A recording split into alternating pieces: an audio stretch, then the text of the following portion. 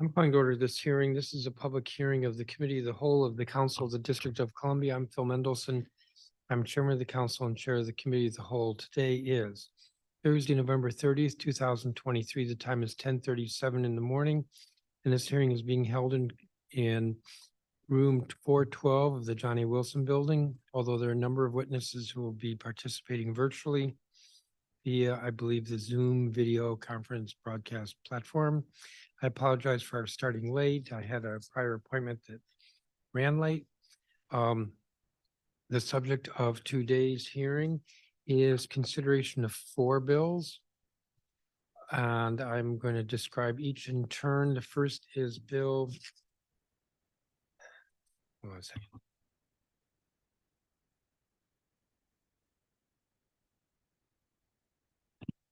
The first bill is Bill 25-35 entitled Universal School Meals Amendment Act of 2023. The stated purpose of this bill is to provide free universal school breakfast, lunch, and after-school snacks to students in public, charter, and participating private schools in the district. The second bill subject of today's hearing is Bill 25-317 entitled Extended Students' Right to Home and Hospital Instruction Amendment Act of 2023.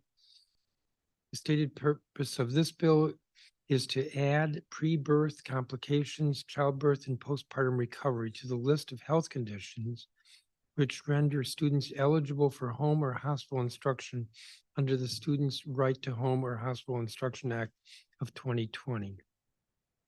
So the law, which was adopted, I believe, in 2020, entitles students, District of Columbia Public School students, to instruction in home or hospital under certain health if they are suffering certain health conditions, and this bill would add several conditions, pre-birth complications, childbirth, and postpartum recovery to that list.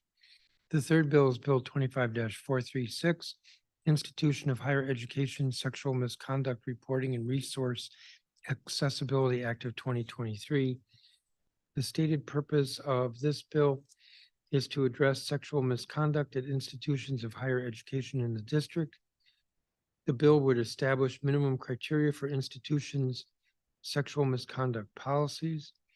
The bill would require annual training for certain personnel. It would require retention of a confidential resource advisor to support reporting parties. It would require amnesty protections for reporting parties. It would allow institutions to grant waivers from academic requirements.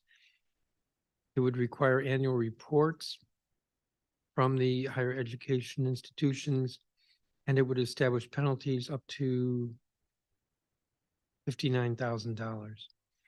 The fourth bill is Bill 25-501.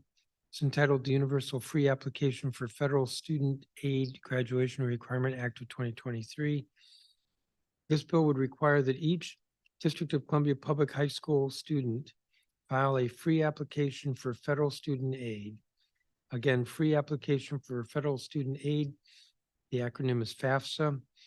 To file a FAFSA application with the United States Department of Education as a prerequisite to receiving a high school diploma.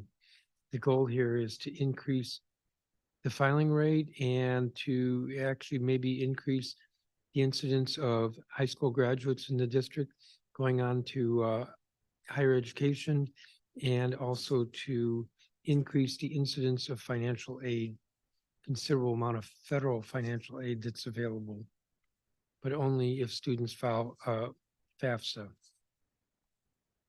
I could go on with more about each of these bills and what the public policy goal is, but I'm going to skip that. We have a lot of witnesses. We have 51 witnesses who signed up. I'm going to be calling them in groups, and I'm going to ask the witnesses limit their testimony to 3 minutes. Let me see. And I think what I'll do is I will call the first group, and after I call them, but before they start to testify, I'll recognize my colleague, Councilmember Christina Henderson, if she has an opening statement. So Jessica Giles, who's Executive Director of Education Reform Now, Katrina Fitzgerald, Brett Gottlieb, Danielle Robinette, who's a policy attorney with DC Children's Law Center, Rachel Clark, who's Policy Director at Redstone Center for Prevention and Wellness. Winnie Houston, who's a Food Policy Strategist with DC Greens. LaMonica Jones, who's with DC Hunger Solutions. Jessica Weiss, who's a pediatrician at Children's National Hospital. Alicia Tucker. Jennifer Florin, who's a social worker at Children's National Hospital.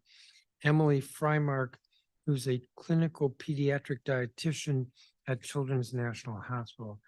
I'm also going to call, or additionally, I'm going to call folks who are here in the room.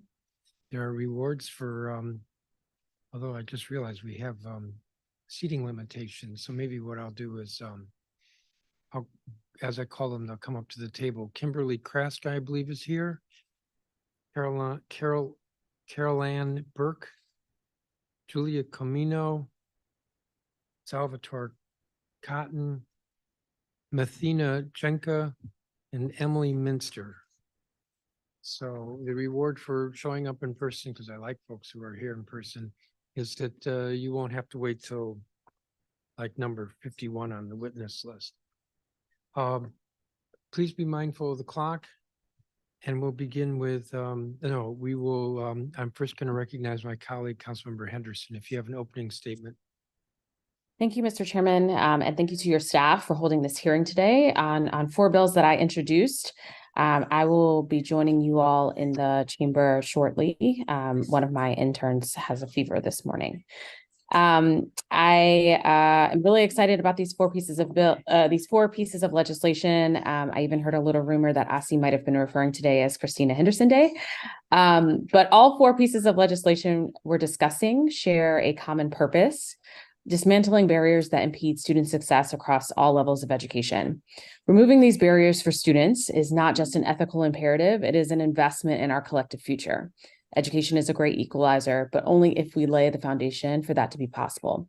The first bill today is the Universal Free School Meals Amendment Act, which would provide universal free school meals and after-school snacks to public school, public charter school, and participating private school students in the district. The research on the benefits of having access to nutritional meals is very clear. Students who receive free meals have shown improved academic achievement, experience lower obesity rates, consume more fruits and vegetables, have lowered risk of behavioral issues, and experience reduced nutrition deficiencies. Currently, kids in 8 states get universal free school meals, with 7 other states considering legislation as well. And I always get a little jealous when I see a governor of one of these states at a bill signing ceremony, hoping that the district will also join this broader movement. The second legislation we have is the Extended Student Rights to Home or Hospital Instruction Amendment Act, which would add pre-birth complications, childbirth, and postpartum recovery to the list of health conditions which render students eligible for home or hospital instruction. Currently, when a student misses school due to a physical or mental illness, injury, or impairment, which prevents them from participating in the day-to-day activities typically expected during school attendance, they are eligible to receive home or hospital instruction provided by their LEA. However, students experiencing health conditions such as pre-birth complications, childbirth, postpartum recovery are excluded from home and hospital instruction programs under the law as interpreted by ASI. The legislation would remedy this and dismantle gender biases in the current health condition criteria.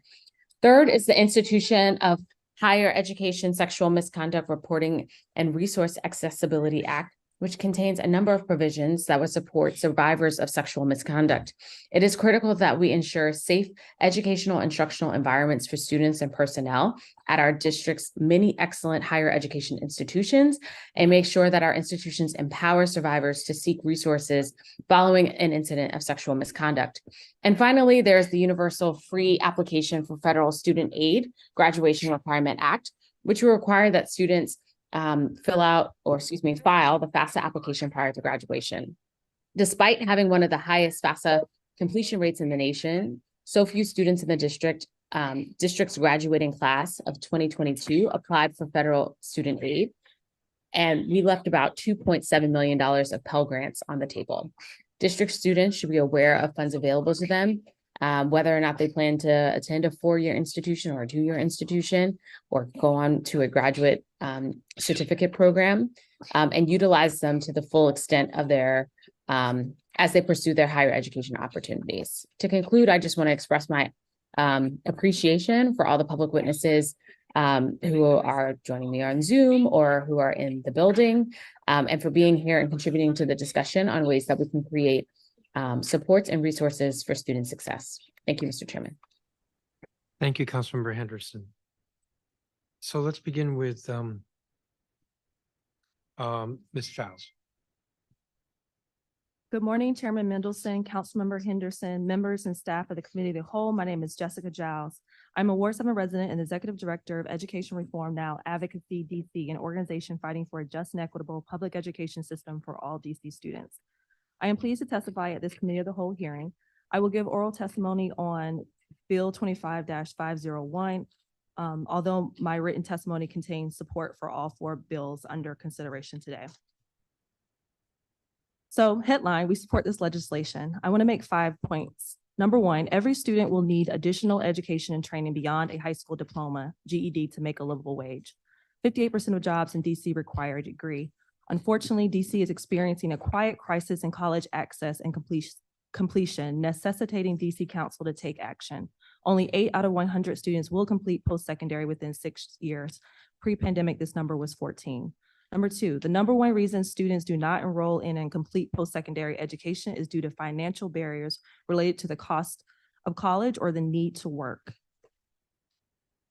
Number 3, requiring FAFSA completion is a good thing. High school seniors who complete the FAFSA are 84% more likely to immediately enroll in post-secondary education. For low-income students, FAFSA completion is associated with a 127% increase in immediate college enrollment. Several states have adopted a universal FAFSA policy already, although Louisiana presents the best case of how successful this policy can be. The estimated percentage of seniors who completed FAFSA increased by more than 11 percentage points, moving Louisiana from being ranked 12 in the country to 2nd. It has consistently been ranked in the 1st almost every year since. So as the DC Council considers this legislation, I would ask for several considerations. 1, which is to clarify the opt-out provision. OSCE should create an easy opt-out system for students who are unable to access parental financial information, have undocumented parents, or whose parents allow them to abstain from the process. We should be lowering the burden as much as possible for students. We should also build in support for students, providing robust training and supports through school counselors and our college and career advisors to ensure students are helped throughout the process of filling out FAFSA and that they actually apply for aid, they enroll in college and a career school. Also consider aligning this with the implementation of the financial literacy standards so students can fully understand what it takes to pay for post-secondary and make a plan that works for them. We should also slow down when the requirement goes into effect, allow at least 1 FAFSA cycle to pass before the actual requirement takes effect, especially in light of the new FAFSA rules. And show us the data, disaggregate FAFSA completion rates and add this information to the DC school report card to create transparency and ensure LEAs share the responsibility for students applying for financial aid. And so the 5th point is we should all be clear that our students need help at every stage of post-secondary education, from applying for aid, enrolling in post-secondary, and receiving support so they can complete. Earn DC released a report titled this month, titled DC's Quiet Crisis in College Access and Completion, which shared 8 strategies. 1 additional strategy that DC should implement is expanding dual enrollment and early college opportunities in DC, because one of the best things we can do is to help students earn free college credit and have career experience while in high school. Currently, only 9% of public high school students had an opportunity to take advantage of this last school year. So we should continue to scale up these opportunities. So thank you for allowing me to testify on this topic. I'm available for any questions you may have. Thank you, Ms. Giles. Katrina Fitzgerald. Is she here? Does not appear to be here. Brett Gottlieb.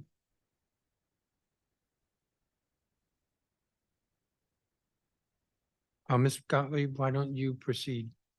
Thank you. Good morning, Chairman Mendelson, council members, and staff. My name is Brett Gottlieb, and I am proud to serve as the manager of alumni retention and support at Friendship Public Charter School. Part of my work is to help our scholars get to and through college. I support our college and career counselors and also work directly with our students on their college and financial aid applications. I've been in this role at Friendship since March of 2017, and I've directly supported Friendship Schools since 2013 when I worked at the College Success Foundation, DC. I work day in and day out to ensure that Friendship students have the tools and resources they need to navigate the college application process. And I am in favor of anything that will increase college enrollment and persistence rates, which is why I am here to testify in support of the Universal Free Application for Federal Student Aid Graduation Requirement Act of 2023. It's a good bill backed by compelling evidence of its benefit. I am also a realist.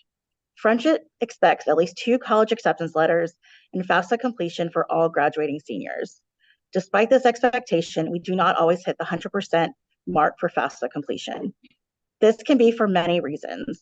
Sometimes parents are resistant because they don't trust the process, don't want to give out the information, or haven't paid taxes in previous years. Other times there are unexpected issues with Social Security numbers.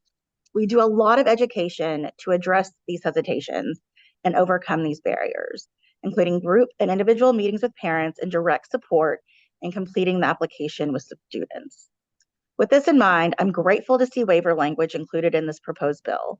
I ask that you ensure that it is broad enough so that students whose parents who are unwilling or unable to cooperate with the completion of the form are not unfairly penalized. Finally, I would ask that you consider moving the implementation date of this legislation to 2025 instead of 2024. I recognize that students in the city, especially the ones not being encouraged and supported through the college application process, need us to act with urgency. But I also know that a new FAFSA form is being released later this year, 3 full months later than in previous years, and that schools who are not already providing supports to students and families may need a bit more time to get up to speed. It would be unfortunate if a child could not graduate from high school because the school did not provide the appropriate FAFSA supports. Alternatively, consider requiring schools to publish FAFSA completion rates. This way, schools are held accountable, not the student, and the data is transparent and available to the public. Thank you so much for making time for this conversation and for focusing on this important issue. I'll stick around in case you have any questions for me. Thank you, Ms. Gottlieb. Danielle Robinette. Good morning, Chairman Mendelson, Councilmember Henderson, and staff. My name is Danielle Robinette. I'm a policy attorney at Children's Law Center. I am testifying today on behalf of Children's Law Center, which believes that every child should grow up with a strong foundation of family, health, and education, and live in a world free from poverty, trauma, racism, and other forms of oppression. Thank you for the opportunity to testify today regarding the Extended Students' Right to Home or Hospital Instruction Amendment Act. Children's Law Center represents DC families seeking educational supports to ensure that students with disabilities or other health conditions have access to their education through an appropriate plan that meets their learning needs. My testimony today is grounded in this experience. Home and hospital instruction is a crucial form of education access for students who are unable to attend school in person due to a temporary or intermittent health condition. In 2019, Children's Law Center testified in support of the Students' Right to Home or Hospital Instruction Act. In that testimony, we highlighted 3 categories of HHI concerns: a lack of transparency, denials and delays without justification, and a lack of legally enforceable minimum standards for governing the quantity and quality of HHI. Unfortunately, nearly 3 years since the passage of that law, we continue to see many of the same issues that we outlined in our 2019 testimony. The legislation before the committee today, B-25-317, proposes an important clarification to the definition of health condition that, if passed, will ensure pregnant and postpartum students are not denied HHI because the regulations do not explicitly include pregnancy. Given our case experience supporting students and families applying for HHI, we believe that regulatory ambiguity poses a serious barrier to education access by allowing schools to deny HHI applications despite medical advice to the contrary. Further, we want to raise to the committee's attention some implementation concerns we have seen since the Students' Right to Home or Hospital Instruction Act was passed. We encourage the committee to address these concerns by passing today's bill and with through additional legislative clarifications outlined in my full written testimony. These amendments are necessary to improve DC's educational offerings for students experiencing disruptions due to illness. The most prominent concern in recent cases has been schools continuing to second guess the medical opinion of a student's doctor. Often schools insist that they need to speak with the medical professional who signed the student's certification of need. DCPS has made this a mandatory step in their protocol and uses it to justify the denial of an HHI application. The relevant DC code language is clear that an application for HHI can only be denied when part of the application is missing, not in cases where the school disagrees with that medical certification of need. Additionally, we want to draw the council's attention to gaps in the law that undercut its enforcement. Presently, the law lacks a clear grant of authority to the appeals panel to order remedies for students upon successful appeals. Second, the law does not clearly empower families to appeal the substance of inadequate HHI implementation plans. We detail each of these issues in our full written testimony. Additionally, we have raised each of these concerns with OSSI, but from our conversations with the agency, it is our understanding that they do not feel they are able to make additional regulatory changes without explicit legislative authority. As such, we strongly urge the committee to explicitly grant the necessary authority to fill these gaps in the law. Without these crucial changes, the system will continue to leave students with little to no recourse for denials of educational access during times of medical need. Thank you for this opportunity to testify, and I welcome any questions. Thank you. Katrina Fitzgerald.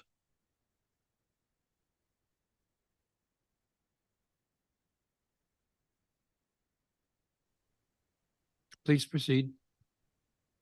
Good morning, Chairman Mendelson, council members, and staff. My name is Katrina Fitzgerald. I proudly serve as Associate Director for Food and Nutrition at Friendship Public Charter School. I worked at Friendship for over 10 years. I started as a cafeteria supervisor, a program manager, and now my current role. I grew up with my grandmother, and she was a cook. She owned her own restaurant, and I was there every weekend and every summer. I stayed in the kitchen with her, and that's how I learned how to cook. I made my first Thanksgiving meal at 16, and she was very impressed with what I prepared. That really inspired me. Now it's the way that I express my love and care. I like to see people eating and happy. At Friendship, we serve over 2,000 lunches per day. We cook all of our own food in-house. We run 5 food programs at Friendship: breakfast, lunch, after-school snack, dinner, and FFVP. We were recognized by the Charter Board and OSSI for our COVID food program. We did breakfast, lunch, and snack. A lot of schools were providing food for families. We took the extra step and rented vans and delivered food to our families. We understood that not everyone was going to make it to us, so we made sure we made it to them, and we continued to feed them. I am really passionate about what I do. I love kids and I love to cook. It makes me happy to combine those two things.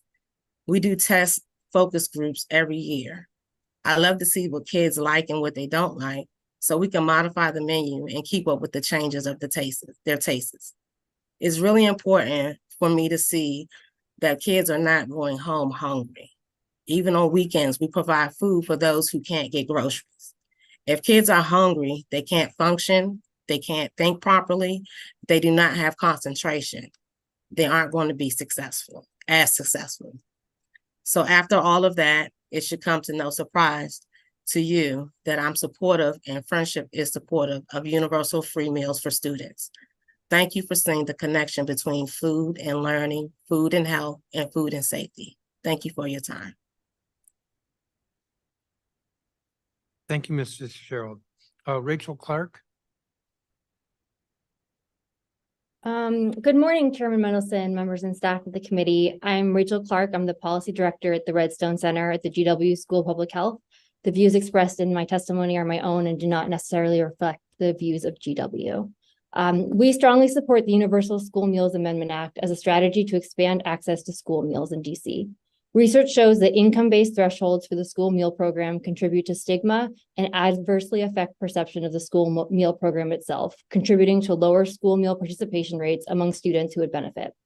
Universal meals reduce the burden and associated costs of tracking student eligibility and have been shown to contribute to increased participation in school meals, improved academic performance, reduced absenteeism, and improved perceptions of the school environment. I also want to urge the committee to take this opportunity to make a much needed improvement to school meal nutritional quality. As you know, the district has long been a leader in providing healthy school meals, with the passage of the Healthy Schools Act in 2010, setting the highest nutritional standards for student meals across the country at the time. One area where school meals continue to lag, both nationally and in DC, is on added sugars. The Dietary Guidelines for Americans recommend limiting added sugars to less than 10% of calories daily. Because added sugars contribute calories but no nutrients, eating and drinking too many makes it difficult to achieve a healthy eating pattern, leading to chronic health problems such as type 2 diabetes and heart disease.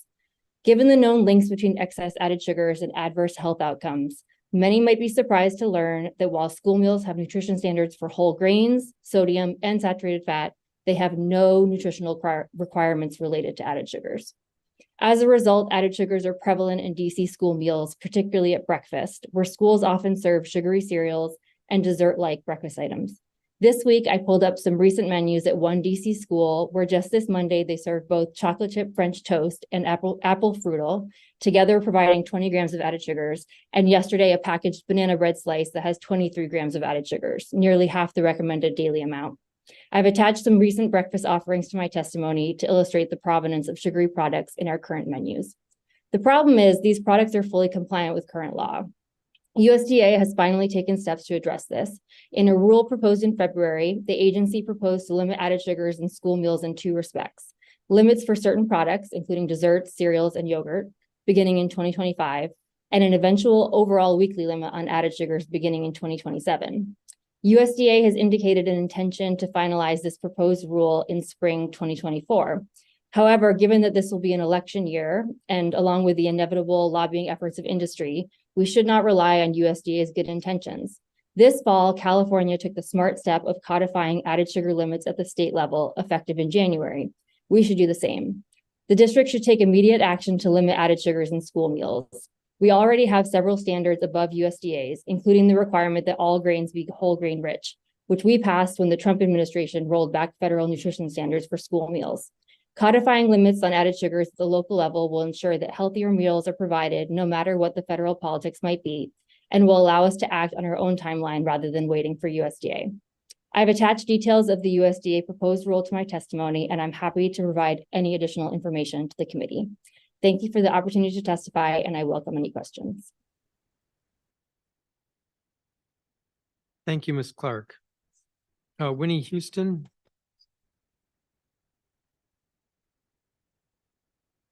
I believe is not here.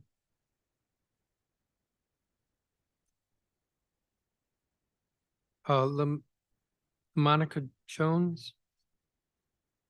Yes. Good morning, Chairman Mendelson, Councilmember Henderson, and members of the committee. Thank you for convening this hearing and allowing me to come before you to provide testimony on the Universal School Meals Amendment Act of 2023. My name is LaMonica Jones, and I serve as the Director of DC Hunger Solutions. As an initiative of the Food Research and Action Center, our mission is to improve the nutrition, health, economic security, and well-being of low-income district residents. Participating in the National School Lunch Program and School Breakfast Program has proven to be vital to the health and well-being of students and the school community at large. School meal programs provide students with the nutrition they need to learn, thrive, and minimize classroom distractions while serving as an essential component of the federal safety net for families experiencing low income. School meals continue to allow households to stretch limited budgets and provide assurance for parents that their children will receive healthy meals during the school day. We all know the pandemic placed the difficult undue burden of ensuring families of school-age children retained access to healthy and nutritious meals. The pandemic also exacerbated the difficulty many families living with low income continue to experience when securing necessary food resources. As we make the case for universal school meals here in the district, during the time period USDA waiver authority was granted, allowing schools to serve meals at no cost, 92% of parents and guardians stated universal school meals made school meal planning easier. 84% of districts were able to reduce school meal debt. 70% of districts were able to improve student food and nutrition intake. 86% of districts eliminated stigma associated with tiered meal rates. And most importantly, 88% of school districts experienced a decrease in childhood hunger. an astonishing percentage, as the USDA Economic Recovery Service reports in 2022, 30.8 million or 82.7% of households with children were food insecure. Nationally, the District of Columbia has historically ranked high for the participation in school breakfast and school lunch. On an average day during the 21-22 school year, over 21,000 or 47% of DC public schools and over 20,000 or 46% of DC public charter schools students were eligible for free and reduced price school breakfast and lunch. According to the Food Research and Action Center's large school district report, prior to the end of the USDA Federal School Meal Waiver Authority on June 30th of 2022, 100% of DC public schools served and participated in school breakfast and lunch. However, following the expiration of USDA Federal School Meal Waivers, only 69% of DC public school students were certified for free and reduced price meals based on the community eligibility free claiming percentage. Although federal waivers offer support to DC public schools and DC public charter schools, school nutrition staff continue to experience unprecedented challenges. Supply chain disruption and rising food costs continue to uncharacteristically make it difficult for school nutrition staff to procure food and non-food items. As reported by the U.S. Bureau of Labor Statistics for September 2023, the Mid-Atlantic region food costs have increased by 1.3% over the past 2 months and 3.3% over the past year. However, this is still not enough. Many schools continue, including those across the district, continue to struggle. As reported by FRAC, for every 100 students across the country participating in NSLP, there are 74 students who receive school breakfast and reside in homes experiencing low income. Here in DC, the average daily participation in April 22 versus October 22 for breakfast and lunch shows an increase in breakfast, but a decrease in lunch participation. Additionally, according to DC Hunger Solutions 21-22 DC School Breakfast Scorecard Report, less than half of DC schools reached the 70-100 participation goal. This means for every 100 students participating in school lunch, less than 50% were participating in school breakfast. Additionally, as an executive committee member of the DC Good Food Purchasing Program Coalition, we are in full support of the Universal School Meals Amendment Act of 2023. We acknowledge the extensive operational challenges school districts, particularly those in the district, have faced. Across the nation, 85% of schools have experienced supply chain disruptions and 43% have reported limited or reduced access to food suppliers. By offering school meals at no cost, 56% of students in various regions have experienced improved operational efficiencies and a 67% increase in strengthened relationships with food and nutrition services. With Ms. this, Jones, I'm going to have to cut you off. You're over your time. Sorry about that, but I do No have your problem. statement. Thank you. Do have your statement. So thank you. Jessica Weiss. Chairman Mendelson, members of the committee and staff, thank you for the opportunity to provide testimony today. My name is Jessica Weiss. I'm the parent of a student in a DC public charter school and a Ward 1 resident, and a general pediatrician at Children's National Hospital Health Center at Columbia Heights. Children's National is an integral part of the fabric of this region, serving Washington, D.C.'s children and families for over 150 years. Thank you for the opportunity to provide testimony in support of Bill 2535, Universal Free School Meals Amendment Act of 2023. In my role at Children's National, I help lead a program to provide support for student attendance, entitled the Collaborative for Attendance Resources in Education and Health, or CARE-H. With funding from the United Health Foundation, we partner with DC Public Schools so that parents can consent to share their child's attendance data with their healthcare provider. We then provide information on student absences for our primary care patients each month and provide support and outreach to families facing challenges with school attendance. Since September 2021, we have provided support to over 230 families, including connecting them to medical and mental health care, social resources, and school supports. When we talk to families who are struggling with school attendance, the most frequent request for social resource support is connection to food resources. Multiple studies have documented the negative impact of food insecurity on school attendance, and I've seen this in my own practice and in our work with families to support school attendance. Beyond school attendance, food insecurity impacts how children show up to learn at school. In 2009, Feeding America report, the authors stated, and I quote, "Child hunger is an educational problem." A report by No Kid Hungry in April 2023 noted that childhood hunger takes a toll on children's cognitive development, in addition to the constant stress and anxiety associated with hunger. The report highlights that children's learning outcomes suffer when they regularly experience hunger, and that nearly every aspect of physical and mental function is hurt as well. Food insecurity affects concentration, memory, mood, and motor skills, all of which a child needs to be able to be successful in school. In addition, our colleagues from the Children's School Services, the school nurse program operated by Children's National, regularly receive students in the health suite who are hungry and who have physical complaints related to hunger, such as stomachache, dizziness, and fatigue. During the 2022-2023 school year, the Children's School Services team had over 7,500 encounters where the student needed food as part of their treatment. We look forward to continuing to work together with our education and community partners to help address this critical health and educational issue for children. We support the Universal Free School Meals Amendment Act of 2023. Thank you for the opportunity to provide testimony, and I'm happy to answer any questions. Thank you very much. Alicia Tucker? Is she here? Yes, hi, thank you. Good morning, Chairman Mendelson and members of the Committee of the Whole. My name is Alicia Tucker. I'm a clinical pediatrician in the Ideal Weight Management Clinic at Children's National and an assistant professor of pediatrics at GW, where I serve as the director of our FLIP Student Patient Navigator program and director of the Culinary Medicine program. Thank you for the opportunity to provide testimony today in support of Bill 2535, the Universal Free School Meals Amendment Act of 2023.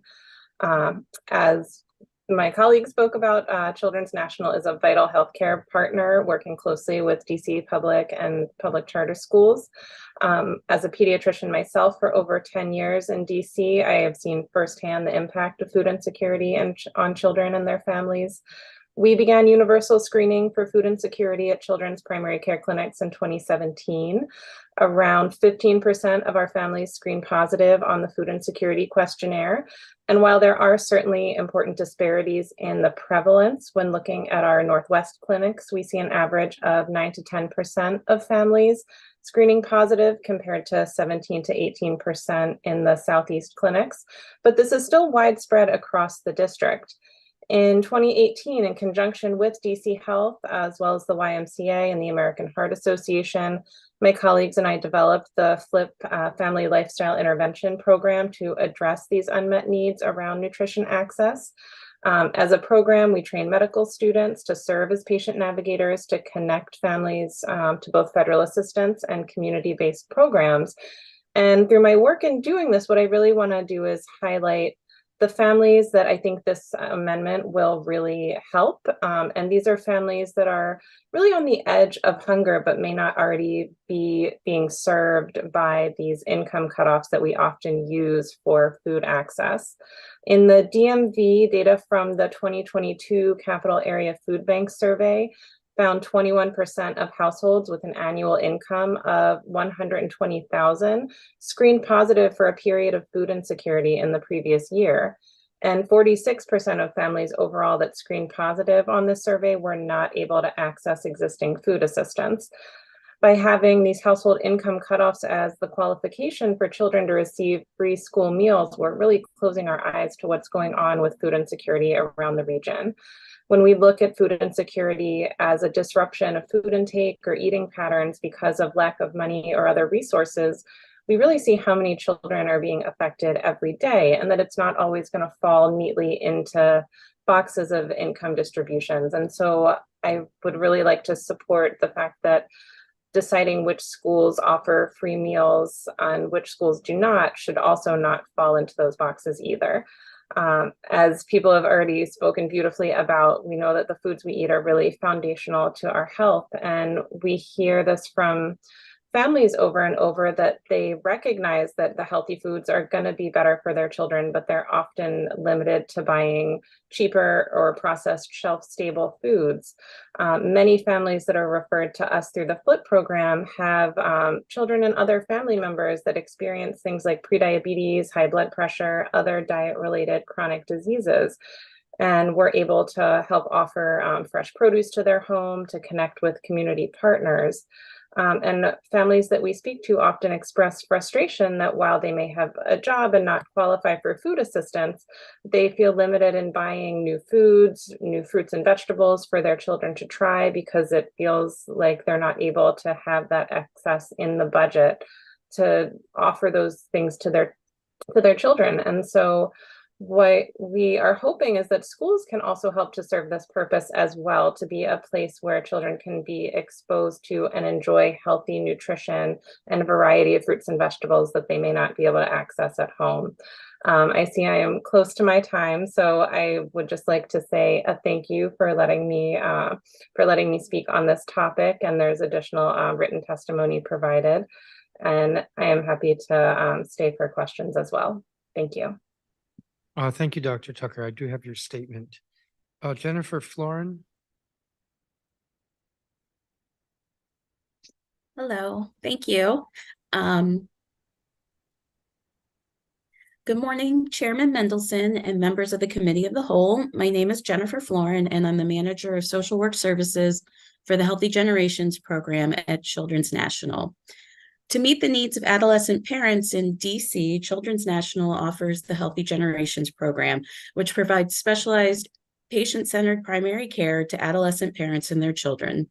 This program combines medical care with reproductive and mental health care, along with intensive case management by social workers until the parent reaches 22 years of age. Healthy Generations has served over 2,000 teen-headed families since its inception in 1995. And the demographics of the program participants mirror those of parenting teens in the district in general. Nearly 99% of patients are medical assistant recipients, and 85% identify as Black or African American. As a social worker for over 15 years, I've seen firsthand the importance of educational access for pregnant and parenting teens. Nationally, fewer than half of teenage mothers receive their high school diploma by age 22, compared to the non-parenting population, where there is a 90% high school graduation rate. Not finishing high school is linked to negative outcomes such as low wages, limited employment outcomes, intergenerational cycles of poverty, and even lower life expectancy. Improving outcomes for teen mothers can often improve outcomes for their children as well. My role within Healthy Generations is to provide mental health services to adolescent parents. Many participants talk to me about the negative impact of missing extended time at school due to pregnancy complications or for postpartum recovery.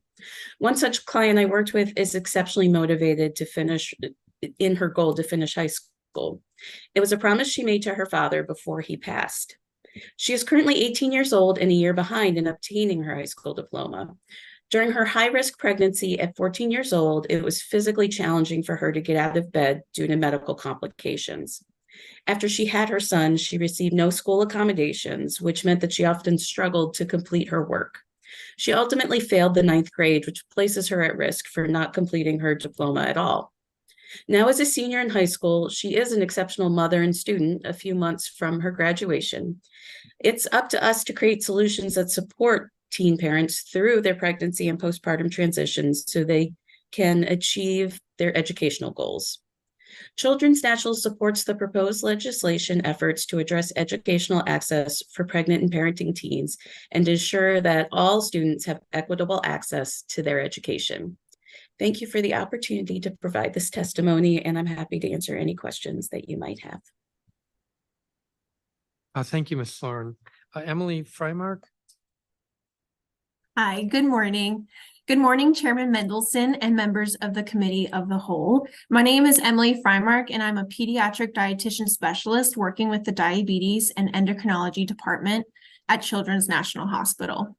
In my role, I educate families in the hospital on the diagnosis of diabetes, counsel families at their follow-up visits for diabetes or endocrinology, and run the food pharmacy program at our Diabetes Care Complex Center within the main hospital.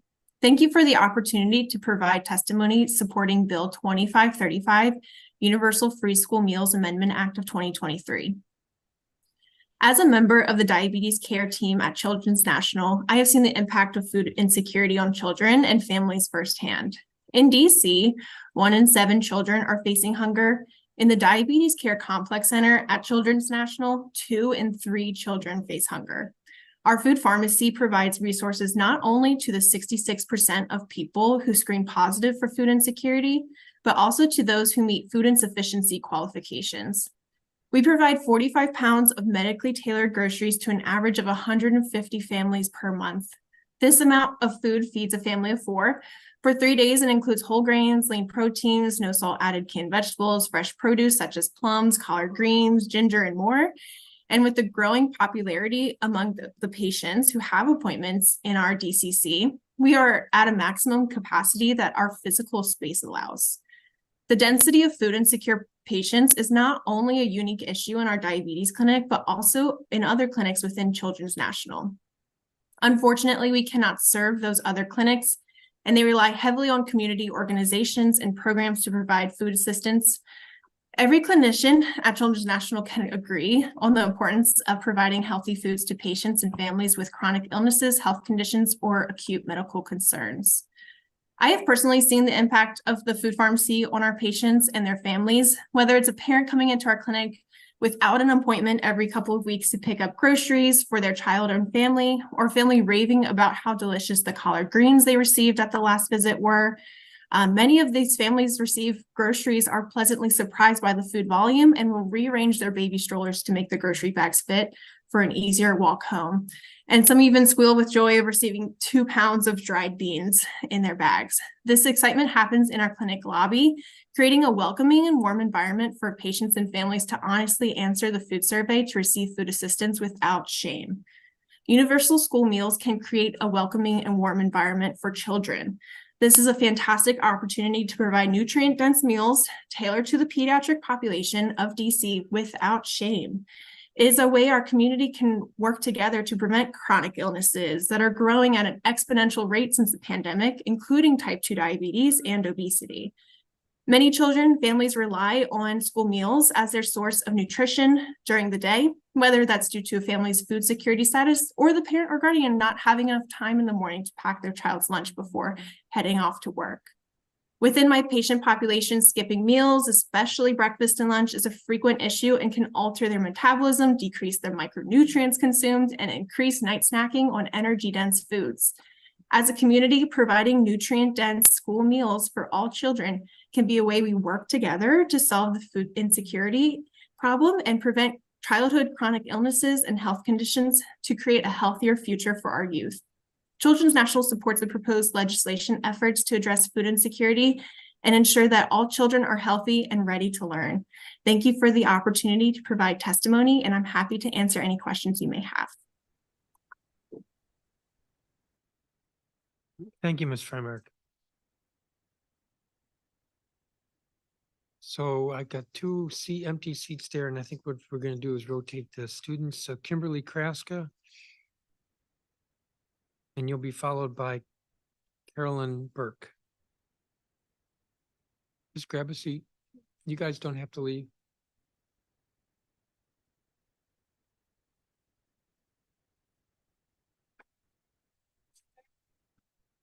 Committee of the Whole.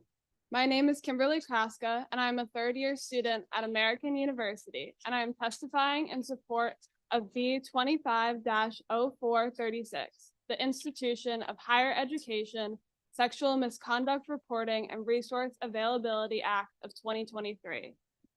I am a survivor advocate on campus and am the education director for AU's chapters of It's On Us and No More, which are national sexual violence prevention organizations.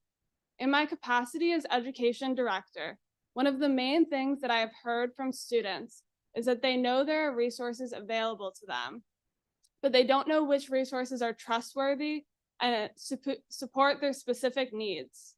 This leads to uncertainty that makes them not utilize any of the formal resources provided to them.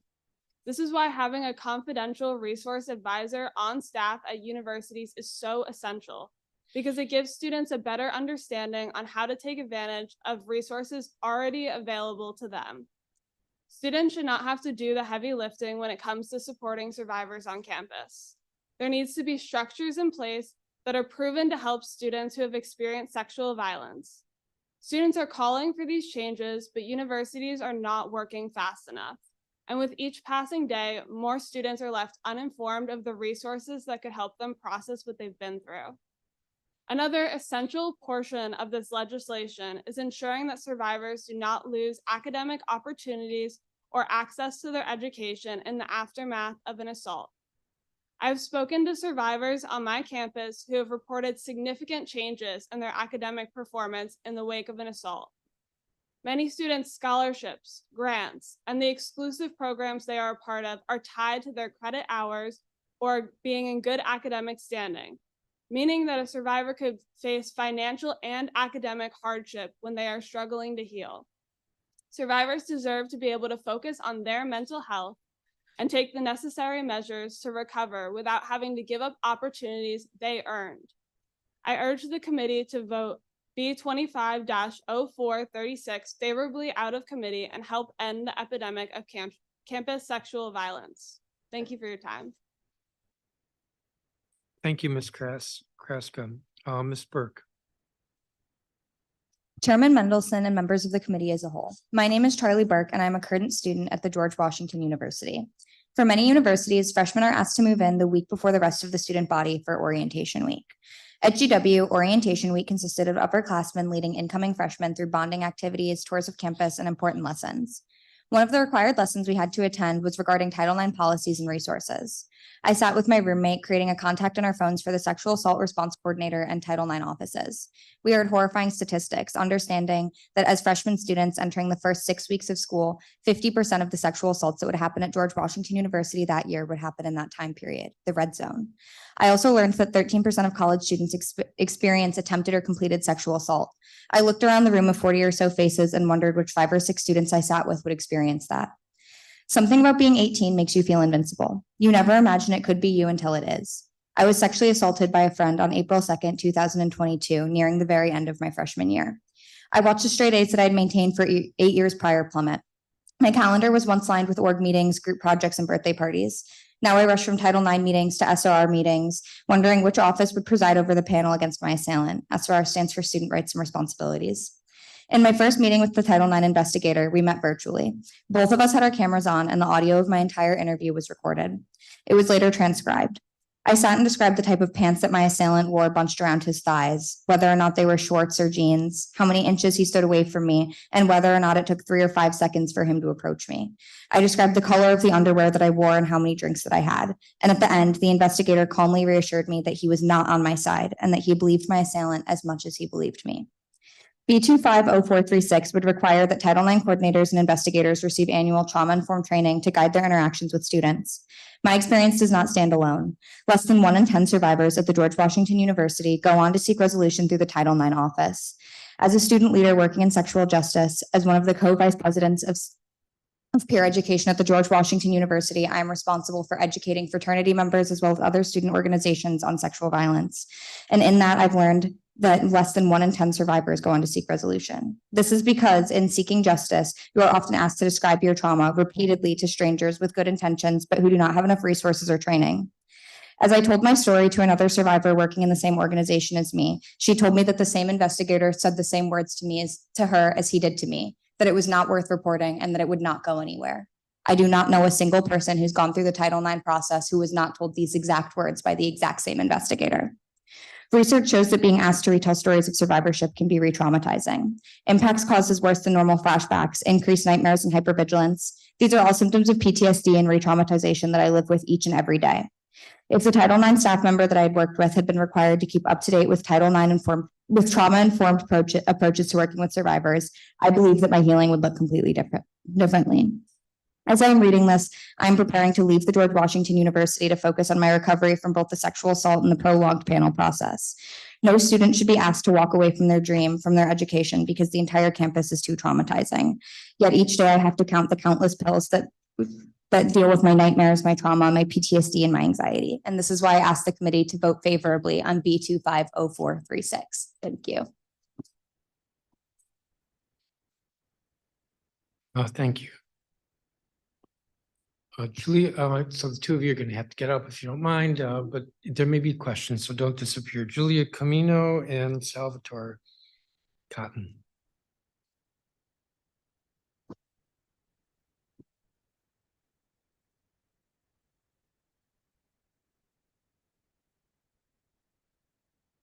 Good morning. Sorry.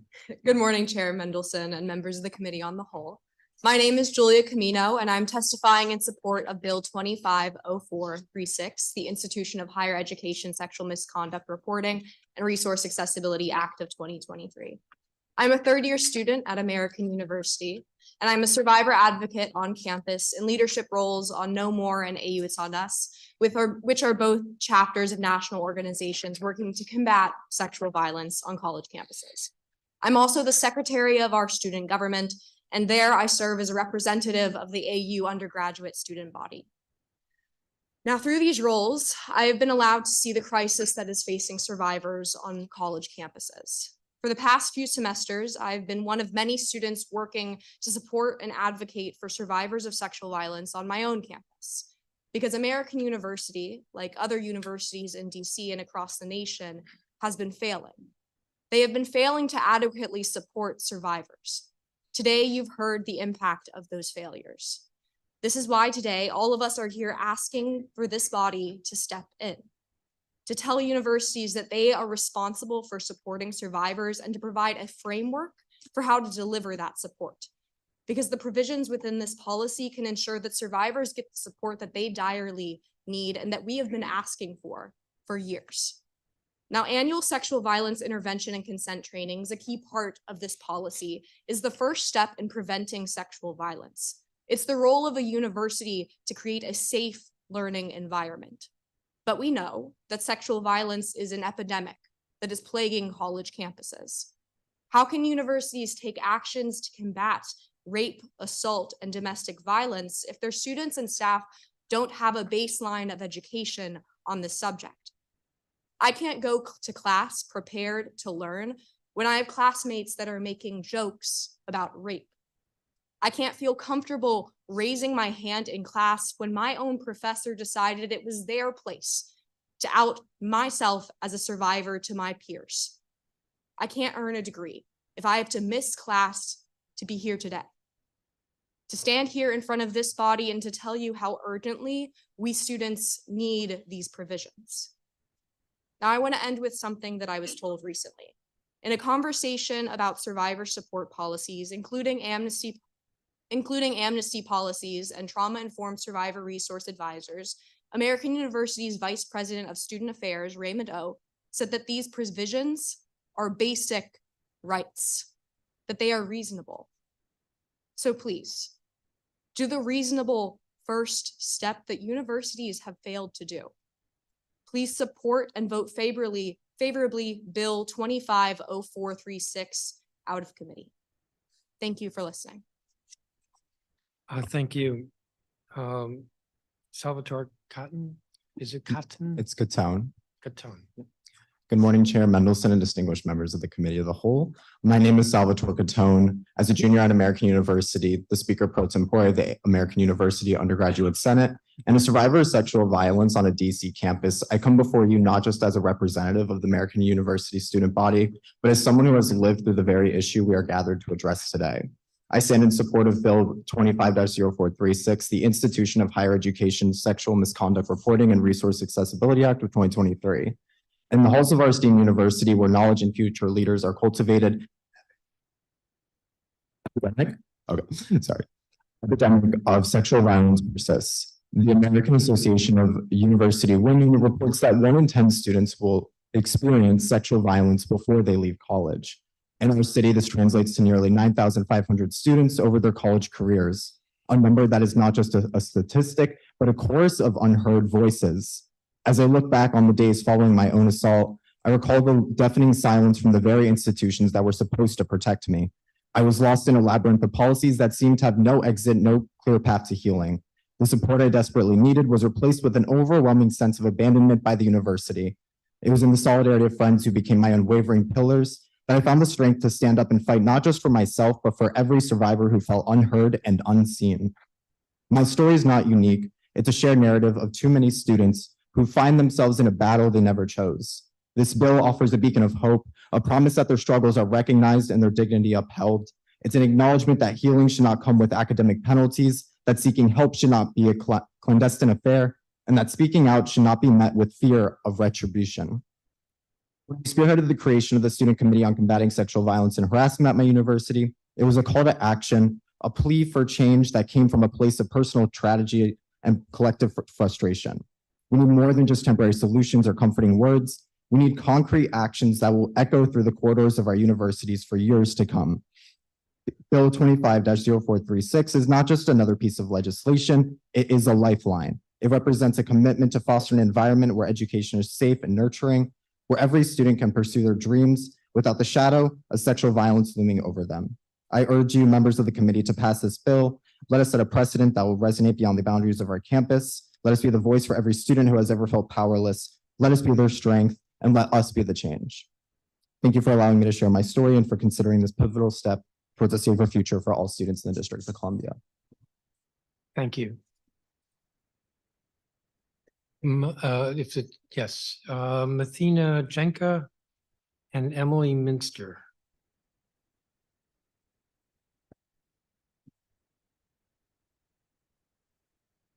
Chair Mendelson and members of the Committee of the Whole. My name is Mathina Janka, and I'm a senior at the George Washington University. I'm the co-president of GW Students Against Sexual Assault and co-state director of the Every Voice Coalition, which worked to craft this legislation. I'm testifying in support of Bill 250436, the Institution of Higher Education Sexual Misconduct Reporting and Resource Accessibility Act of 2023. Washington, D.C. is considered home to over 95,000 students across 8 different campuses. This is not including the various satellite campuses or semester programs. With 1 in 10 students experiencing sexual violence before they graduate college, approximately 9,500 students will experience campus sexual violence in DC during their college experience. That being said, in 2019, the 8 institutions of higher education in DC collectively reported only 321 instances of sexual assault. There is an epidemic with minimal means of necessary resources. Because supportive measures are typically contingent on reporting, students suffer from the lack of critical resources on campus. During my undergraduate career, I've seen the trauma my peers have experienced because of sexual violence and the negligible resources available. However, I've also seen firsthand the positive impact the policies from Bill 250436 can have on survivors. At GW, the Office of Advocacy and Support, which acts as how a confidential resource advisor would, is a space where survivors can find support. Since this office has opened, there are countless survivors that inherently feel safer on campus. Every college student in DC deserves this kind of support, along with the relief of knowing that their peers are being educated on sexual assault prevention.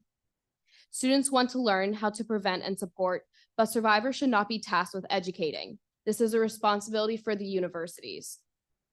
Across these institutions, thousands of students dream of a sexual assault prevention and resource policy that is truly survivor-centered. A policy that works to restore rather than punish. A policy that allows a survivor to decide their journey of healing with all necessary resources in the palm of their hand. This is why I'm so thankful to have the opportunity to testify in support of B250436 and hear the ideas from others on how to make this bill even more supportive for students and survivors in DC. I know that this bill will change the lives of many students. I urge the committee to vote B250436 favorably out of the committee and help support survivors while also working to prevent campus sexual violence. Thank you for your time, and I'm open to questions. Thank you, Ms. Janka. Emily Minster. Thank you. Chair Mendelson and members of the Committee on the Whole, my name is Emily Minster. I recently finished my undergraduate degree at American University in spring 2023, and I'm currently pursuing my master's there as well. I'm also a co-state director of the Every Voice Coalition's DC chapter, and I helped found American University's chapter of It's On Us. I'm testifying in support of Bill 250436, the Institution of Higher Education Sexual Misconduct Reporting and Resource Accessibility Act of 2023.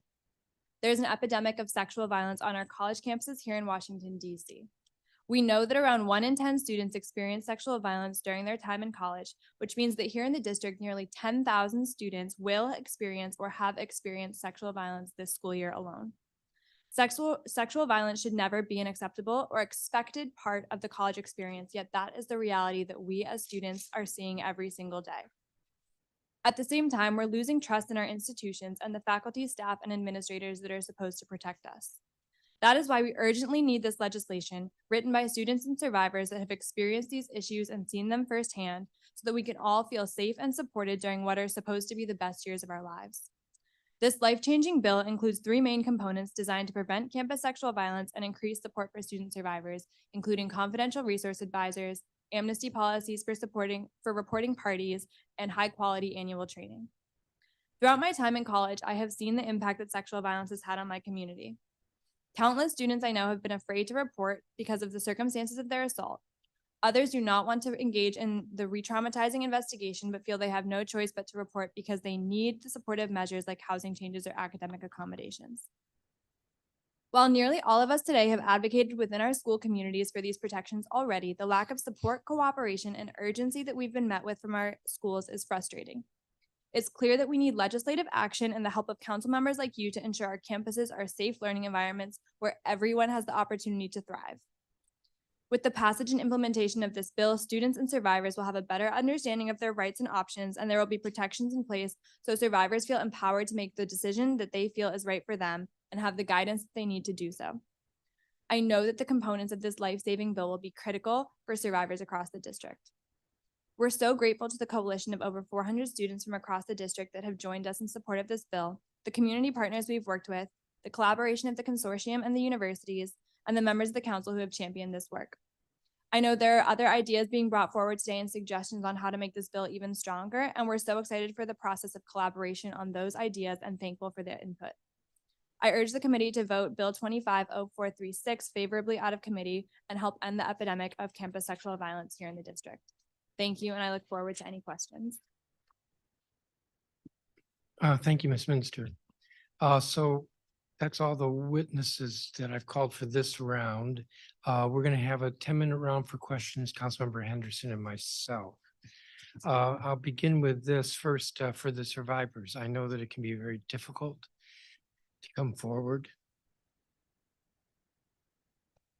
Actually gets me a little choked up, but thank you. Let me say something about the process, because you may not know. I guess I get a little choked up because it takes a lot to be able to come forward. We're hearing 4 bills today. We're going to go back after we hear all the testimony and go through all the testimony and figure out where we see strengths and weaknesses. We may not want to move all of the bills. There will be a person on my staff committee, the whole staff, who's assigned to the different bills with regard to the bill dealing with sexual assaults on campus. I think it'll be Lakeisha Jordan, who's sitting to my left. Later in this hearing, we will hear from a representative of the consortium of universities. If they're supportive, that's great. If they're not supportive, we have to reconcile where there are disagreements. I expect that the Office of State Superintendent of Education, because they oversee higher education, they may have some comments. I, at this point, don't know whether they will be fully supportive or have some suggested changes. And several of you indicated that there may be some proposals that would strengthen the legislation, so I haven't seen those yet. It will be a bit of a challenge for us to get these bills, all 4 of these bills, if we want to move forward, to get them marked up before the budget, which is in several months. I do recognize that when there's a bill that's important, that we ought to try to move quickly with it, but it can be several months. And we have a budget that comes to us in March, and that is always an obstacle to legislation moving during those 3-4 months. So that's just the process. I don't have any questions for any of you, the survivors and students, but I do want to thank you again. I did have some questions for others, and I have to be mindful of my time. And where do I want to begin? Ms. Giles,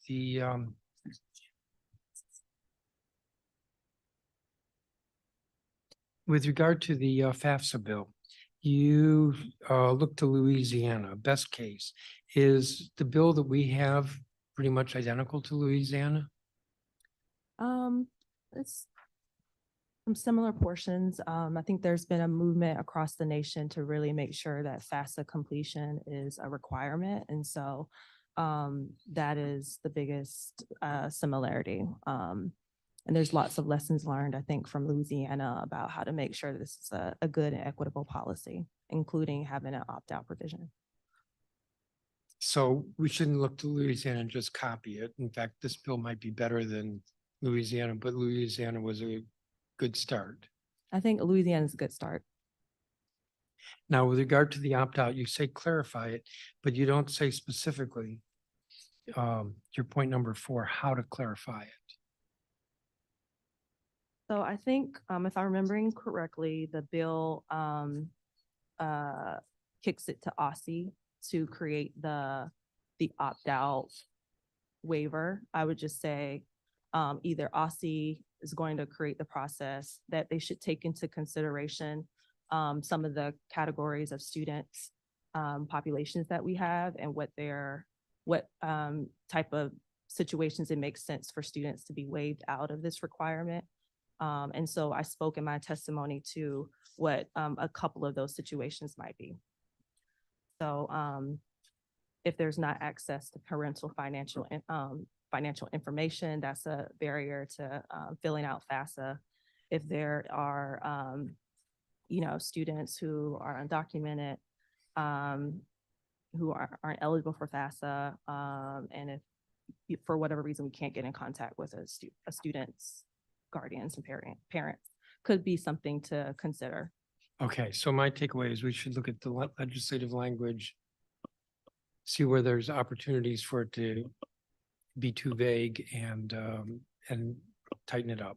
Right. We just want to make sure that this isn't a burden process for students, and students are able to, the point is to help students be able to get in college if that's what they get in college, and be able to make a livable wage. So we want to make sure that our students aren't overly burdened.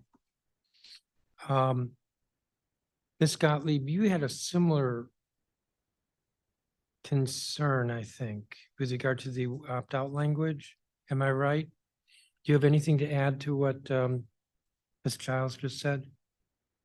I agree with what she said.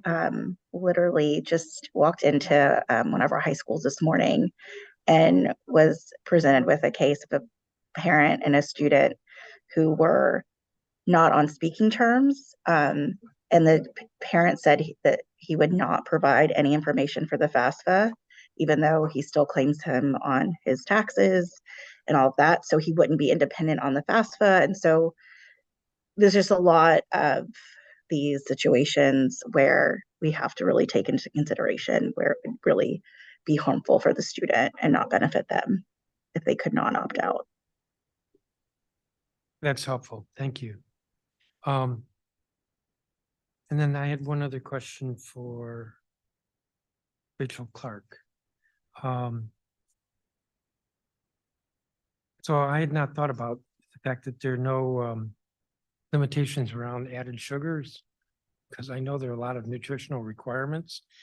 So you, in your testimony, you cite where USDA is, and that they're coming out with some new regulations. Are those good enough? Do we just look at what they're proposing and copy them, or do you want to, is there room for us to be better? And I'm not looking for trouble here, but it wouldn't surprise me if an agency got it not so good. So maybe. Well, first of all we know so far is what USDA has proposed. So the final rule could be weakened from where they've started. Sure. I think that it is a good proposal and likely based on what, kinds of products are available and possible. One of the areas where we might go a little bolder is they're allowing 6 grams of added sugar in breakfast cereal. We could probably cut that down to the most barely sweetened cereals. And then they're proposing a 12 gram limit on yogurts, which you could also go lower on that. But you need to do, a little bit of market research, I think.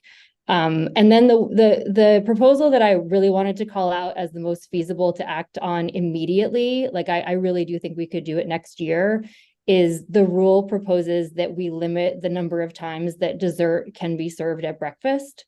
Right now, there's no limit on breakfast, but there is one for lunch. So all of the schools are familiar with this kind of requirement. And the USDA proposed rule would limit it to no more than 2 ounce equivalents per week in school breakfast. And again, we could consider going even lower, but that's where they are. I did miss that last one. That's dessert at breakfast? Well, okay, grain-based desserts is the category of foods, and so that includes cereal bars, donuts, sweet rolls, toaster pastries, coffee cake, fruit turnovers, those kinds of No, things. I feel like being completely inappropriate and saying that sounds good, but no, I get the point that we should not be putting a lot of sugar in our kids' diets. So in other words, the USDA is, what they proposed is pretty good, but maybe could be tweaked a bit. You also referenced California. Are their sugar limits exactly what you would like to see? I think that I would have to go back and look at it. I think that they took a slightly different approach and we're looking at a weekly limit on added sugars, which is also what the eventual rule would be for USDA, just with a longer rollout period. But I'm happy to analyze the California law more closely and provide feedback and follow up. Thank you. Thank you. I'm looking for one other question I have in the minute that I have.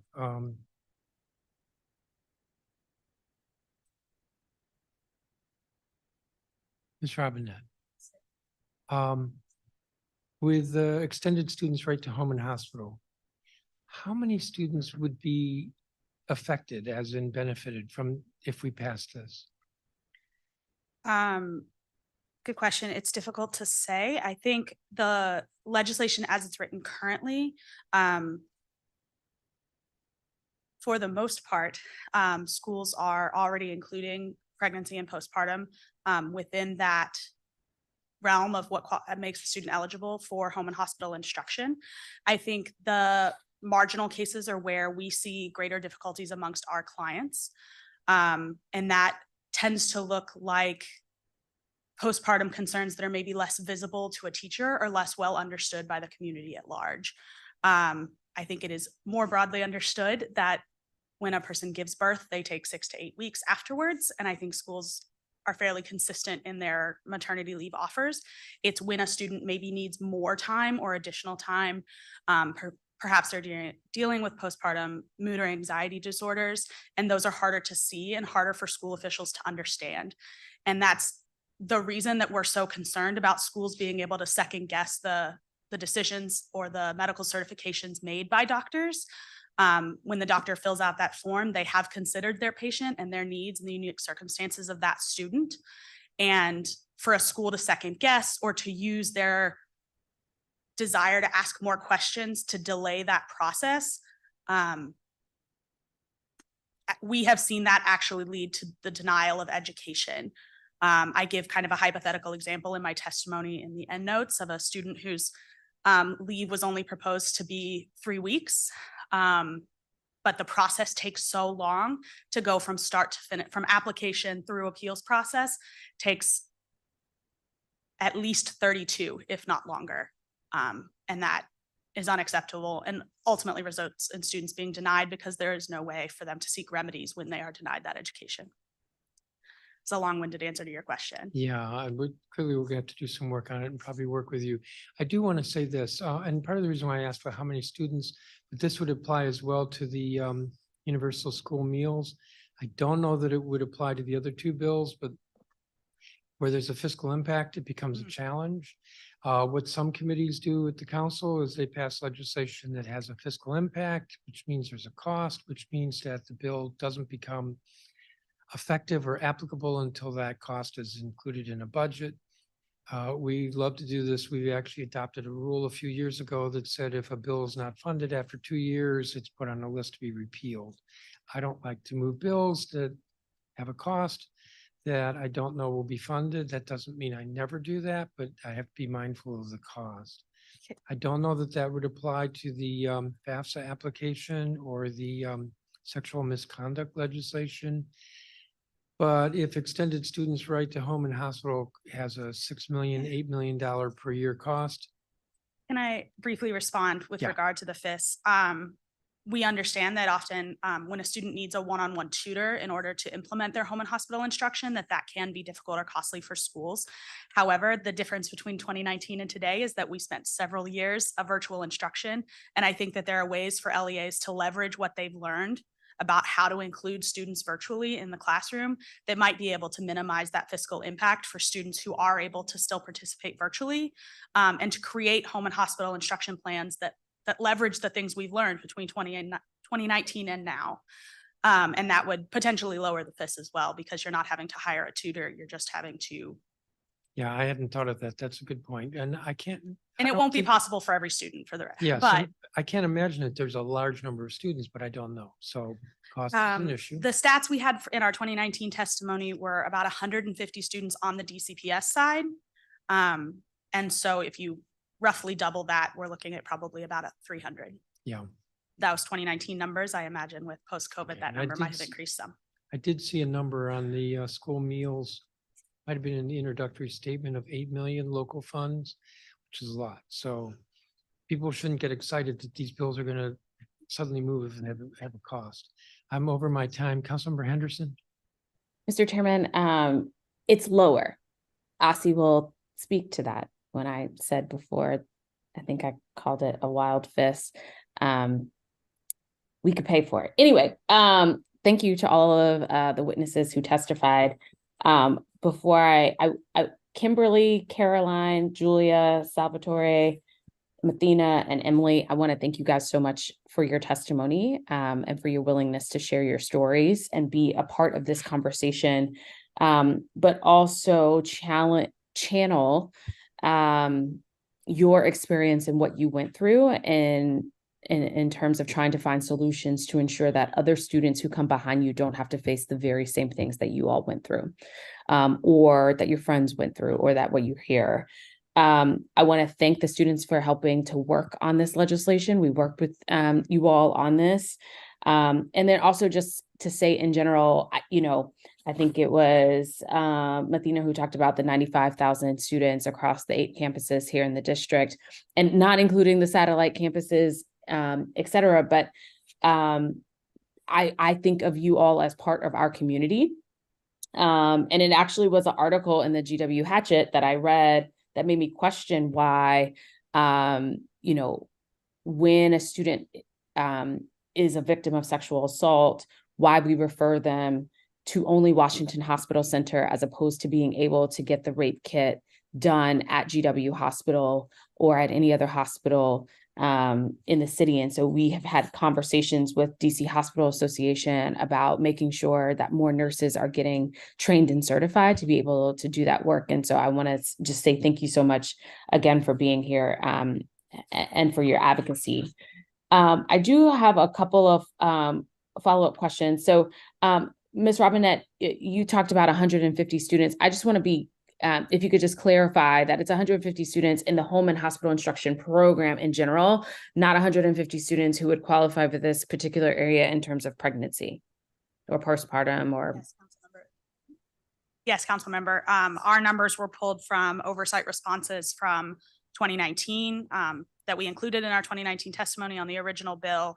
And we've seen that number fluctuate a little through the pandemic because there was virtually no home and hospital instruction during the pandemic because everyone was in home instruction during the pandemic.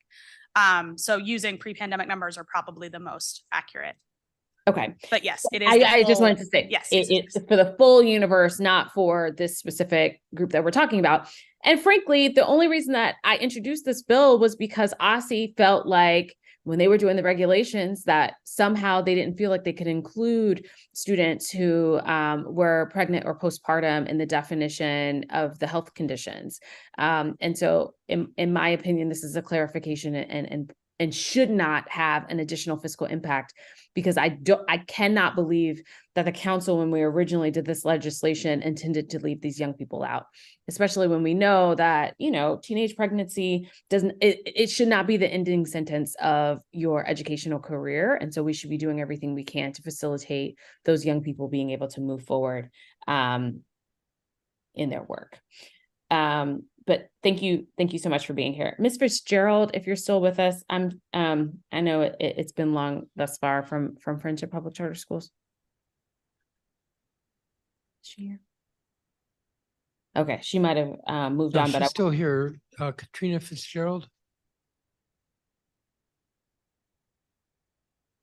She might have stepped away, but she's still she might have stepped away. But I wanted to ask a question around Friendship cooking in-house and whether or not they actually participate in the federal school lunch program, or if they have a different financial model in terms of what they're doing there. I want to thank all the witnesses who testified on that, LaMonica and others who we worked with on this legislation. I really appreciate it.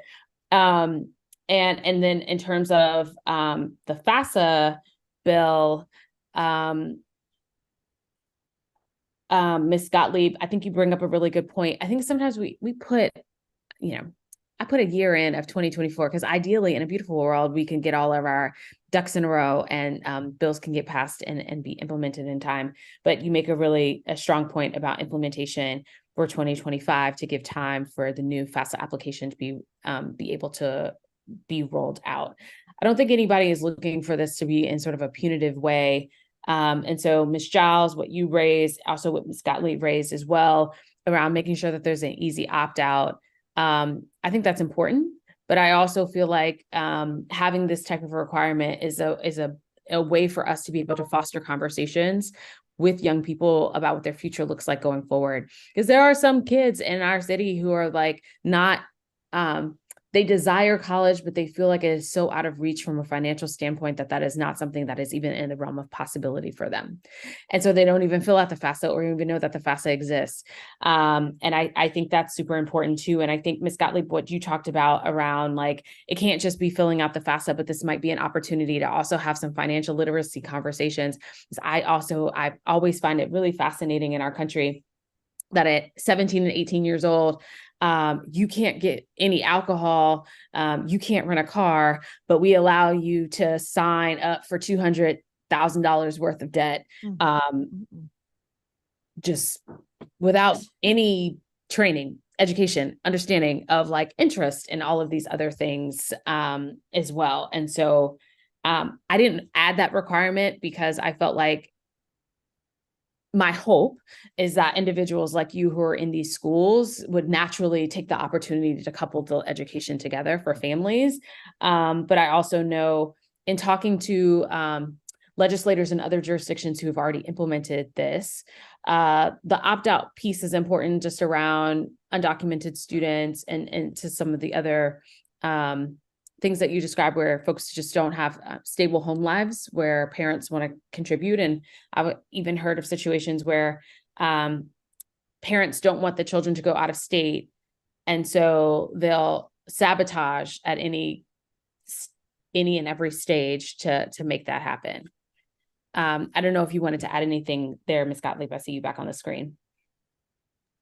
No, I just super agree with you. And I'm just really appreciative of you bringing this bill forward, and really do support it. Thank you. Great. Ms. Jones, if you're still here, because I still have time, I wanted to ask if you wanted, one of the things that I feel like puts universal free meals for DC more in reach is the recent change from the USDA around the community eligibility provision rules. Do you mind describing a little bit of what happened there? Sure. So recently, USDA published their final rule on community eligibility provision.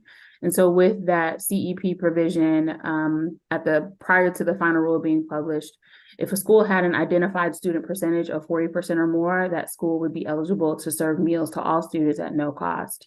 And so prior to the final rule, DC Public Schools had there's currently 96 out of the 117 schools that serve CEP. Recently, the final rule decreased that identified student percentage from 40% down to 25%. And in recent conversations with DC Public School staff, with that, there will now be 100% of DC Public Schools that will be eligible for CEP. However, we still need to address that final number with our charter schools, as well as our participating private schools. So where we stand kind of right now with the legislation and factoring in CEP nationally is looked at as a pathway to universal school meals. And so students will still have to complete that farm free and reduced price meal application. However, with universal school meals, it removes kind of that that burden, paperwork burden. So we know that all schools will be receiving meals. I had one other thought and it completely slipped my mind, but yes, that 40% down to 25%. Oh, schools in DC, we know that they're free and paid. And so with the CEP in place, what we're looking at with this legislation is the schools that are not participating in CEP, because we do have instances where we have schools that have a high percentage of families that are experiencing low income that would be eligible for SNAP, but that are not participating in SNAP. Thus, the school does not have that identified student percentage necessary to participate in CEP. And this legislation would make sure that it covers those students. So that's kind of where we are with when it comes to CEP and then how it relates to universal school meals. I honestly think this is really great, especially at a time when you know what the Congress is going to do about the Farm Bill, but this is an option. So shout out to USDA staff who might be listening in terms of the work that they did on this front. I strongly feel like in our country, you know, world superpower, there should be no such thing as lunch debt. And given all the testimony that we heard from the folks at Children's and others around, you know, the value that this is to student education, I think this is highly, highly important. So thank you all for being here. Thank you, Mr. Chairman. Thank you, Councilmember Henderson. Thank you to each of the witnesses. And again, the folks who spoke of their personal experience, thank you for your courage. You all are excused. Folks online, you're excused. You're welcome to stick around if you're in the chamber. We love folks in the chamber. And I'm going to turn to the next group of witnesses.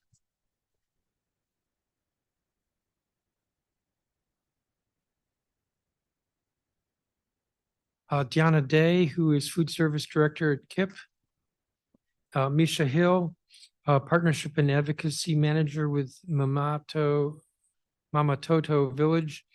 Naida Hanau, who's Head of Engagement Network for Victim Recovery of DC. Charlotte Davey, Isabella Zambrano, Sophie Thackeray, the Supervising Attorney at School Justice Project. Julia Helmich, Managing Director of KIP Forward. Kia Brown, President, CHML Student Government. Ethan Henshaw, Aisling O'Connell, Caroline Pryor, who's lead organizer with Empower Ed. Stuart Burlow, who's Senior Region Lead, State Government Relations at the American Heart Association. Latia Taylor, Raphael Busi, Nazaya Lashley, Tajai Pete, Patricia Quinn, Nandi Barton, Tatiana Bell. Each of the last 6 or 7 have been with DC, PCA, DC Next. Abby Canning.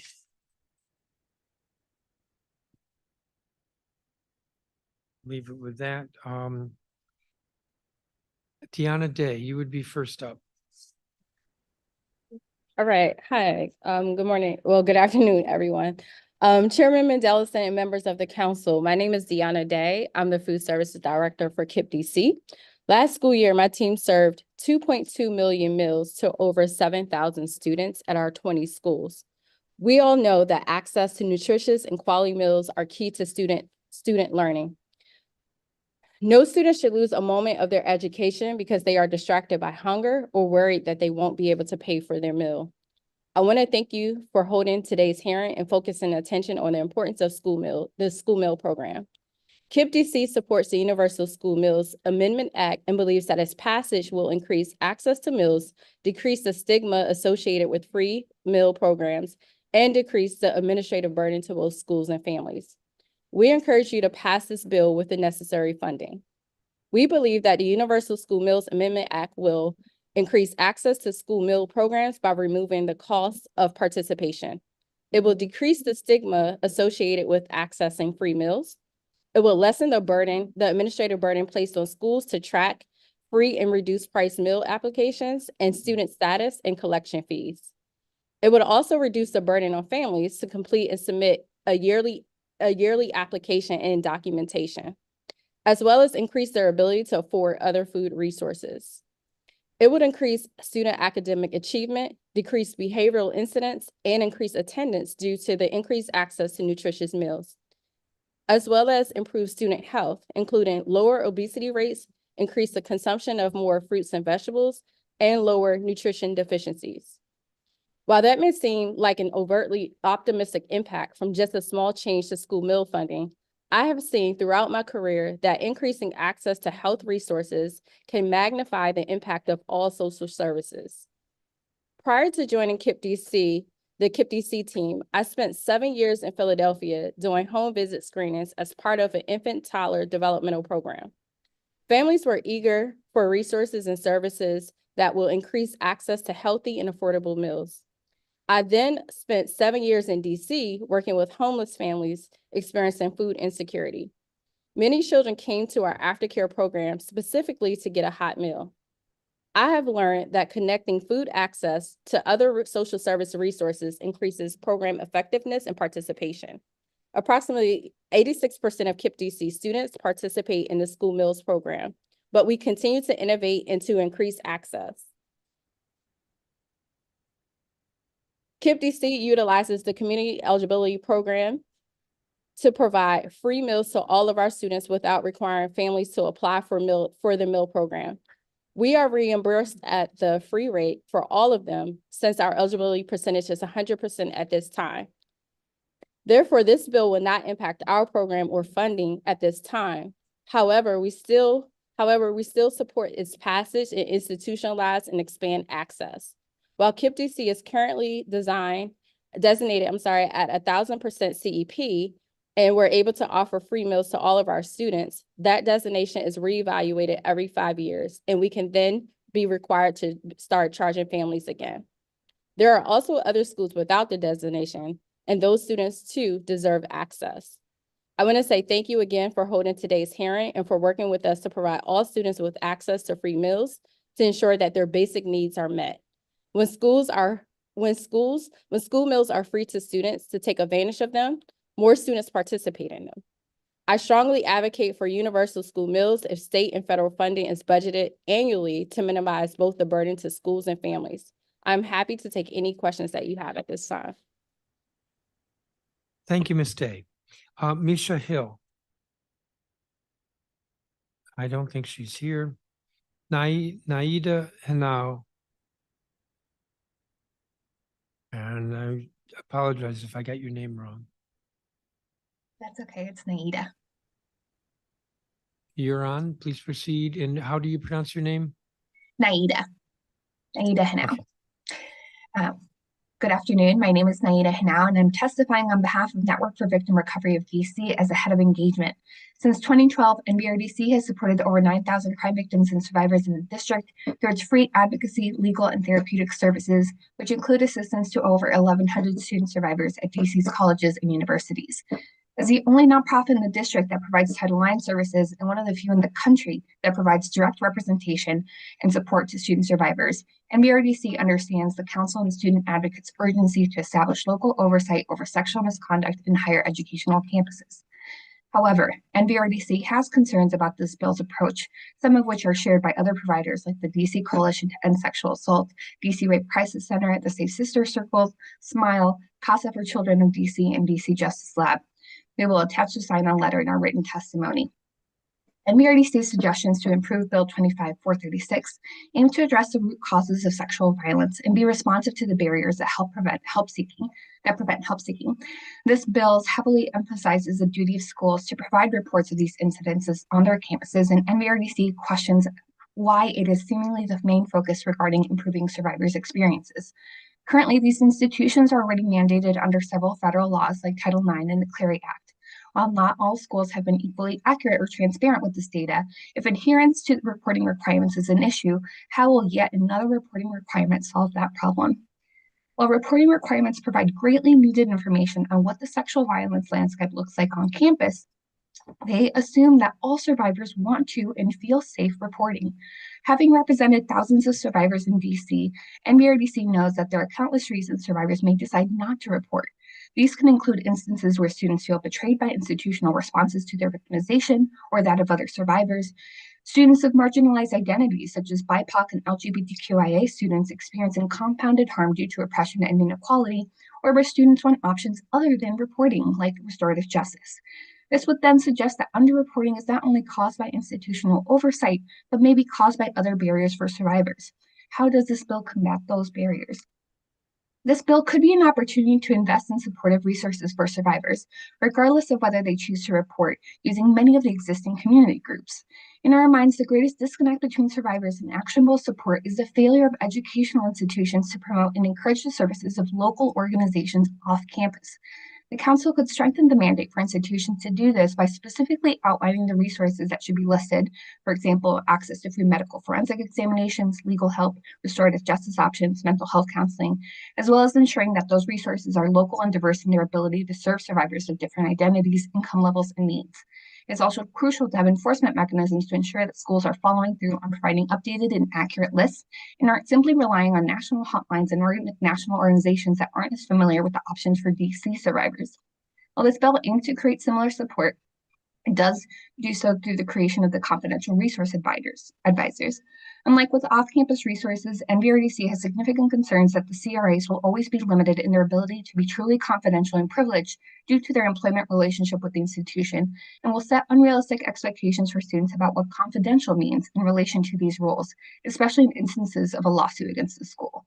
Finally, we echo the concerns that the bill also comes at an unfortunate timing considering the impending release of the latest Title IX regulations, which may make this bill's provisions unnecessary or in conflict with federal law. We'll provide additional recommendations in our written testimony for ways to incorporate non-reporting options for survivors, increase off-campus referrals and collaborations, and propose stronger language for protecting communications with CRAs. We will also identify the specific provisions we are in support of, including, for example, academic waivers. Thank you. Thank you, Ms. Hano. Charlotte Davy.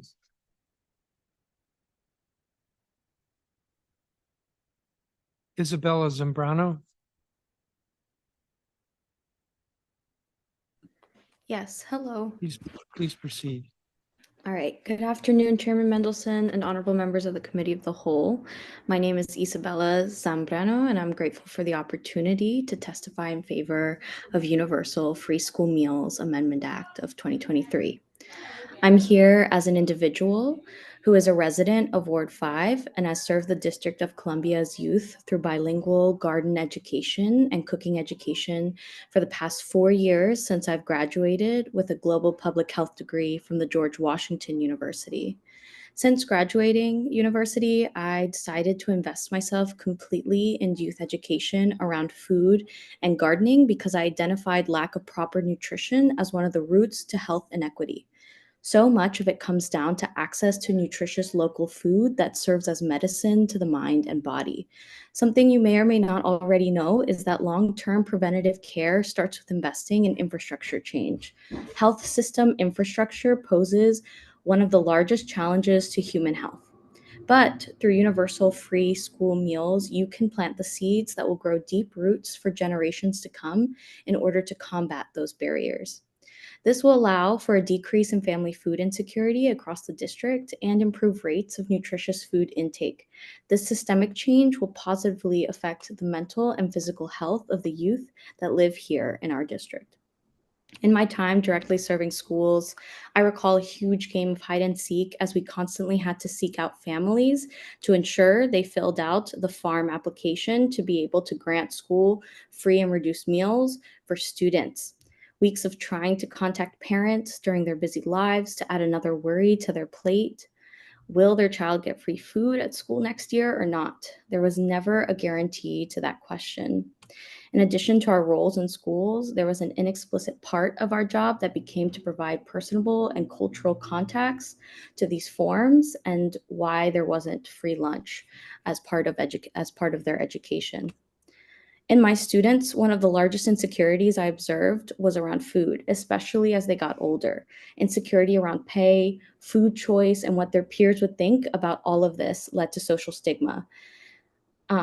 This also led to self-doubt and warning signs of eating disordered behavior. With universal free school meals, we would eliminate a lot of these issues.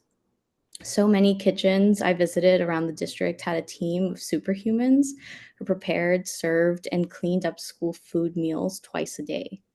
Kitchen staff are a reflection of parents to students, making sure they have enough to eat, knowing what is on their plate, and even their allergies. Knowing the whole child was not a part of their job description, but a job that they happily undertake. Every part of their job requires strict attention to details per sanitary and nutrition standards. People who have that ability to see so much detail are truly in tune with the lives of the students they serve. I recall many times in a school lunchroom where lunch staff were made to tell students with sadness on their faces, please tell mom or dad or whoever is at home they have to pay for your lunch so you can eat at school. These were their babies, as they had told me. None of them wanted to see them go without enough food, but there was nothing they could do. I never want another lunch staff to have to feel emotionally tired as they do their already physically and mentally demanding jobs. I want families, youth, and everyone involved in school lunch to no longer have any barriers that come in the way of our youth equitably getting access to food. Thank you for your time. Thank you, Ms. Zambrano. Sophie Thackeray?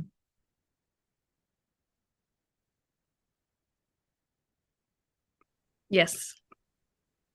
Please proceed. Good afternoon, and thank you so much for the opportunity to provide testimony at today's hearing. My name is Sophie Thackeray, and I am a supervising attorney at the School Justice Project, or SJP, as well as a Ward 5 resident. SJP is a DC-based legal services and advocacy organization that uses special education law to ensure that older, court-involved students with disabilities can access a quality education.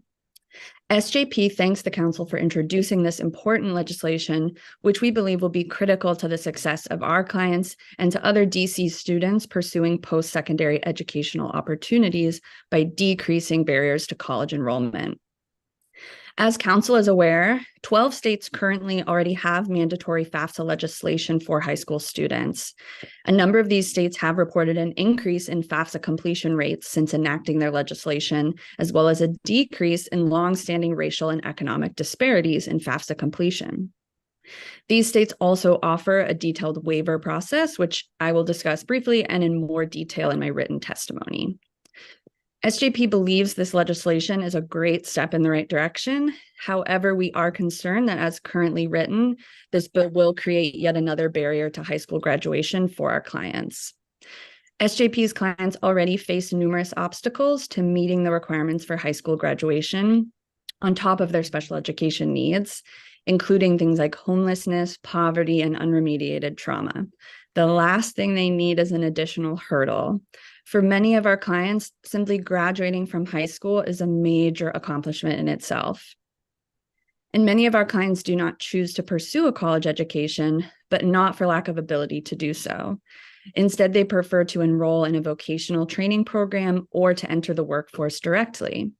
This may be because they need to begin earning money to support their family, or because they are interested in a career for which a college degree is not required.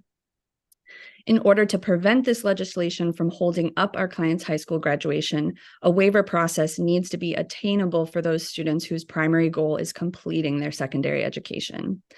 SJP encourages the Council to expand and clarify the exemption waiver option in 3 ways, which have been adopted by a number of other states. First, the ability to approve any waiver should rest with the staff or the administrators of the school that the student attends. Second, OSSI should ensure that each high school student is provided any support or assistance necessary to comply with the policy. Third, a student who meets all requirements for graduation aside from submitting a FAFSA application should not be denied their diploma for that reason alone. With a flexible opt-out provision and a guarantee that students will not fail to graduate solely due to the FAFSA requirement, the primary benefit of this legislation will be to prompt a conversation about post-secondary plans with every graduating student. This will be particularly beneficial to our clients who may be unlikely to have the opportunity to engage in these conversations otherwise. One cautionary tale of a local, well-intentioned policy that creates an unnecessary barrier for students we represent is the requirement that students complete community service hours as a prerequisite to graduation.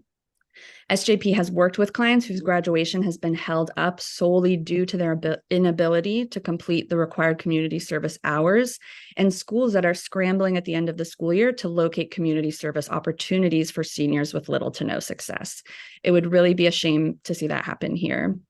For those clients we represent who do choose to pursue college courses, they certainly need a lot of support. Many of our clients end up serving long periods of incarceration in the Federal Bureau of Prisons after high school graduation. Fortunately, as of July this year, incarcerated students are newly eligible for federal Pell Grants, but they must submit a FAFSA to apply. Thank you again to the council. Thank you, Ms. Thackeray. We have your written statement, and I assume that's everything that you want to submit. I'm saying that because I have in the back of my mind somebody saying they had an attachment. Written testimony does not have any attachment, so you should have everything. Okay, and it includes some suggested language, which is helpful. Thank you. Yes, thank you. Julia Helmick. Yes.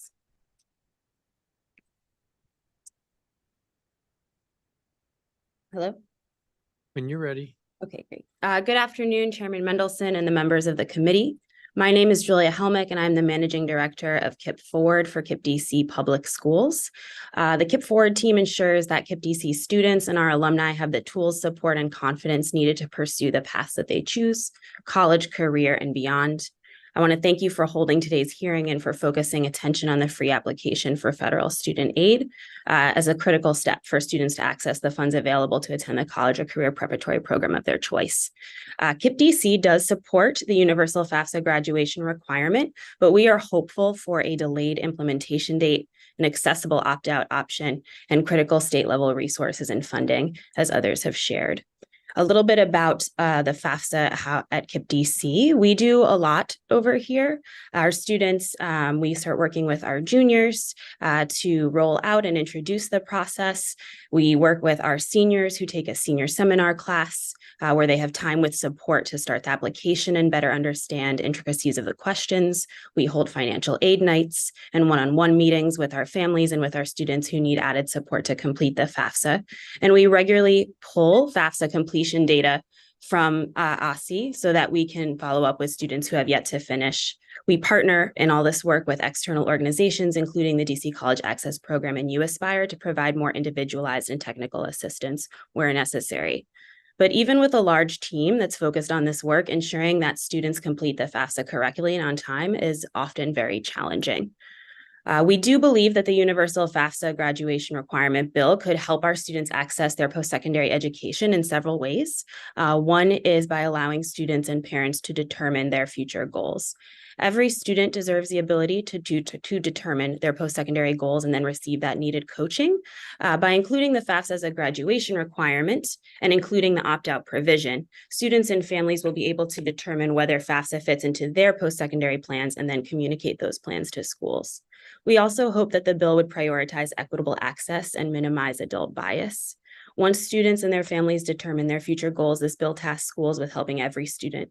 Given limited capacity, some schools focus energy on students and families that seek out help or those who are more excited initially about college.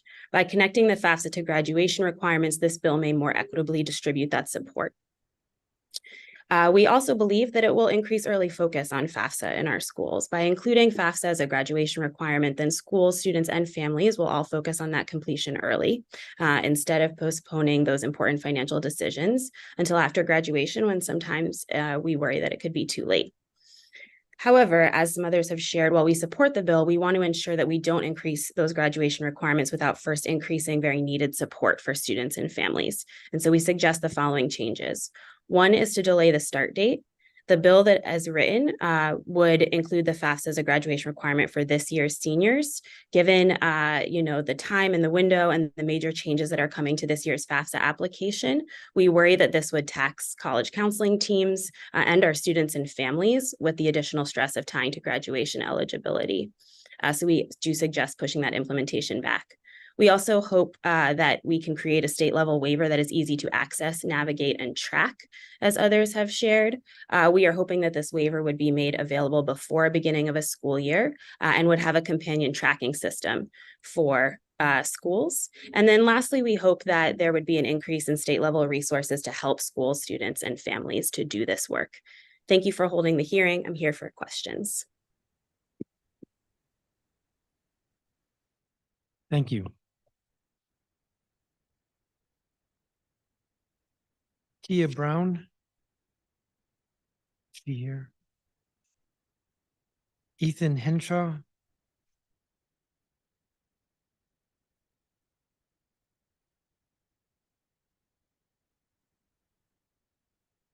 Good afternoon. Turn your microphone on. Sean. Is that good? Yes. All right. Good afternoon, Chairman Mendelson, staff of the committee of the whole.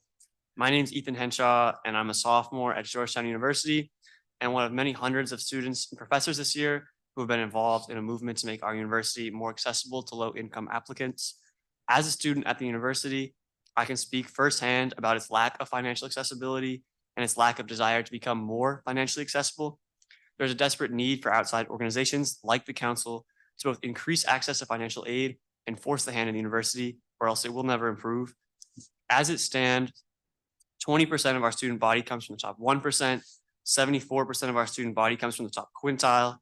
Pell eligible students make up about 12% of our student body, despite making up about 34% of undergraduate students nationwide. Out of the top 280 universities, we rank 238 in terms of Pell eligible students. The New York Times says we give a bigger preference to wealthy students than any of the Ivy League or Ivy Plus schools in admissions.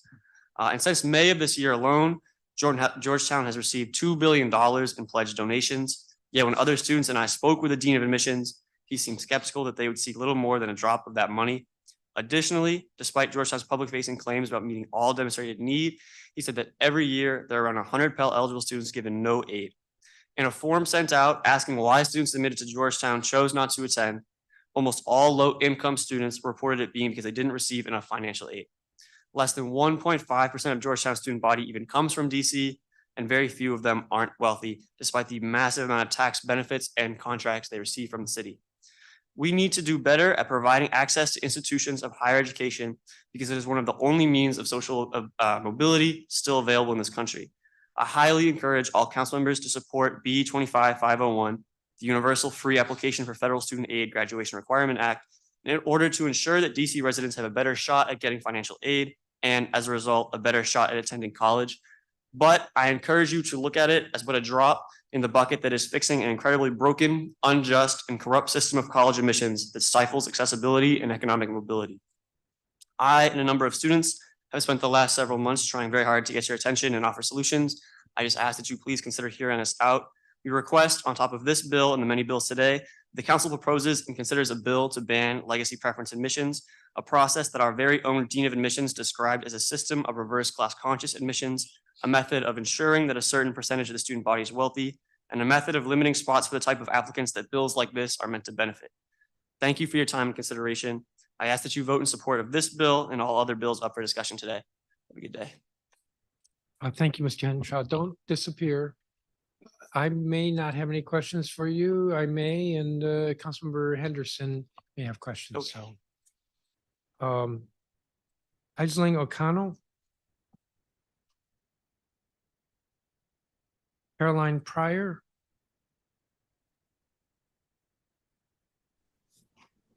Yes, I'm here. please proceed. Thank you. Good afternoon, Chairman, and also Councilmember Henderson. My name is Caroline Pryor. I am speaking today on behalf of Empower Ed, where I serve as the lead organizer. I'm here today to voice our strong support for Bill 2535, the Universal Free School Meals Amendment Act. Our teachers are united in favor of a universal school meals program for our city, which will support DC families, alleviate administrative burdens on school staff, and above all else, ensure our students' well-being. We ask that you swiftly schedule a vote for this bill. I want to begin with a brief anecdote. In my first year teaching, one of my students would begin to act out just before the last bell. My co-teacher and I could not understand why this was occurring. Why would he become so upset about getting on the bus home? After months, we discovered the cause. At school, although he faced the normal stressors of any fourth grader, he did not have to worry about his next meal. Both breakfast and lunch were provided to all of our students for free, and our classroom always had snacks if students needed. At home, this was not the case. At home, our student could not tell us if he would eat dinner. He would do all he could to prolong the school day or stay after hours.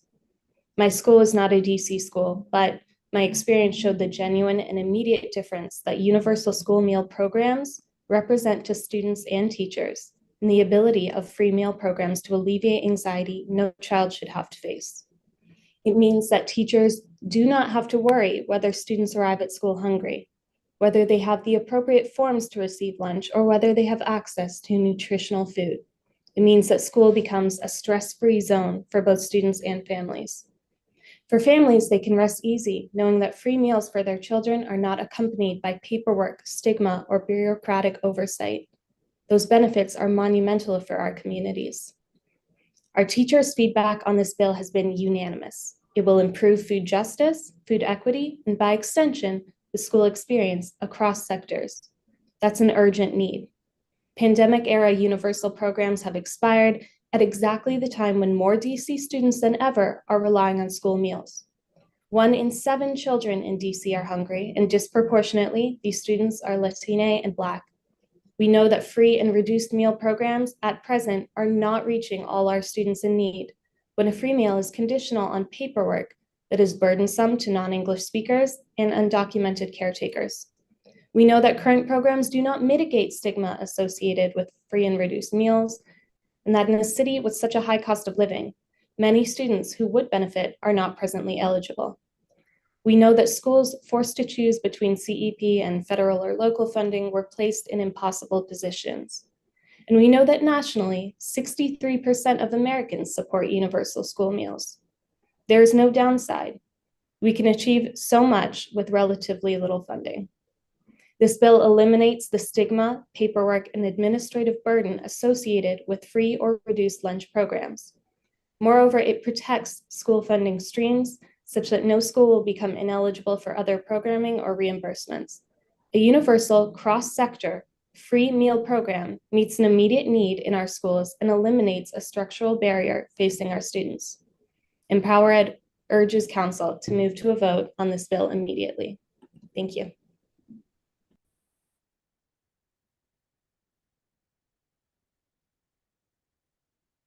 Thank you, Ms. Pryor.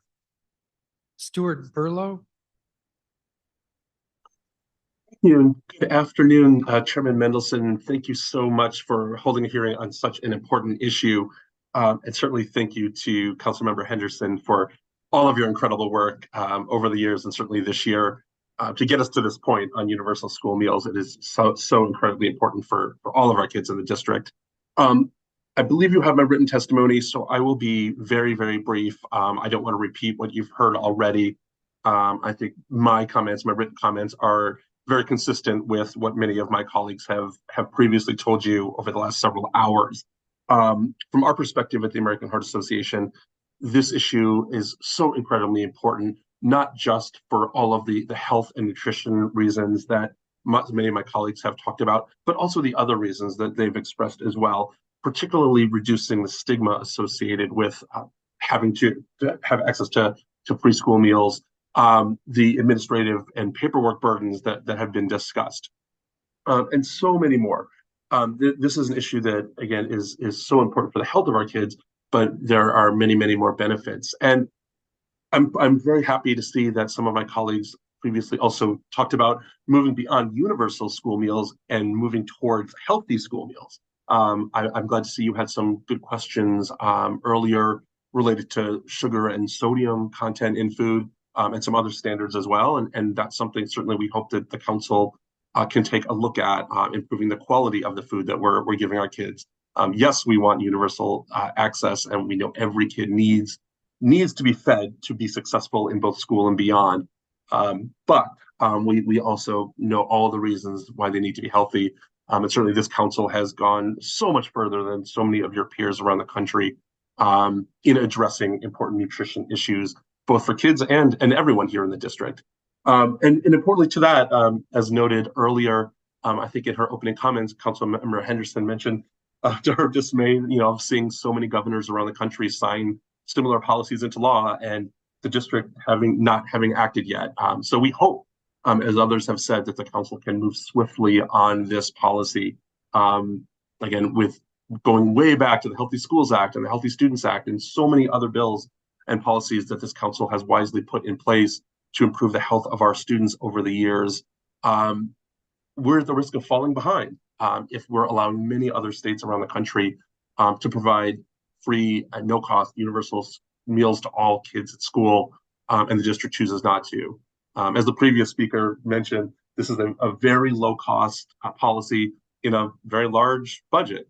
And I was pleased to see, again, Councilmember Henderson earlier, I believe she said, we can pay for this, or whatever her quote was. This is something we can do, we must do, we should do. So again, you have written comments. I just wanted to publicly express the American Heart Association's strong support for this policy, how critically important it is that all kids in district schools have access to free and healthy food. And we certainly appreciate all the work, again, that Councilmember Henderson and her team has done thus far. We hope the committee of the whole will move this forward in time for budget and fully fund this bill in the budget. Thank you very much. Thank you, Mr. Berlow. Latia Taylor, you here? Yes.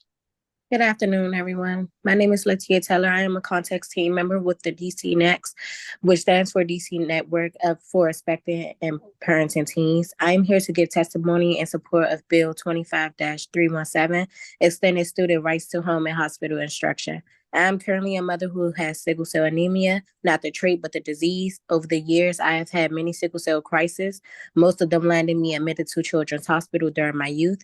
As I was in middle school and high school, I consisted of keeping my school updated and involved with my hospitalizations. However, the school made no effort on their end to be sure I received my work. They were focused on my seeing hours and failed me instead of helping me succeed. And throughout their life, helping me succeed. I speak from a person's point of view who experiences chronic pain throughout their life, and also a mom who experienced pregnancy. It's essential to our youth. Due to the system failing me, I repeated a grade. I now know I would have succeeded had a better system been in place. Now I'm speaking from a mom point of view. I was diagnosed early with high-risk pregnancy and couldn't eat, drink, or move as I used to. I am now out of school and was out of school before my pregnancy, but I know that this legislation would have been a great support system if I was still in school. And I know as a mom how important it is to help with stress and mental health. Thank you.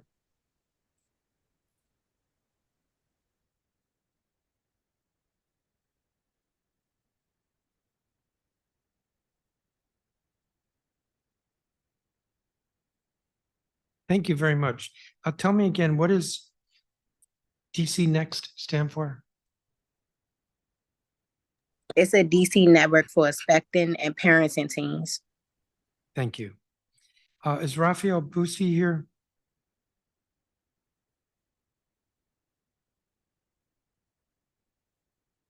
I have you on our witness list as Raphael. Yes. Is your name Raphael or Ralph? Either or. Okay, please proceed. Good afternoon, Council. My name is Ralph Bussey. I am a father and part of the DC contracts team as well.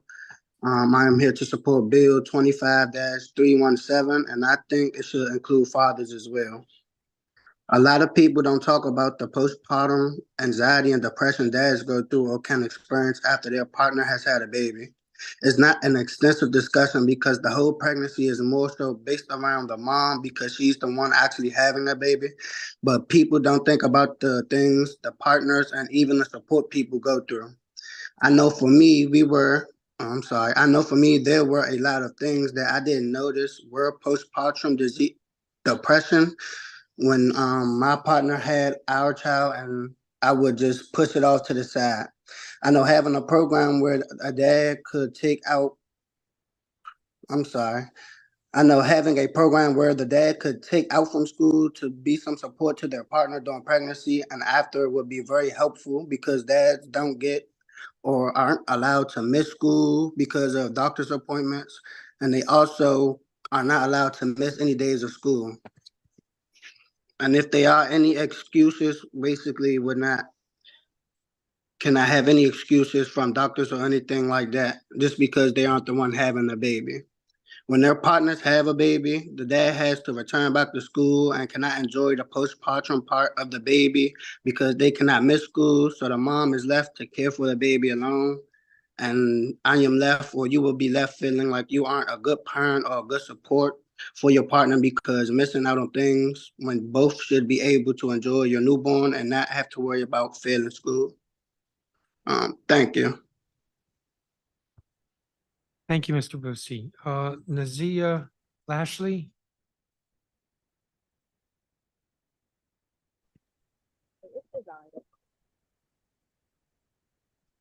Please proceed.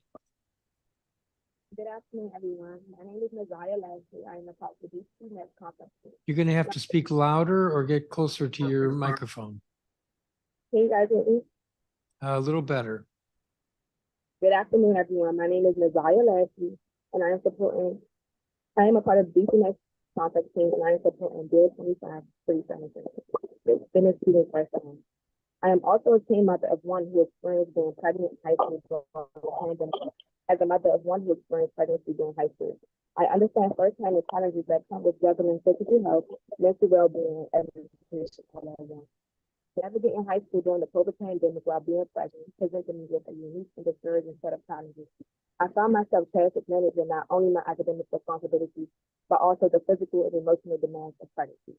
It was an incredibly tough situation to navigate at the time. It felt like an overwhelming management. However, despite the difficulties, I found relief in the fact that I had the option of online learning. Online learning became a lifeline for me during this time, offering the flexibility to work at my own pace and luxury of doing so from the comfort of my own home. This flexibility meant that I could take frequent breaks and get the rest I needed, something that was especially important during my pregnancy. The ability to tailor my learning environment to suit my specific needs was valuable and had a direct positive impact on my physical and mental well-being. While the experience of being pregnant during high school and the pandemic was undeniably challenging, and I am very thankful for the opportunity to take advantage of online learning. The adaptability it offered was not just beneficial, it was essential in ensuring that I could prioritize my health and still receive the quality education. Online learning was a game changer for me, enabling me to stay on track academically while taking care of my son. My personal journey has highlighted the importance of providing pregnant students with flexible learning options.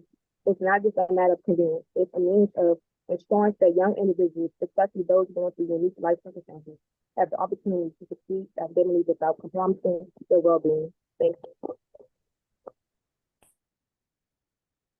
Thank you. I believe Tajai Pete, who's next, is not here. Patricia Quinn. Ms. Quinn. Thank you, Chairman Mendelson and Councilmember Henderson. I'm Patricia Quinn, Vice President of Policy and Partnerships at the DC Primary Care Association. In addition to our work on behalf of community health centers, DCPCA also leads DC Next, a network for expectant and parenting teens. DCPCA and DC Next support full inclusion for expectant and parenting mothers and fathers under the Students' Right to Home or Hospital Instruction Act of 2020. Our experiences partnering with young parents over the past 3.5 years have deepened our commitment to ensuring that every young parent in the district has the support and opportunity to thrive educationally. Through a survey on young parents' well-being, DC Next learned that the 60% of respondents who reported they did not leave school due to pregnancy or parenting reported a flexible school schedule, including online and other school programs, as important supports for remaining in school. But 40% of respondents reported they did leave school due to pregnancy or parenting responsibilities. Importantly, young parents who reported their overall well-being, as in the suffering category on the well-being scale we used, reported having ever left school at significantly higher rates than those who reported themselves as thriving. Additionally, over half of respondents who indicated their well-being as suffering report they did not finish high school. DC Next seeks a District of Columbia in which all young parents thrive. As our data show, education is a lead factor in their well-being. We urge inclusion of pre-birth complications, childbirth, and postpartum recovery in the student's right to home or hospital instruction, and the exploration of opportunities to include young fathers as well. Thank you. Thank you, Ms. Quinn. I don't have a copy of your statement, if you could provide it. Thank you. I did just upload it. Great. Nandi Barton.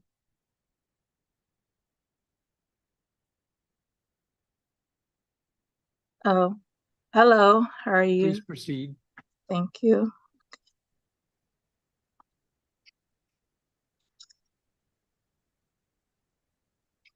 Please proceed. Yes, I'm just pulling up my testimonial now. My apologies. Thought I had it up. Okay. Greetings. My name is Nani Barton. I am writing to advocate for you to support Bill 25317, the extending students' right to home and hospital instruction.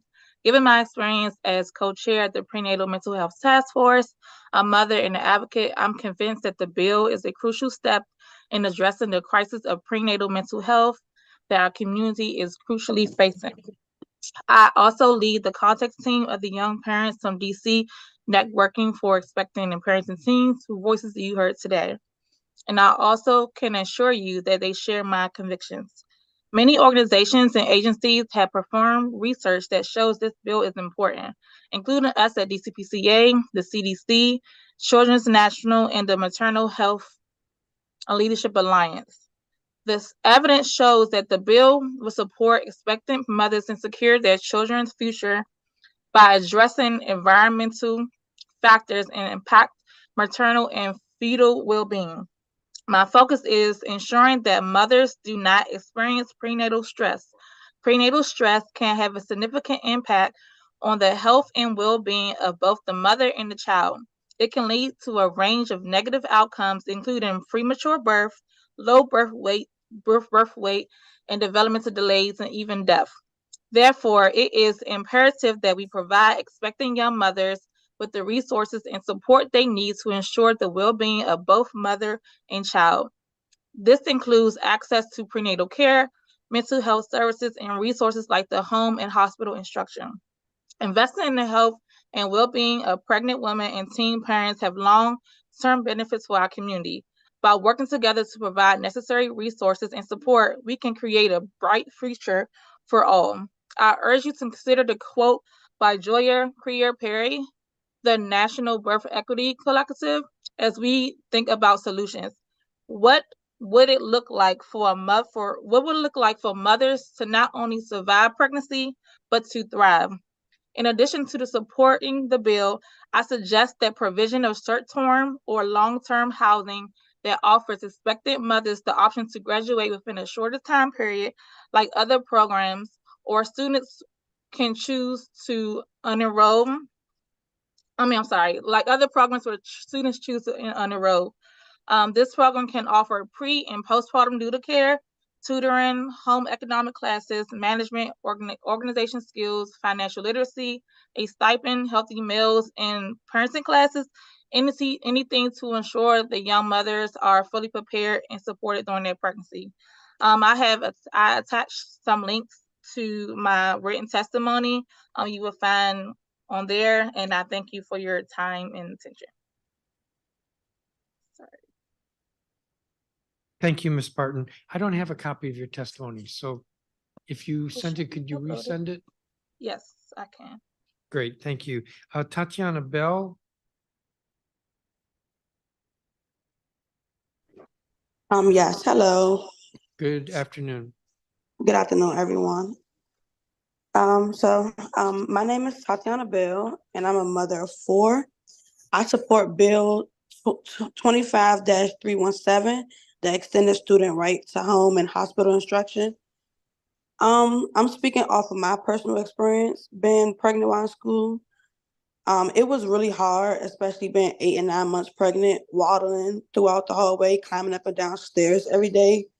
I'm just hoping your water doesn't break while you're there, but you know you have to be there so you can keep up on your work, so you don't fall behind. I remember telling myself that it was almost over and pretty soon it would be winter break. I could finally rest.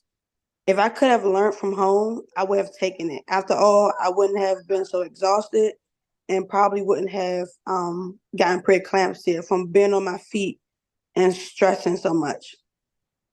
All because I didn't want to fall behind. I could have enjoyed my postpartum with my newborn instead of missing out on things with her, instead of returning to school literally after winter break and messing with my own mental health because I'm questioning myself on whether I made the right decision to come to school every day and miss being a mom or to stay home to be a mom, a choice no parent should ever have to make. That's all. Thank you. Thank you, Ms. Bell. I don't have a copy of your statement. If you could send that, please. Yes, I will. Abby Canning?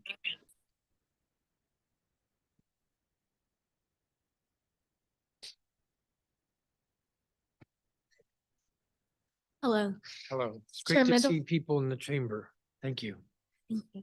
Chair Mendelson and members of the Committee of the Whole, my name is Abby Canning. I'm a 2023 college graduate from GW, and I'm testifying in support of B 25-0436, the Institution of Higher Education Sexual Misconduct Reporting and Resource Accessibility Act.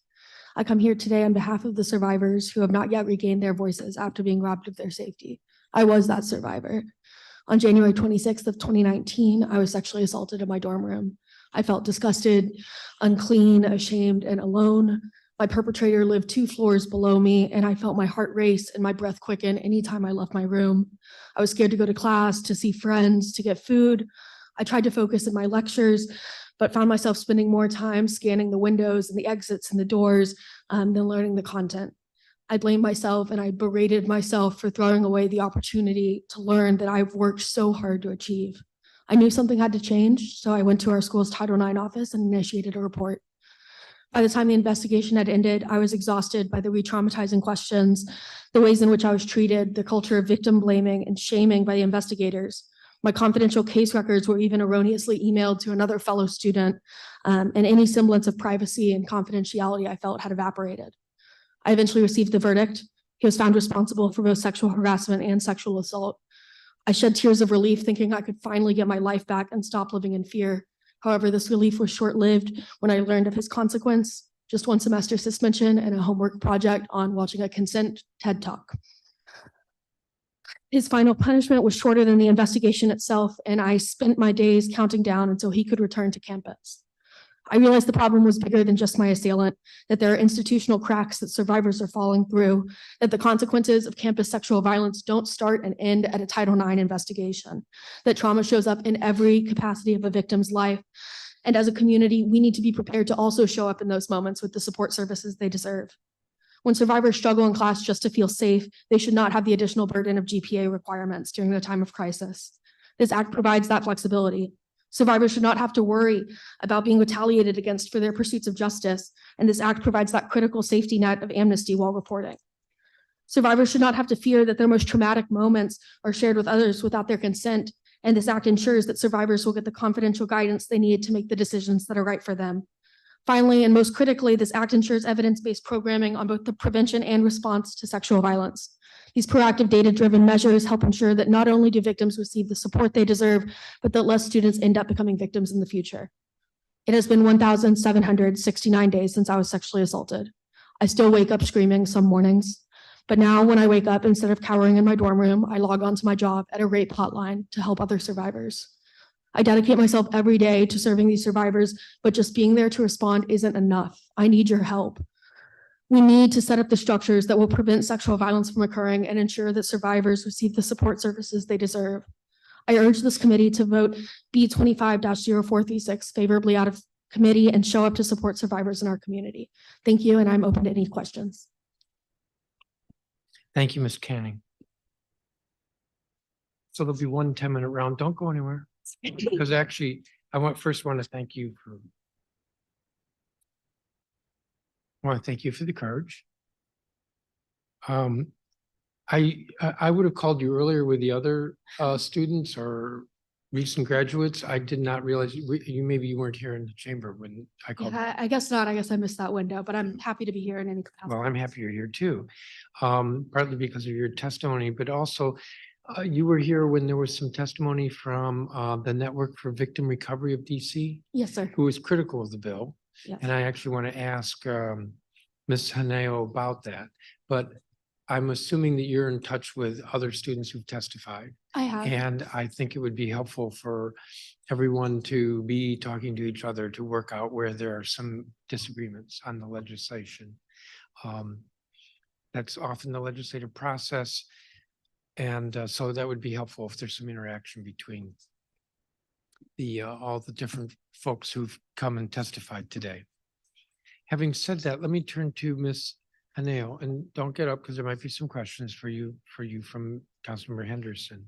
Ms. Haneo, I didn't fully understand your testimony because I was kind of surprised that it seemed critical of the legislation. This is Bill 25-436. So could you explain it? Yes, of course. And so to clarify, I wouldn't say it's so much as critical as in like I believe that it would have been helpful to have more service providers had more input and discussion about the provisions in the bill and talk about what areas are already covered by some federal laws and therefore aren't necessarily providing survivors with more rights. And I think also talking about the unique aspects of DC as a jurisdiction and the local resources already provided. My understanding is that this bill is similar to what was passed in other jurisdictions, and I think it has a lot of strengths. In our written testimony, we'll talk plenty about all the provisions in the bill that we support. But we do think that there's some areas, like with the confidential resource advisors, that there's still loopholes that are created in the bill that we think could be further strengthened. And so again, I wouldn't say that is as a criticism, but I think as a service provider, and again, one of the very few in the country and the only one in DC that does this work day in and day out, representing students on campus, I just think that there are a couple of areas that have not been thought about or that can be tightened so that this bill is representative of what students are expecting and hoping. I think what we often see is disillusionment and betrayal when students are told, like, you have this confidential person, they can't share this information. And then when there are circumstances that come to light and that information is shared, there's confusion and that disappointment and anger of like, I was told that this person was a confidential resource, yet here they are sharing my information. And so we just want to make sure that that is not done. And again, there's a lot of opportunities for strengthening this bill. And that is the kind of approach that we're coming from with our testimony. So are you willing to reach out to the students and work with them? Yes, and I believe we have done so, and we've also reached out to Councilmember Allen and Councilmember Pinto with our thoughts about it as well. And I think in talking to other service providers, I will not speak on their behalf, but we had hoped that there would be more of an opportunity for collaboration prior to this hearing so that we had come to the hearing already having kind of incorporated a lot of the concerns that we have.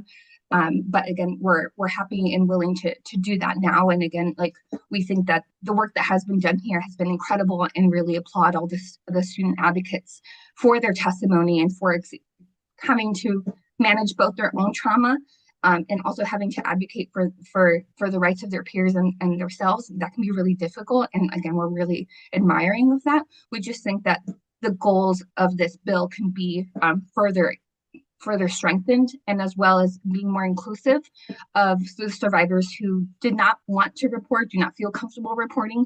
And just those are the experience that we don't feel were captured by the bills. And given that We have 8 colleges and universities here in the district. We don't feel the interests and we're representative of all of those colleges and universities. And again, just think that it would be great to have conversation with multiple stakeholders and talk about how this can be even better.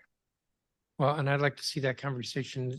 2 things. One is, I think it's great that you reached out to a couple of council members. They're great colleagues, but at this point, the bill's in the committee of the whole. So you need, in terms of the council, you need to be working with me or my staff with regard to concerns. And that's not to exclude Councilmember Henderson. But the markup will be by the committee of the whole. The other comment I want to make is that it may be that students might be more comfortable with a college office that they can go to. And I don't mean that exclusively, but it may be that, because what I heard when you gave your statement was the suggestion that there are organizations that exist right now that do this work, and the students just need to know about those organizations and go to them. And it may be that in the end is the best approach, but it might also be that would also be good if there's an office on campus. And to clarify, that understands the campus. Yes, and to clarify, we are not arguing that should be either or, it's an and, right? And I think that our crucial thing was that we don't think students should have to report to authorities on campus or off campus in order to access the supportive measures that they're looking for. And for us, this bill is still kind of perpetuating that kind of a system. For us, students should say, this happened to me, I need help, and shouldn't be forced to then report to a Title IX office or to an entity on campus or law enforcement off campus. Instead, they should be provided with options like, do you want to access mental health support? Do you need food assistance? Do you need an advocate? And in addition to that, do you feel comfortable reporting? If you do you feel more comfortable reporting on campus because it's a home away from home? Or do you feel betrayed by your institution and don't feel safe here anymore and want to connect to off-campus resources? So again, for us, it's an and. We've just seen a lot of institutions kind of doing some gatekeeping and not connecting to local resources, instead connecting to like telling students they can go to a national hotline, which will reroute them to a dozen different places before connecting to a local provider. And we just think that we can be leveraging the resources that the district already invests in to support this kind of population and victimization and are experts in it to be able to be working together. So again, we're trying to advocate for collaboration and use of those resources so that folks don't feel limited, like I can only access what's on my campus, and if my campus is doing a terrible job, I'm out of luck. Thank you. Let me turn to a couple other witnesses. Mr. Henshaw, I asked you to stick around. I do have a question for you. You support the bill. This is a different bill. I think it's 501 and 25-501. But you have a greater mission, which is greater accessibility and economic access. So in your testimony, you talk about legacy preference admissions. Are there other strategies besides banning legacy preference and supporting this legislation that you're looking at? Yes, there are definitely other opportunities. I chose to speak on legacy, and I've been choosing to push legacy because I think there's a huge bipartisan consensus that legacy is wrong and needs to end.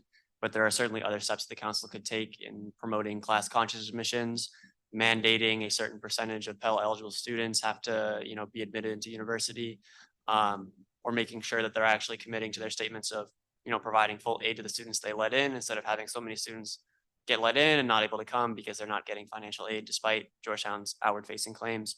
But I would like to, at first at least focus on legacy because it's something that has this bipartisan consensus across the country. There are bills popping up in state legislatures, none that have been passed, but in Massachusetts, New York, Connecticut, Republican senators and Democratic senators alike are proposing a bill in Congress to do such a thing. And we see that 75% of voters across the country agree with ending legacy preference. 70% of DC residents agree with a bill to ban legacy preference. So, I would like to see this happen because I think it's kind of low hanging fruit that would do a lot of good, and then move on to other such initiatives, as I mentioned before, and as we could come up with and brainstorm that would improve accessibility. Thank you. One last question, not for you, for Mr. Burlow. Near the end of your testimony, you made a reference to your testimony was on the Universal Free School Meals Act. Yes. And you made a reference to low cost. You may or may not have heard me earlier speak to concerns about what costs are. How do you say, maybe I shouldn't put it, on what basis do you say low cost?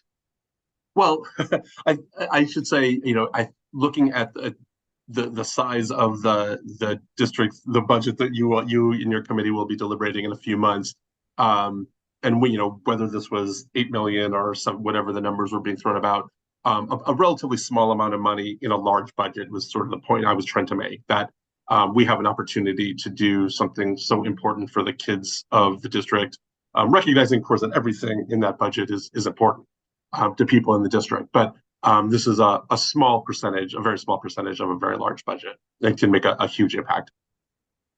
Thank you. Councilmember Henderson.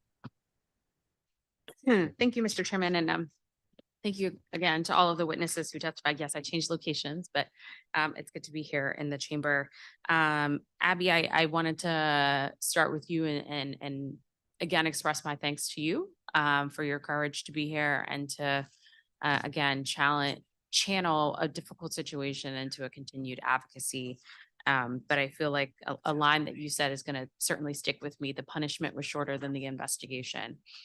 And I think it's important to say when this legislation or this idea around this was brought to us, I didn't want to rush it, much to the dismay of some of my staff. We went back, we met with the Network for Victim Recovery of DC. We worked with the consortium of universities here in DC. Not everybody gets everything that they want in an introduction of a bill, but to suggest there were no conversations, that's just simply not true. But also why I wanted to take on this issue is because before I became a council member, I was working for Senator Schumer.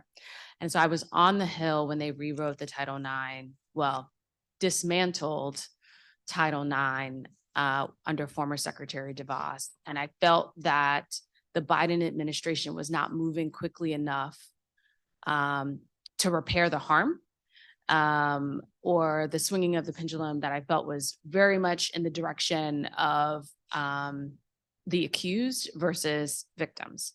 And recognizing the nature of what can happen with Title IX from administration to administration, I just felt it was important that for the District of Columbia, we have a floor and an expectation, and sure, needing to certainly comply with federal law, and we will do that.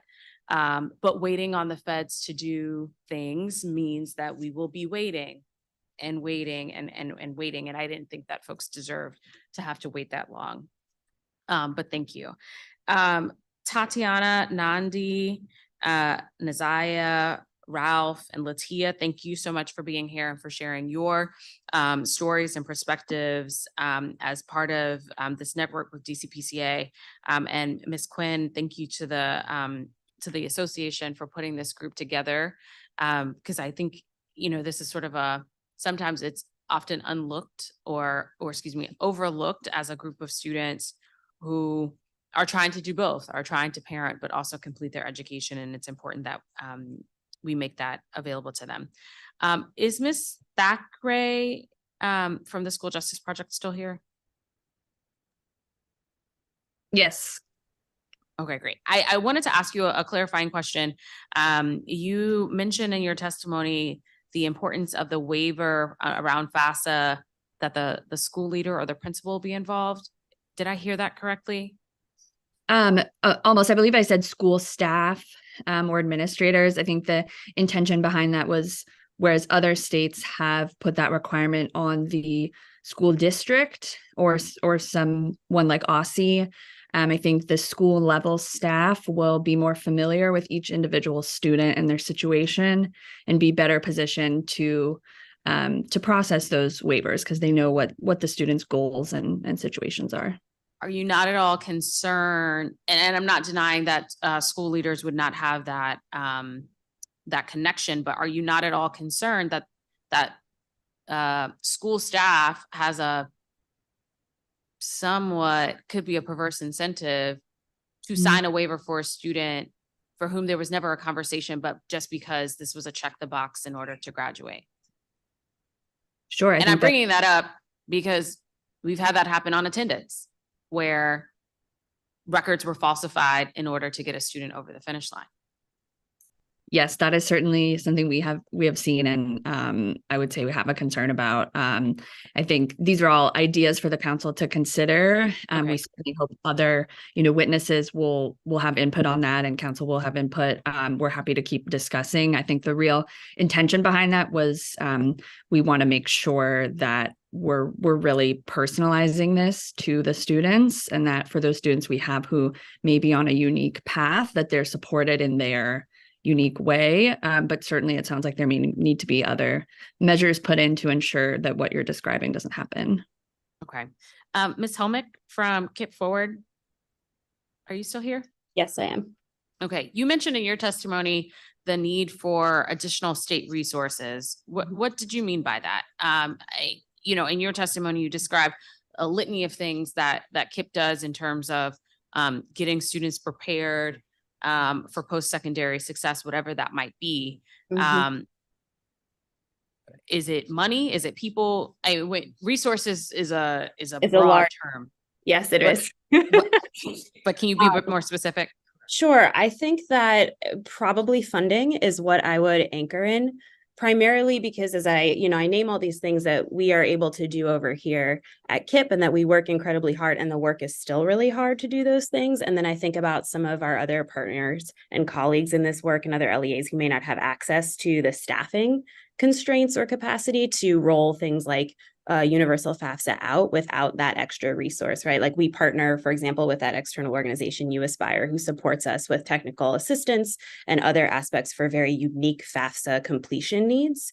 If schools don't have access to funds to be able to do that type of partner resource work, I worry about ability to complete the FAFSA with fidelity or other things that could get in the way of the bill. Okay. That makes sense. I think, I guess from a legislative standpoint, sometimes I worry about mission creep when it comes to some of the fiscal impact statements that we see, whereas a program might have a very discrete cost, but now we're going to say we need 5 more staff to make up for our loss of 5 staff on something else, even though that has nothing to do with this. And so budgets are tight. I'm trying to keep the cost down. So don't say that everybody needs an additional staff member in order to introduce this. Ms. Zambrano, I don't have any particular questions, but I do want to say I appreciated your testimony and the reflection of folks who work in school cafeterias in terms of how, like, I'm not going to say I like to go on school lunch tours, but I do go on school lunch tours. I go to school cafeterias. I talk to the folks who are there. I like to try to observe how we're implementing some of these healthy school meal initiatives. And every school I go to, the men and women who work in the cafeterias, they know every child's name. They know and not even just sort of knowing that part, but also knowing how to decipher for a kid who may not speak a lot in sort of saying like, okay, hey, we have, the peanut butter. Well, sorry, we don't do peanut butter. We have the sunflower butter sandwiches that you like. Do you want to try that kit today? And really sort of having these conversations to like connect. And so I know that it is heartbreaking for them when they say, as you mentioned in your testimony, hey, can you talk to your mom? You're a bit behind in terms of payment. And so I think that this bill helps alleviate that, but also allows for those staffs to continue to foster really strong relationships. So I want to thank all the witnesses on this panel. I don't have any further questions, Mr. Chairman. Thank you. Thank you, Councilmember. Thank you, each of you in person. Thank you, each of you online for your testimony.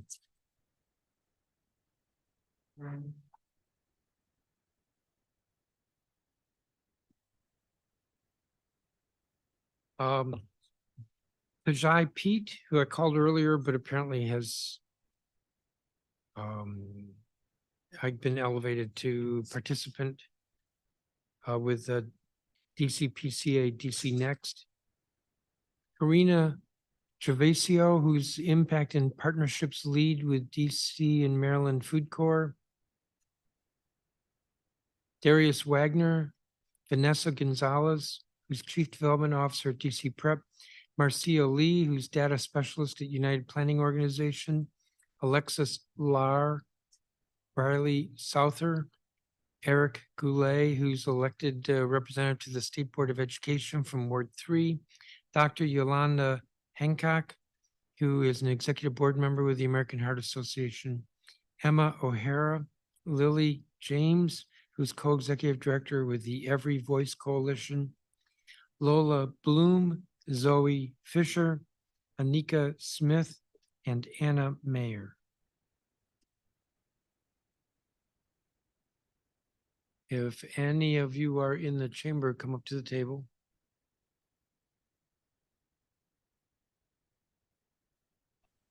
Hello. My name is. Yes. Good morning. I have you down as Tahai Pete, but you look like you're Yes. signed in as Peterson. Yes. Is it Peterson? Yes, it's Peterson. Right, please proceed. Okay. Good morning, everyone. My name is Tajay Peterson. I'm a 22-year-old mom of two. I am here to testify and support Bill 25-317. Although I didn't experience pregnancy during my high school years, I can only imagine the immense pressure and obstacles anyone who has experienced or is experiencing pregnancy while being in school faces. I feel teen moms should have access to childbirth recovery or online home education because being pregnant is hard within itself. It comes with multiple symptoms that could cause a teen mom to fall behind in school. My first pregnancy, I experienced all-day sickness from the first trimester to the beginning of my third trimester. This alone caused me to have a hard time doing basic activities or having the energy to do them. So just imagine a teen mom going through the same thing. It would be impossible for her to make it to school every day and complete the required things needed for her to graduate. Meanwhile, managing her physical health. This is one reason I believe that creating a program or a safe space for a teen mom to still receive their education and or credits needed will help increase the rate of graduating teen moms or teen parents as well, including dads. This will be the push and help needed to help relieve young moms and dads of the stigma of not being able to accomplish goals because they have a young child or young children.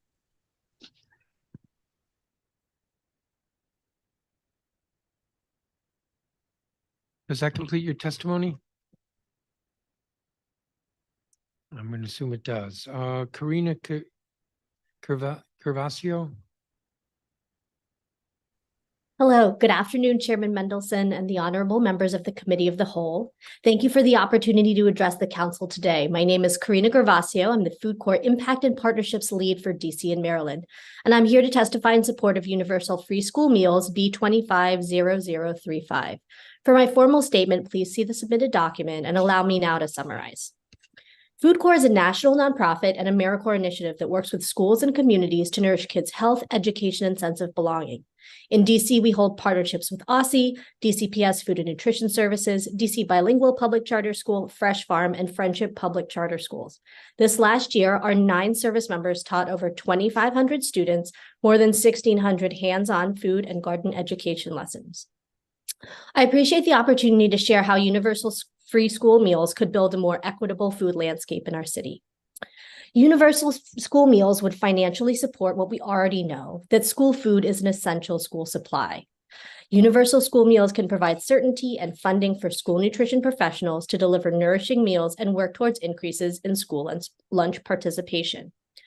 We now know that school meals are a critical tool in combating childhood food insecurity, and that participation in school lunch is linked to important milestones like increased attendance, better academic outcomes, and cognitive function. 88% of school districts that have already adopted universal meals legislation have seen a decrease in childhood hunger. That's something that I want to see for us here in DC. Secondly, universal school meals would build equity for our most vulnerable learners. Our current school system creates a cafeteria environment where income inequality is visible, by which students receive free lunch and which students pay.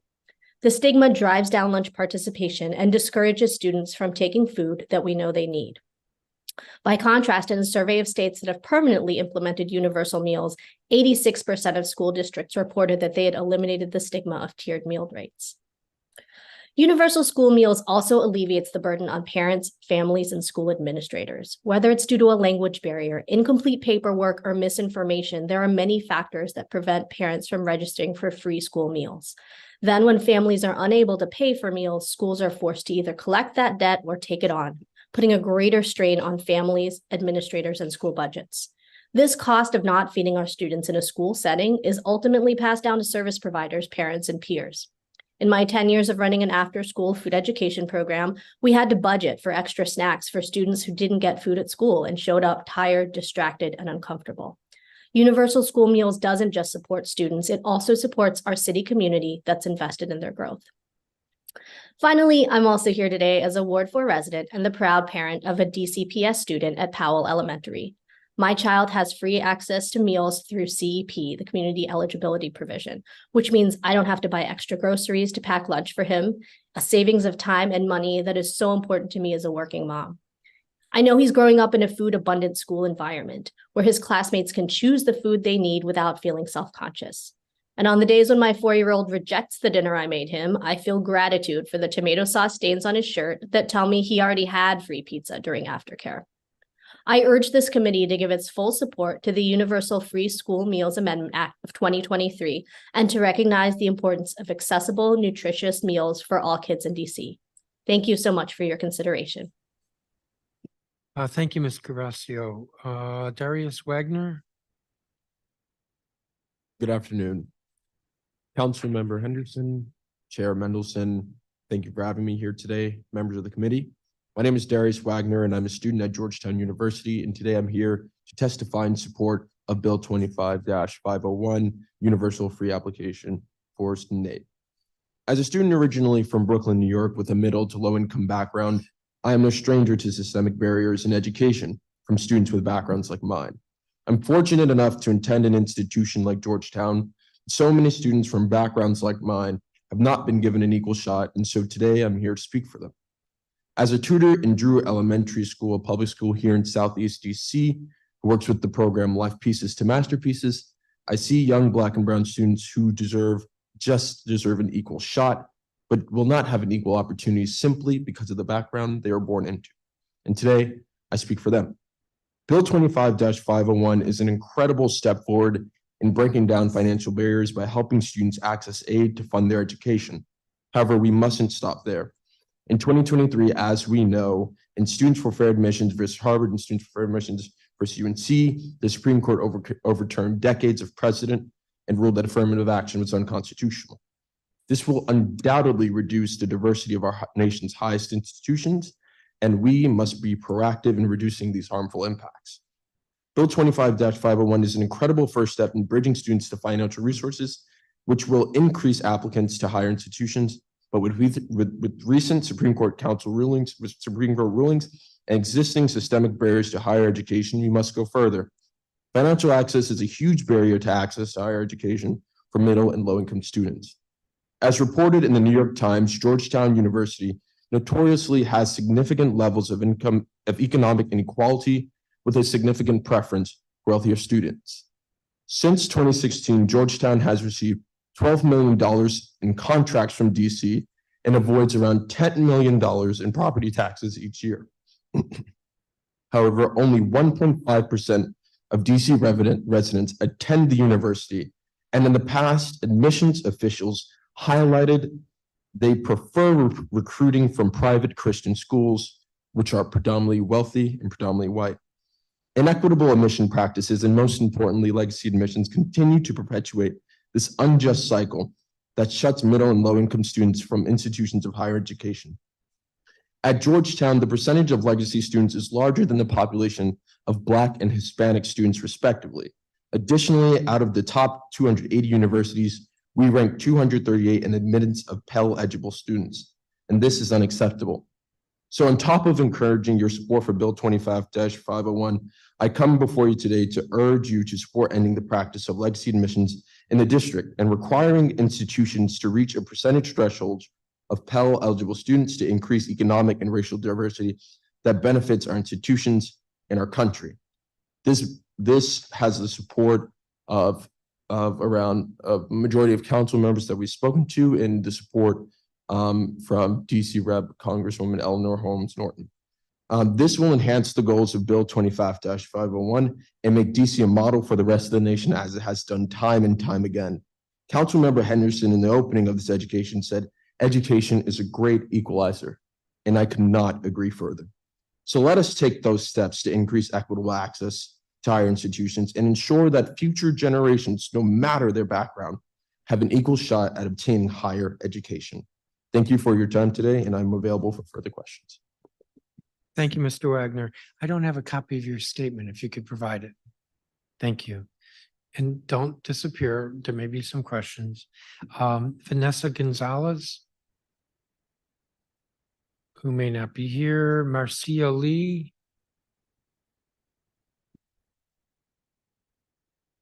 Alexis Lar. Riley Souther. Is that you? Yes. Excellent. Good afternoon, Chairman Mendelson, council members, and staff. My name is Riley Souther, and I'm a first-year student at Georgetown University. I have been helping with the student-led effort to reform college admissions to promote accessibility and diversity, and I'm here today to testify on behalf of Bill 25-501, the Universal Free Application for Federal Student Aid Graduation Requirement Act 2023, to promote the accessibility and affordability of higher education. As you all know, financial accessibility is a huge factor in deciding if and where you should attend college, and Georgetown has performed poorly in that particular field.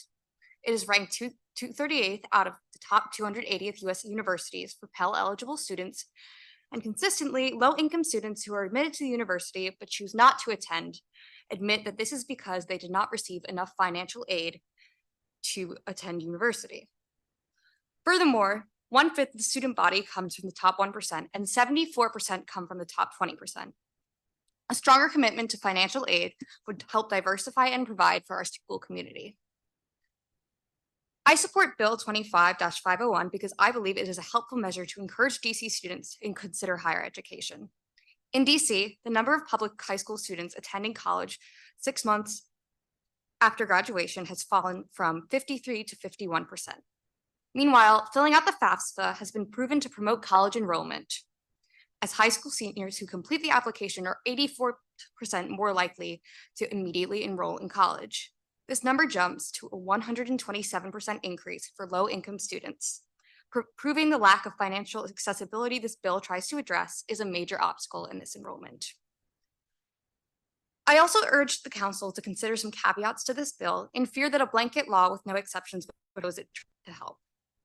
I like the idea of implementing an opt-out system and would also suggest working towards creating school infrastructure to promote financial literacy and counselor training to ensure that students have the knowledge, guidance, and resources necessary to do as the law requires. Another course of action to make universities more equitable and accessible is by banning the practice of legacy admissions in DC. Legacy preference predominantly benefits the white and wealthy and perpetuates a cycle of inequity in higher education. At Georgetown alone, legacy students have a 2 times higher acceptance rate. The council does have the power to end legacy preference, and I urge you to consider doing so. Nearing the end of my first semester at Georgetown, I can say that I've been able to experience learning with a group of dedicated, passionate, and hardworking students, and making university more accessible will serve to enrich our community further. Although I know we still have a long way to go to fix the university system, I hope by employing measures to promote accessibility, more students will be able to experience the community and shared knowledge a college education can bring. Thank you so much for your time and your consideration today. I ask you to vote in favor of the bills being discussed and to consider other possible measures that can be taken to promote educational equity, including the banning of legacy preference in DC. Thank you, Ms. Souther, and I do have a copy of your statement. Eric Goulet, if he's here, I don't see him.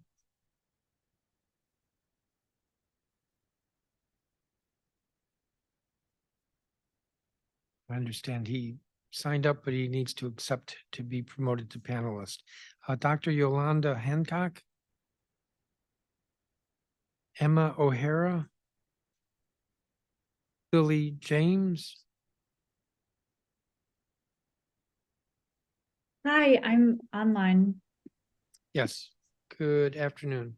Good afternoon, Chair Mendelson, Councilmember Henderson, and members of the Committee of the Whole. My name is Lily Bowen James. I'm a 2021 college graduate and serve as co-executive director of the Every Voice Coalition. And I'm here today testifying in support of B250436, the Institution of Higher Education Sexual Misconduct Reporting and Resource Accessibility Act of 2023. As you know, the Every Voice Coalition is a student and young alum survivor-led organization that has fought tirelessly on behalf of survivor and student rights in Washington, D.C. to write and bring this bill before you today. And we just want to thank Councilmember Henderson and her wonderful staff for all their work on this bill. I've submitted longer written testimony, but want to take the chance this afternoon to share some context, background, and details about the bill sort of as a whole. As you've heard today, students nationwide and on DC campuses are experiencing an epidemic of sexual violence, as you've already heard described. And I want to thank all the incredible students who have testified today, and Chair Mendelson and Councilmember Henderson. Your recognition and support of these students is deeply moving and really appreciated. This bill is about creating campus communities and cultures of respect, of accountability, and of community response that centers the needs of those who've been harmed. The components of this bill take really common sense steps to ensure that students are able to receive the support they need in order to first and foremost heal from trauma, but also simultaneously pursue their education. This bill is not about increasing requirements for students to report. It's really about creating more resources and then further accessibility to a whole range of options and resources, both on and off campuses. And what's exciting is that some or all of these components have been already passed and implemented in 8 other states before. Massachusetts, New Hampshire, Nevada, Illinois, Connecticut, Maine, Hawaii, and Oregon have already passed sister bills to this one.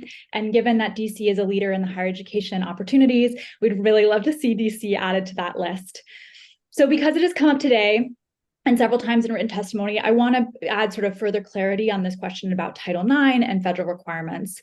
I really want to be clear that federal guidelines, including Title IX, are explicitly a floor and not a ceiling for what states and jurisdictions can do. DC and any state and jurisdiction has the opportunity to build on that federal foundation, which is what this bill aims to do. As some testifiers have spoken to, there are impending federal Title IX changes that we at EVC are also on the front lines of advocacy for. And as Councilmember Henderson so perfectly described, the reality is that these federal changes are deeply needed, but the federal landscape on this issue has become a political football, changing with every new administration and leaving students unaware of their federal rights and then distrustful of that system. So we cannot solely rely on federal guidelines to keep waiting on these changes. Further, as was described, studies show that only about 5% of student survivors actually engage in those processes. So this district level bill is designed to run sort of parallel to any federal requirements and ultimately support 100% of student survivors, regardless of their decision to report or go through Title IX proceedings. Lastly, I want to reiterate that we're so grateful for all the feedback on this bill and have engaged with the wonderful stakeholders. And I really do want to also thank Ms. Mondi Kambula Frazier with the Consortium of Universities for recognizing in her testimony our efforts to work alongside them and stakeholders and integrate their feedback. We're really looking forward to continuing that process and are really open and interested to hear from all different perspectives. I just really want to thank the committee and the opportunity to be here today. And thank you for listening to the voices of students, young alums, and survivors here with me today. I really urge the committee to vote this bill favorably out of committee. Thank you so much again. And I'm also happy to answer any questions. Thank you, Ms. James. Lola Bloom. Good afternoon. Good afternoon. Thank you, Chairman Mendelson and Councilmember Henderson for holding this important hearing today. My name is Lola Bloom, and I'm here to speak in favor of the Universal Meals Amendment Act, and I'm a proud lunch lady. I've been the Director of Food and Wellness at DC Bilingual Public Charter School for 7 years, located in Ward 5, and I've watched hundreds of children eat, served them thousands of meals, and worked with an amazing team of cooks. Chairman Mendelson, you visited our amazing program 2 years ago, and we talked about gardening together. Before 2016, I had no idea how important school food was. and probably thought of it like most adults do, not with a lot of love. And now I know what school food means.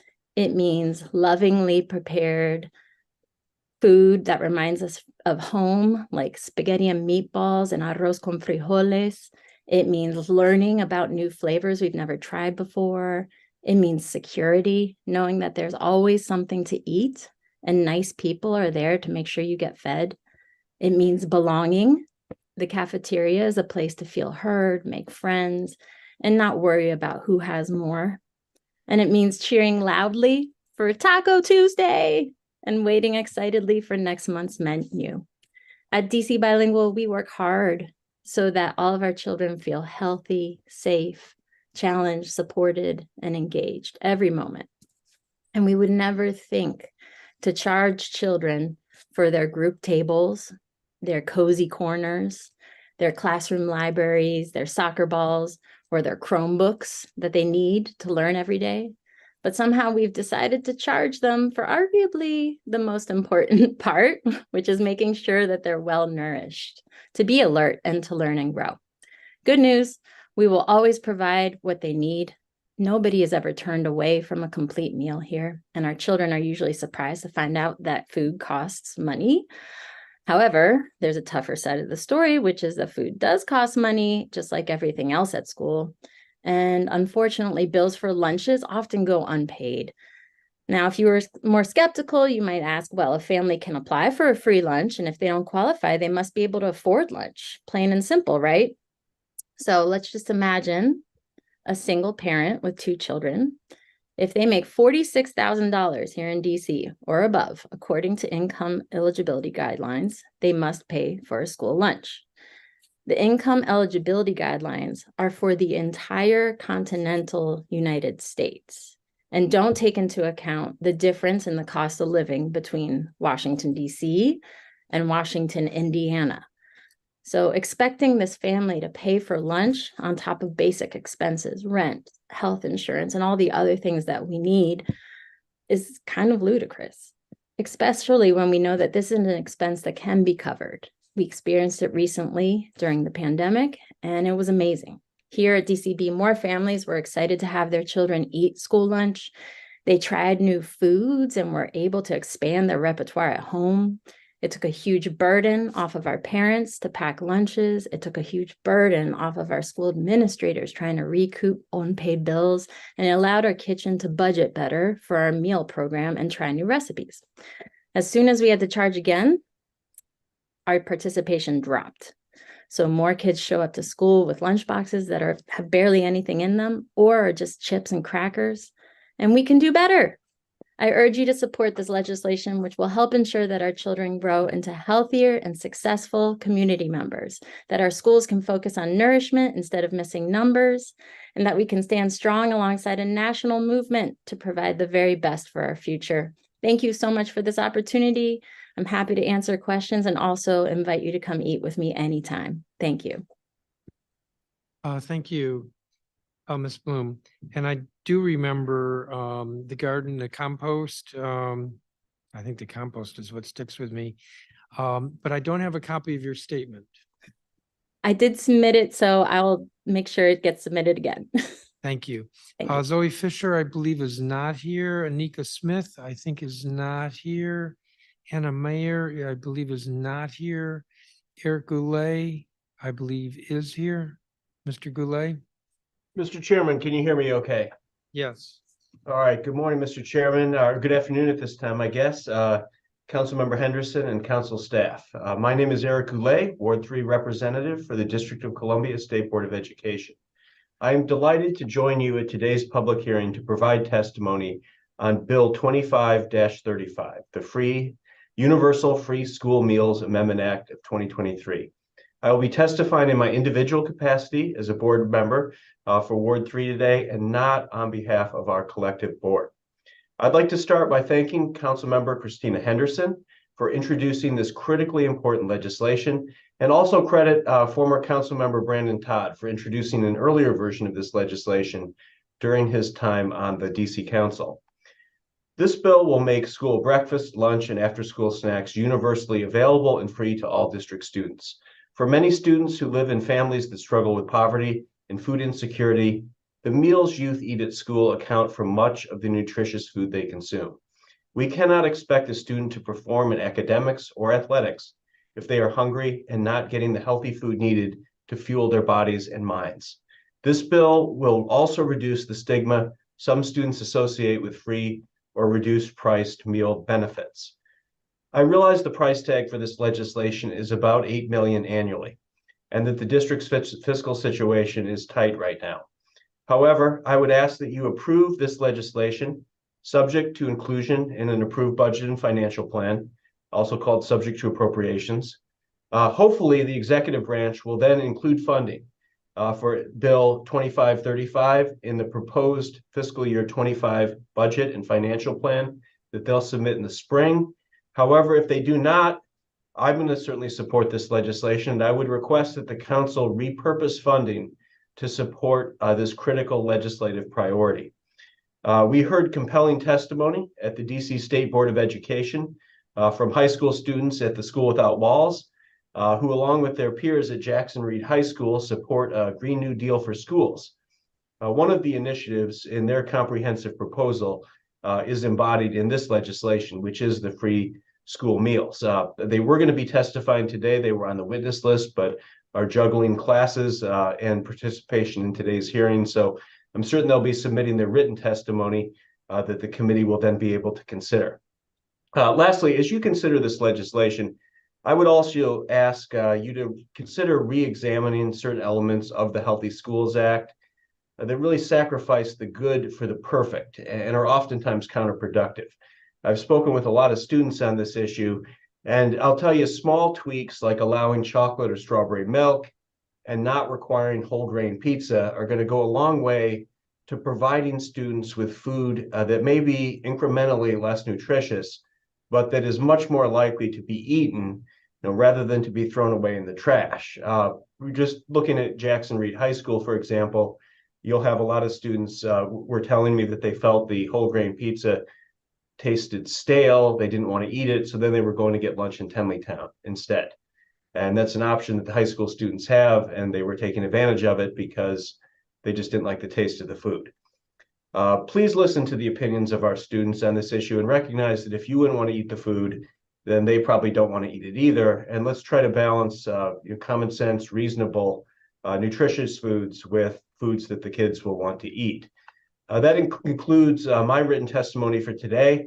I'm happy to answer any questions that you or your council colleagues have for me. And I appreciate you chairing this hearing today, Mr. Chairman. Thank you so much. Thank you, Mr. Goulet. I think that completes all of the witnesses. I don't have questions for any of you, but I want to thank you for your testimony, Councilmember Henderson. Thank you, Mr. Chairman. I don't have any specific questions. I want to say to Darius and Riley, thank you so much for being here. Darius, I'm originally from Brooklyn as well. Great city. But I'm glad you're here in the District of Columbia now for your education, and that you have taken it upon yourself in your collegiate career to get involved in great organizations like Life Pieces to Masterpieces and to do tutoring at Drew, which is really great. I appreciate the work that you all are doing around student admissions. This only deals with FAFSA, so I'm not going to ask you any questions about legacy admissions and sort of go down that road.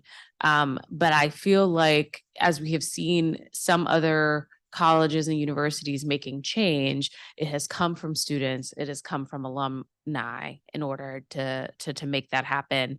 And so I encourage you to keep pushing. And thank you so much for your advocacy and for being here today. Miss Bloom, I'd love to come have lunch with you anytime. That would be lovely. And so I appreciate that invitation, but also appreciate. Get in line. You have to get in line. She said you already were with her 2 years ago. Well, maybe I want seconds. Okay, fine. Anyway, overall, thank you to all the public witnesses today. I think this has been an incredibly rich conversation around these 4 pieces of legislation, and I'm very humbled by the fact that all of you decided to testify on these bills. So thank you. Thank you, Councilmember. Again, thank you all. The 2 of you in person who get gold stars for being here in person, and the rest of you, thank you as well. We'll turn to the government now. And I'm going to ask all four to come forward. Ebony Rose Thompson, who is the president of the District of Columbia State Board of Education. Mandi Kumbola Fraser, who is vice president of government relations and general counsel with the Consortium of Universities.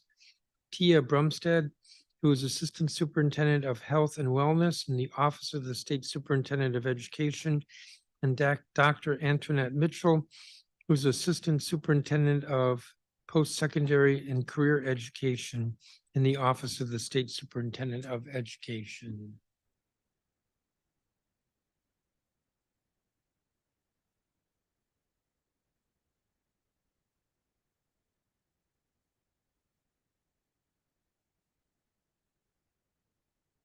My understanding is that President Thompson of the school board is online, and she needs to accept before we can hear her testimony. So I'm going to come back to her. Ms. Kumbala Fraser, you want to go first? Yes, thank you, Mr. Chairman. Are you able to hear me? A little faint. A little faint. Let me turn this up. Is that better? Not really, but just speak louder and closer. Okay. Good morning, good afternoon, Chairman Mendelson and members of the District of Columbia Council. My name is Mandi Kumbula Fraser, and I am the Vice President of Government Relations and General Counsel for the Consortium of Universities of the Washington Metropolitan Area. The consortium is proud to represent over 20 member institutions and over 400,000 college and university students in the national capital area. Thank you for the invitation to testify today regarding the Institution of Higher Education Sexual Misconduct Reporting and Resource Accessibility Act of 2023. First of all, the consortium would like to thank Councilmember Henderson for her dedicated leadership in addressing sexual misconduct reporting and resources on college and university campuses. The consortium shares Councilmember Henderson's strong commitment to addressing this important issue. According to the Rape, Abuse, and Incest National Network, approximately 13% of all students experience rape or sexual assault through physical force, violence, or incapacitation. This is of the utmost concern because all students, most of whom are living away for the first time in their lives, deserve to have a positive college experience, which means that their safety must be paramount. So my heart goes out to each and every student who was courageous in coming forward and sharing your stories today through your testimony. When the consortium first received a draft of the legislation, some of our members were concerned that the additional legislation was duplicative and unnecessary because sexual misconduct reporting is already covered by federal law, including the Clery Act, Title IX, and the Violence Against Women Act. For example, Title IX prohibits sex-based discrimination in any school or any other education program that receives funding from the federal government. And the law already requires colleges and universities to provide data regarding incidents of sexual assault, dating violence, domestic violence, and stalking. Our campuses are also already mandated to include policy statements specific to these crimes in their annual security reports and to conduct annual surveys of campus climate. However, over the last several months, Councilmember Henderson and her staff have been very collaborative and responsive, including inviting the consortium to comment on drafts of the bill and incorporating several of our suggested revisions into the bill as introduced. Since the consortium has a diverse membership, including federal institutions, and because we are expecting the release of the updated Title IX guidance from the U.S. Department of Education that may impact implementation, we cannot endorse any specific bill on the topic.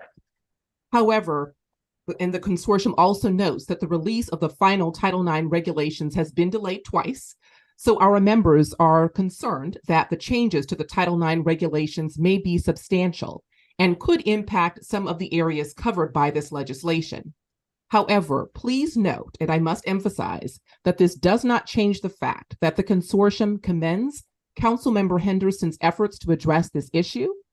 The consortium appreciates Councilmember Henderson for collaborating with us. The consortium does not oppose the bill in any way. And if the bill passes, the consortium will work closely with the DC Council and our institutions to implement it and make any adjustments that may be required by changes in federal guidance and regulations. Thank you for your time and your continued partnership as we address sexual misconduct and sexual misconduct reporting on college campuses. Thank you.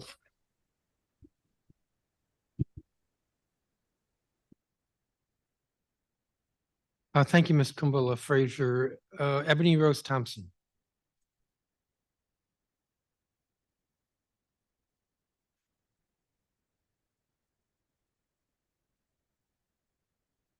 President Thompson.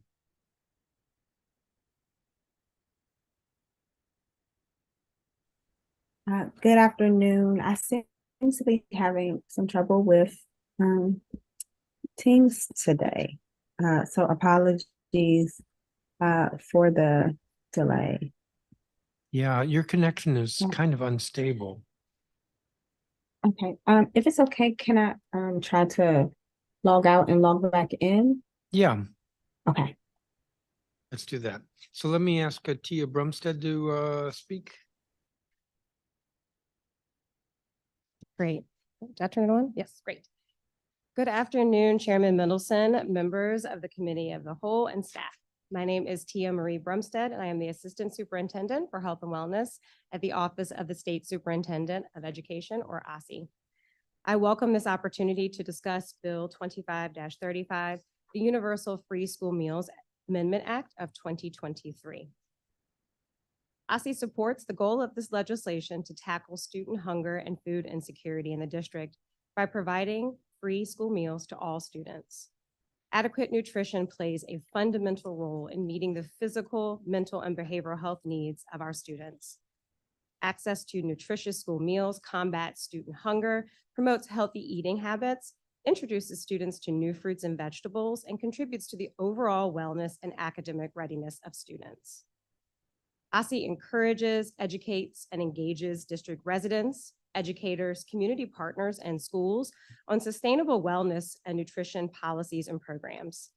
This includes providing support and technical assistance for increasing high-quality school meals, supporting school garden, environmental literacy, and farm-to-school programs, and offering strategies to improve student participation and access to school meals.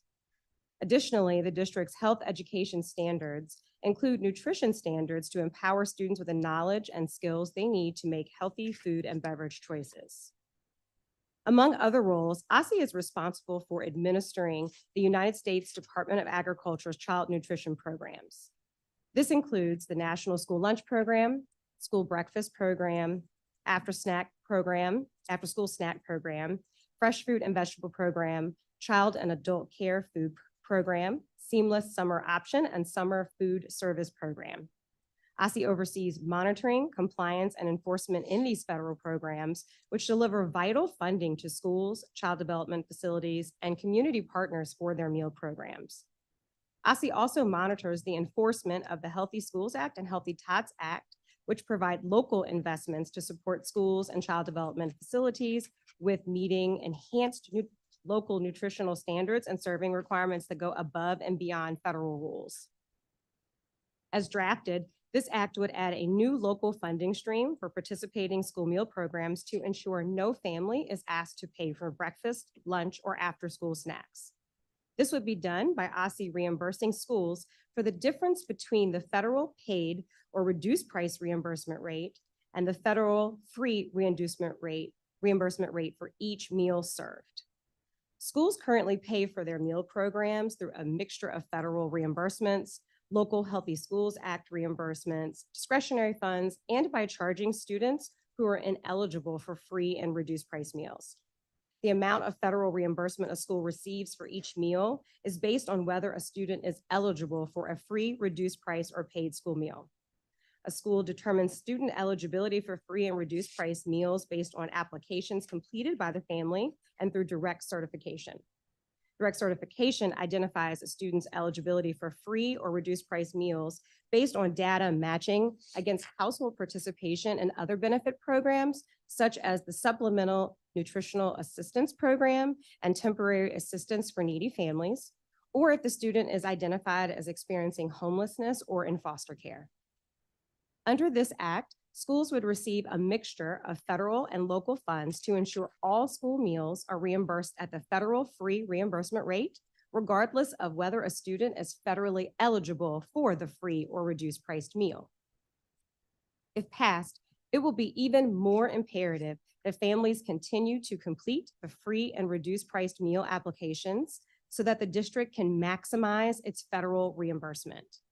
In school year 22-23, over 72,000 students were eligible for free and reduced price meals, with over 8,000 of those students determined eligible through a free and reduced price meal application, and the remaining students eligible for free meals through their school's participation in the USDA community eligibility provision.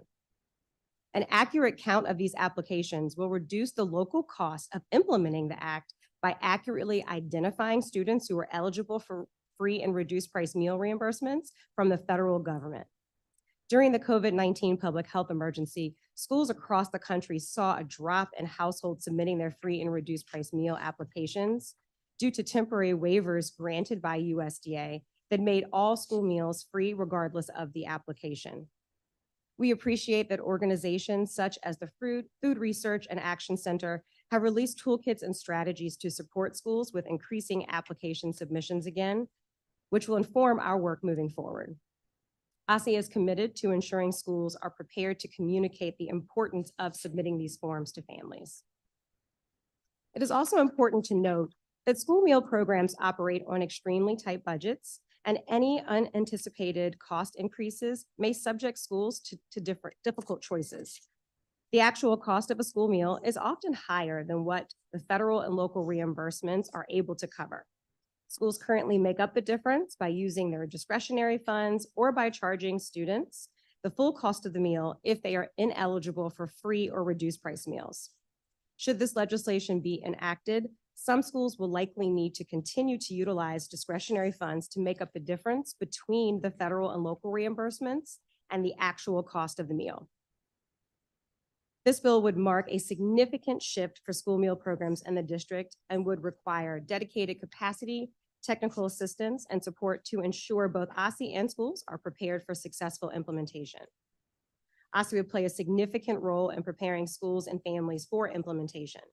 This would include modifying our existing software infrastructure for school nutrition programs' annual applications, programmatic monitoring, processing updated reimbursement claims, and complying with reporting requirements. Further, OSSI would engage in extensive technical assistance and support for schools, including developing and communicating rules and guidance, enhancing our nutrition training opportunities, and offering a multi-tiered system of support for schools on eligibility, operations, and food service contracts.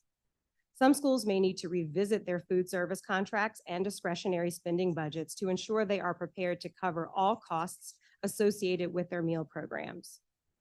OSSI would also collaborate with schools, district agency partners, and community-based organizations to develop and execute a communications plan for notifying families of these changes and promoting the importance of continuing to complete free and reduced meal applications so that the district can maximize federal reimbursement.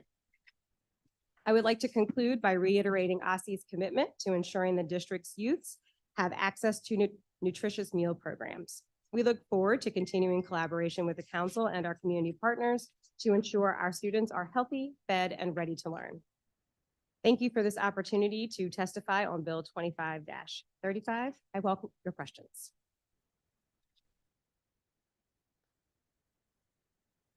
Thank you, Ms. Brumstead. Let's try President Thompson again. All right, I think this is working now. Good afternoon, Chairman Mendelson, members of the council and staff. My name is Ebony Rose Thompson, and I'm the president and Ward 7 representative to the DC State Board of Education. I'm pleased to be here today to testify on behalf of the board. The primary focus of my testimony will be on Bill 25-0501, the Universal Free Application for Federal Student Aid Graduation Requirement Act of 2023. The bill will require that each District of Columbia public high school student file a free application for federal student aid with the United States Department of Education as a prerequisite to receiving a high school diploma. I will also share some comments about Bill 25-0317, Extended Student Rights to Home or Hospital Instruction Amendment Act of 2023, and Bill 23-035, Universal Free School Meals Amendment Act of 2023. Thank you for holding this hearing. FAFSA is essential to ensuring students have equitable access to financial aid. However, rather than making this a graduation requirement, we should consider what support students and their parents need to complete the form successfully. Supporting students and their families who want to pursue post-secondary education should be our first goal, not creating requirements that would hinder the attainment of a high school diploma. Furthermore, the state board was designed with very few direct powers, but among them is the approval of high school graduation requirements. The text of this bill does not mention the state board even once. It is the statutory responsibility of the state board to make decisions around high school graduation requirements for students in the District of Columbia. We urge that rather than legislating on graduation requirements, the council should collaborate with the state board to develop solutions. In March of this year, we released our report entitled DC Education Governance Recommendations and Considerations, which we shared with you all at our breakfast meeting in October. This report includes a recommendation that the board be authorized to initiate policy in the areas where it currently has statutory approval authority as enumerated under DC Code, and to amend policies brought to the state board by OSSE. In this governance report, each recommendation is accompanied by a description of how it addresses community needs, considerations for implementation, what success could look like, and an example of each recommendation in action. Since our establishment, the state board has led the charge on the District of Columbia graduation requirements. In 2017, the state board convened a task force comprised of district education stakeholders, including teachers and principals. The High School Graduation Requirements Task Force sought to address the dissonance between improving graduation rates and evidence that not all district graduates were college and career ready. One of the recommendations from the task force was to reduce the number of required community service hours from 100 to 50. Council waived the 100-hour community service requirement for graduating seniors during the 2019-20, 2020-2021, and 2021-22 school years due to the impact of the COVID-19 pandemic. In 2022, we made further progress in collaboration with OSSE to ensure the community service graduation requirement was more consistent and accessible. These changes were solidified at the November 2022 public meeting when the state board passed HR 22-14 on approval of amendments to the District of Columbia's community service high school graduation requirement. The state board looks forward to continuing our collaboration with OSSE over the next year to build a graduate profile that will include requirements and other criteria to ensure all students graduate with the knowledge, skills, and abilities they need to succeed.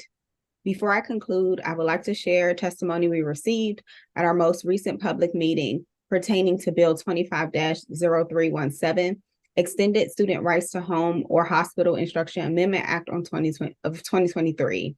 The testimony was provided by a DCPS health coordinator who advocated for home and hospital instruction to be extended for post-birth parental leave and pre and post-natal appointments for mothers and fathers.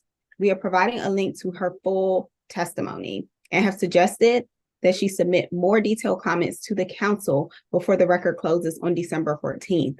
We urge the council to read about her experience helping their children, we urge the council to read about her experience helping expectant and single fathers try to stay on track for their college and career goals while caring for their children and partners, and to consider broadening the Extended Students' Right to Home or Hospital Instruction Amendment Act to allow non-birthing parents to be eligible as well explicitly.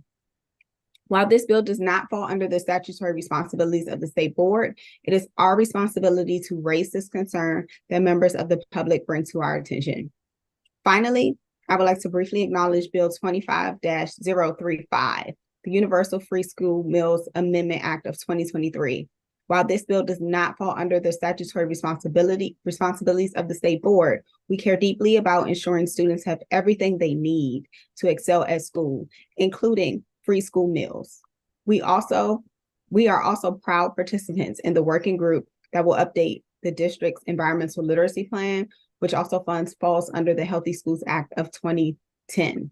Again, thank you, Chairman Mendelson and Council, for the opportunity to speak on behalf of the state board on Bill 25-0501, Bill 25-0317, and Bill 25-0035. I'm happy to answer any questions you have and appreciate you working with me through the technical difficulties today. Thank you, President Thompson. Dr. Antoinette Mitchell. Good afternoon. Am I on? Yes. Great. Good afternoon, Chairman Mendelson, Councilmember Mendelson, Councilmember Henderson, members of the Committee of the Whole, and staff. My name is Antoinette Mitchell. I am the Assistant Superintendent for Post-Secondary and Career Education in the Office of the State Superintendent of Education, or OSSE.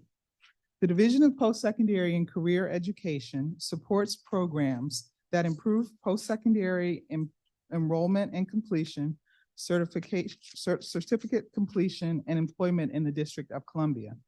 I am pleased to join you today to discuss Bill 25-501, the Universal Free Application for Federal Student Aid Graduation Requirement Act of 2023, and Bill 25-436, the Institution of Higher Education Sexual Misconduct Reporting and Resource Accessibility Act of 2023, respectively. Bill 25-501 requires public high school graduate candidates to complete the free application for federal student aid, otherwise known as FAFSA, or complete an OSSE-designed waiver opting the student out of completing the FAFSA.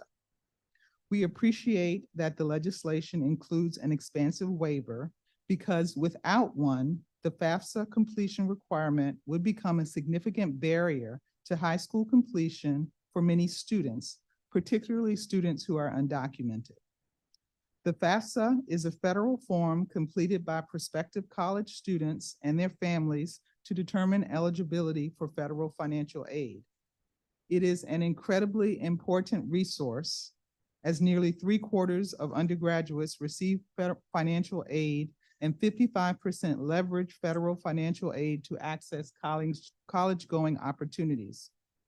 OSSE recognizes the value of the FAFSA in increasing college access for our students, particularly students furthest from opportunity, and we appreciate Council's interest in ensuring that DC students benefit from this resource.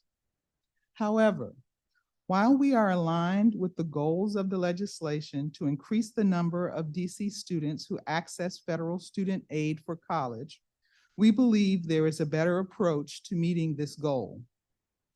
One of OSSE's key initiatives in our 2023 through 2025 strategic plan is to reimagine DC's high school graduation requirements. We began this work earlier this year by conducting a landscape analysis to examine graduation requirements across the country, hosting listening sessions, and establishing an external working group with community and LEA stakeholders. Our next step will be to draft a district-wide graduate profile and new graduation requirements, and engage the community and the District of Columbia State Board of Education, who under the Public Education Reform Act of 2007 has authority to approve graduation requirements for the District of Columbia. We anticipate this process concluding in 2025. As we engage in these critical conversations with students, educators, LEA leaders, college presidents, and others, including council, we are identifying a number of areas of exploration for reimagining DC's graduation requirements, including identifying additional content students should learn, considering different means of demonstrating competency, establishing multiple graduation pathways, and adding, eliminating, or modifying additional requirements needed for graduation. Among the items contemplated in the latter category is FAFSA completion, which OSSE, our external steering committee, and the state board will evaluate in establishing new graduation requirements. We agree that FAFSA completion is important for most DC public school students to access post-secondary education. And we find it compelling that students interested in pursuing post-secondary education may not be accessing available federal funding. We also know that according to the National College Attainment Network's FAFSA tracker, DC already ranks third in the nation for FAFSA completion, higher than other states with FAFSA completion mandates. Under these circumstances, we believe that the best course of action is to move forward with our robust stakeholder engagement process. This will allow us to holistically weigh the costs and benefits of such a requirement in the district and make a recommendation to the State Board of Education. However, should this legislation move forward, OSSE recommends the following revisions to ensure that implementation is possible.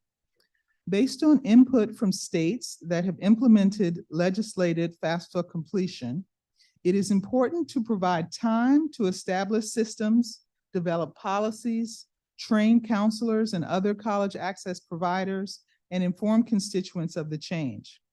This is a function for LEAs, and it will take time to plan and implement.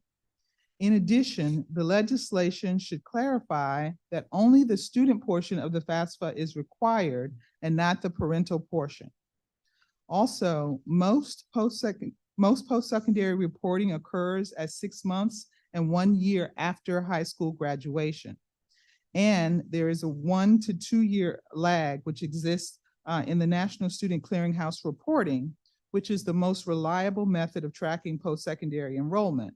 This means that reporting requirements should be adjusted accordingly. I will focus the remainder of my testimony on Bill 25-436, the Institution of Higher Education Sexual Misconduct Reporting and Resource Accessibility Act of 2023. OSSE unequivocally supports the district's commitment to sexual assault prevention and victim support. And we are pleased to have the opportunity to discuss this bill and its impact on the Higher Education Licensure Commission, as well as ways to further improve the legislation. The Higher Education Licensure Commission, known as the HELC, is a quasi-independent public body with exclusive responsibility for establishing and enforcing uniform licensing standards for degree and non-degree granting post-secondary education institutions operating in the district. The HELC is comprised of 5 members appointed by the mayor and staffed by OSSE's Division of Post-Secondary and Career Education. Collectively, the HELC governs the licensing of post-secondary institutions operating in the District of Columbia, protects district residents from fraudulent post-secondary institutions, enforces associated laws and regulations, maintains student records of closed institutions, oversees state authorization reciprocity for online post-secondary activity, serves as the state approving agency for veterans education, and investigates student and faculty complaints against educational institutions under its jurisdiction. The HELC is submitting separate testimony on its behalf. However, we wish to elevate mutual questions and concerns regarding Bill 25-436 with the goal of additional collaboration on the vital topic of sexual assault prevention and victim support at institutions of higher education.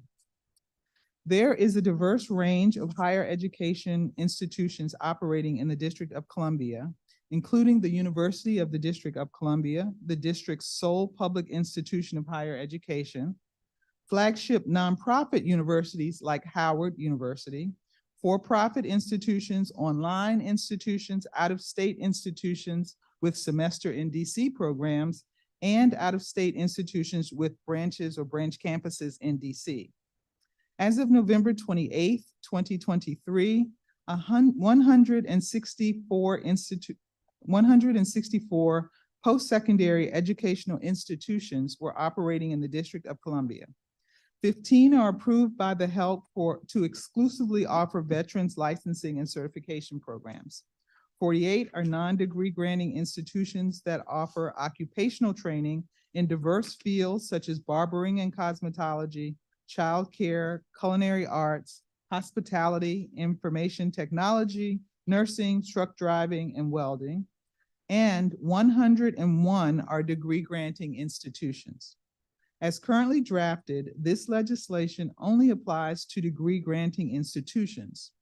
We would appreciate just additional clarity on whether the council would like to expand this bill to include non-degree granting institutions, or if there are other institutions council would like to exclude, such as online institutions or veteran certification institutions.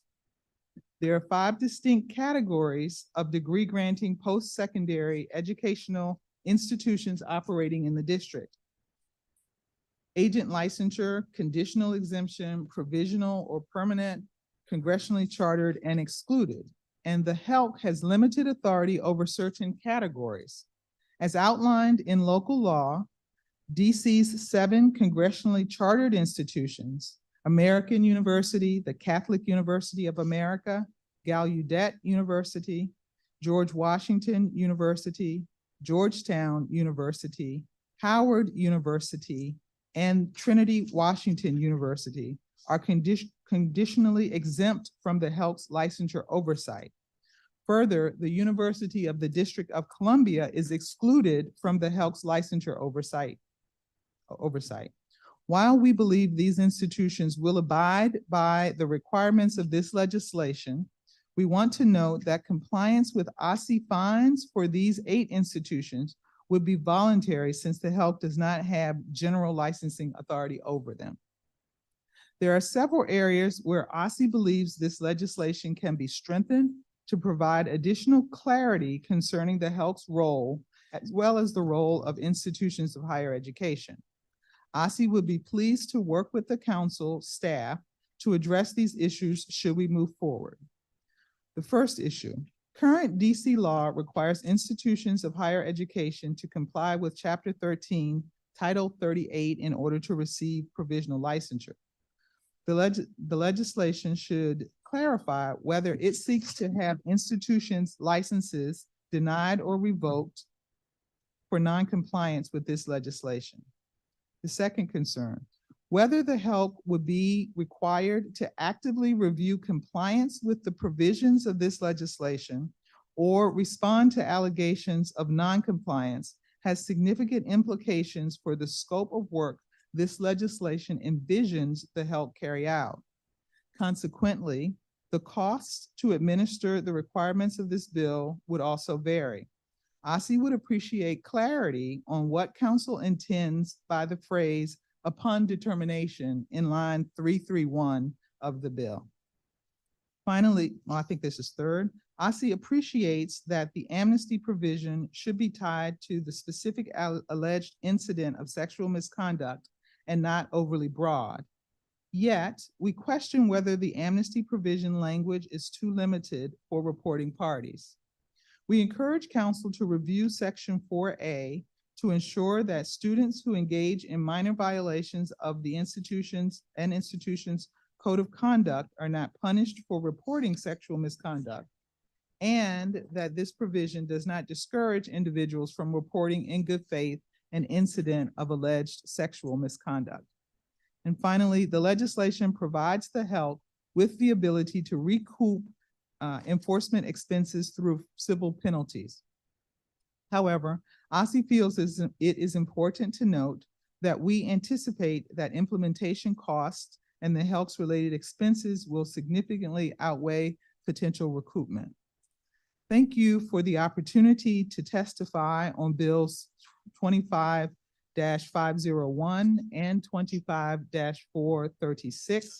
I look forward to answering any questions the committee may have today and would welcome the opportunity to engage in further conversations about how to best refine these bills should they move forward. Thank you. Thank you, each of you. There'll be 10-minute rounds of questions. And actually, I have an appointment, so I'm going to have to leave after the first round. Thank you, each of you, for your testimony. I tried to figure out, I don't think OSSI testified regarding Bill 25-317, extended students' right to home and hospital instruction. Is that correct? That is correct. I believe that we have submitted a letter in complete support of the bill. Okay. Do you have a sense of whether there's a fiscal impact to that bill, and are you the right person to ask? Actually, that bill has a subject that is not under our jurisdiction. It is rather under K-12, and Assistant Superintendent Stewart would be happy to answer any questions that you might have. Assistant Superintendent Stewart at OSSI. Yes. Okay, who's not here? So I have to ask them. Okay. While I'm talking about fiscal impacts, on the Institution of Higher Education Sexual Misconduct Reporting, Ms. Mitchell, you ended your testimony touching on that. Do you have a sense of the cost? Now, I'm not going to hold you to this unless you say it's free, but are we talking about something like a couple $100,000 or a couple $1 million? I don't have an exact sense. I do not believe we're talking millions of dollars, though. And this cost would be primarily with I don't really want to pronounce the acronym, HELC. Yes, the Higher Education Licensure Commission. And a lot of the costs would depend on the how the council sees the HELC enforcing this legislation. And I do want to say that your testimony is very helpful in that regard, because it gives us a lot to focus on in terms of clarifying the bill. But what I take from this is that OSSI is supportive of the legislation, but it needs to be fixed. That's absolutely correct. And actually, that sort of reminds me that the consortium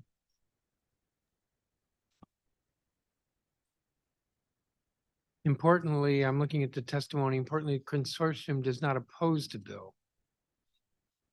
So, because we got, there are, you started out, you noted in your testimony that some of the members of the consortium were concerned the legislation is somewhat duplicative, and therefore, maybe is putting additional burdens, but are sort of sorting through the testimony and getting the legislation in, what I would say, better shape.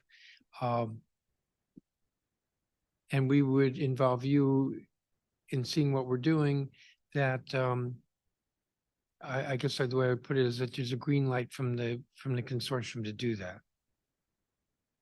The consortium we're not, as I mentioned, we cannot officially endorse, but we are in no way opposed and look forward to working with the DC Council.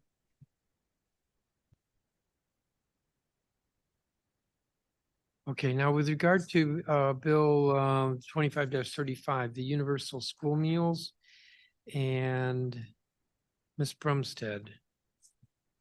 So when I hear the language, the agency supports the goal of the legislation, I immediately kind of wince because that says that, well, yeah, we support the goal, but we don't like the bill.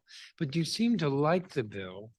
And my takeaway is that the biggest concern is that if all the meals are free, then we may find that families that need to fill out applications won't do it, and we will not maximize our contributions, our reimbursement from the federal government. that an accurate reading? That is an accurate reading, and I can start again by saying we truly do support the goal of this legislation. We understand that the council will now be made with difficult decisions about which priorities to fund. And so we are focusing our attention on what is going to take to operationalize this. What is imperative, counter to a lot of the testimony today, is the necessity to continue to collect those free and reduced meal applications, because those applications allow us to determine eligibility for students and receive additional federal reimbursements. Without those federal reimbursements at the free and reduced rate for those students found eligible through that free and reduced meal application, the total cost of universal free school meals will rise for the district. So have you looked at best practices at other states? I believe there are a handful of other states that have gone this route. We have, and we have built a relationship with other states that have already passed universal free meals and continue to engage with those states as well as the USDA on best practices for promoting and collecting. Many of those states are in their first years. And so we just continue to learn from them as we begin to plan for this. Okay, anything that we should put in the legislation that would help with regard to reimbursement? With regard to reimbursement? Yes, USDA reimbursement. So looking at another state, what they have found is that if the law says XYZ, that then the executive has the authority to do something that would ensure more compliance. Nothing to recommend at this time. I mean, we heard from many of the public witnesses today that it is a burden for schools to collect those free and reduced meal applications. And we also know that some families might feel intimidated by that application, might not understand the benefit, not just to them, but to the school and the district financially for completing those applications. But we are committed to ensuring increased promotion, learning from other states once they enacted universal free meals. How did they continue to promote the importance of those applications? And we can then implement those best practices here. Now, the form that gets filled out is a form that OSSI provides. It is a federal form that is provided by USDA of a sample, and then our schools can modify it slightly to make it match their LEA in their school district. And then those forms are requested by families and collected through the schools. And is there much to gain by looking at that form and making it more applicant friendly? That's assuming in my question that they're not, that they could be more applicant friendly. And it's also recognizing in my question that there may be constraints what the USDA will allow modified. So the USDA provides a prototype application. I'm not familiar offhand with the ability to modify that in terms of the actual questions, but in terms of putting like an LEA letterhead to make it look more like a school form for certain communities. But we'd be happy to investigate that to see if there are best practices or any opportunities to make those forms more user-friendly. Because that would certainly help. Do you have a sense of what the cost of this bill would be? So yes, so we recently reran projections for the cost of this bill, this time using school year 22-23 meal actuals. When we had previously provided an estimate, we had to use school year 18-19 estimates because that was the most recent pre-pandemic, normal kind of meal service year. And so when we used last year's projections and then also took into consideration the 12 schools that are now eligible and may join the community eligibility provision next year, we added those numbers on. The cost of the meals funding to the schools is approximately $7.3 million. And so that is not the full cost to enact universal free school meals, but that would be the cost to fund the reimbursements to the schools to make sure that every meal served in the district is reimbursed at that highest federal rate.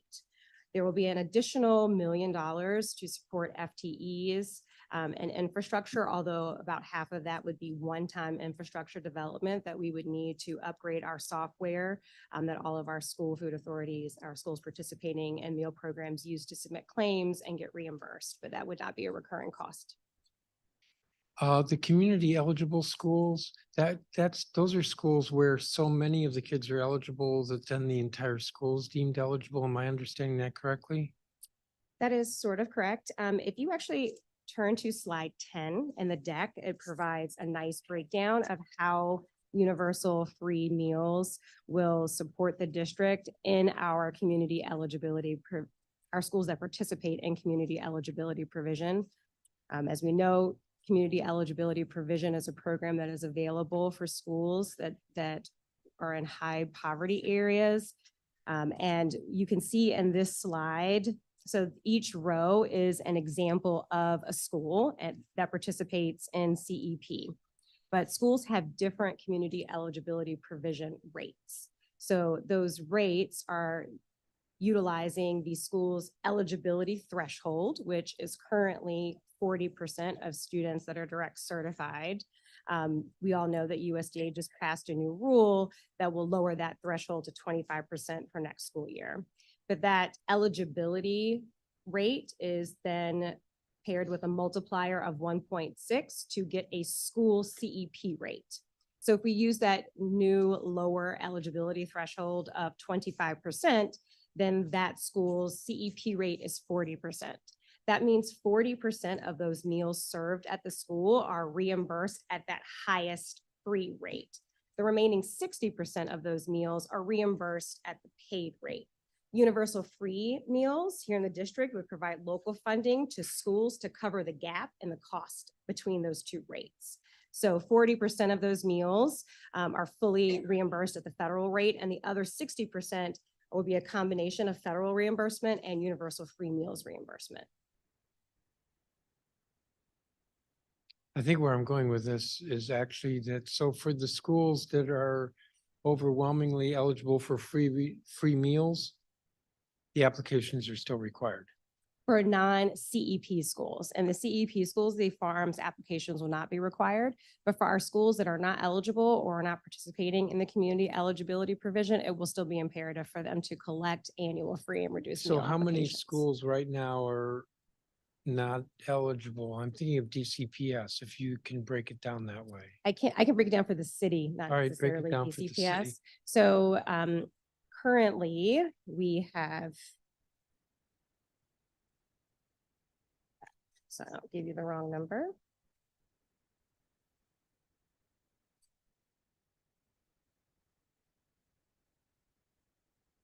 So currently this school year, we have 188 of our 242 schools that are participating in community eligibility.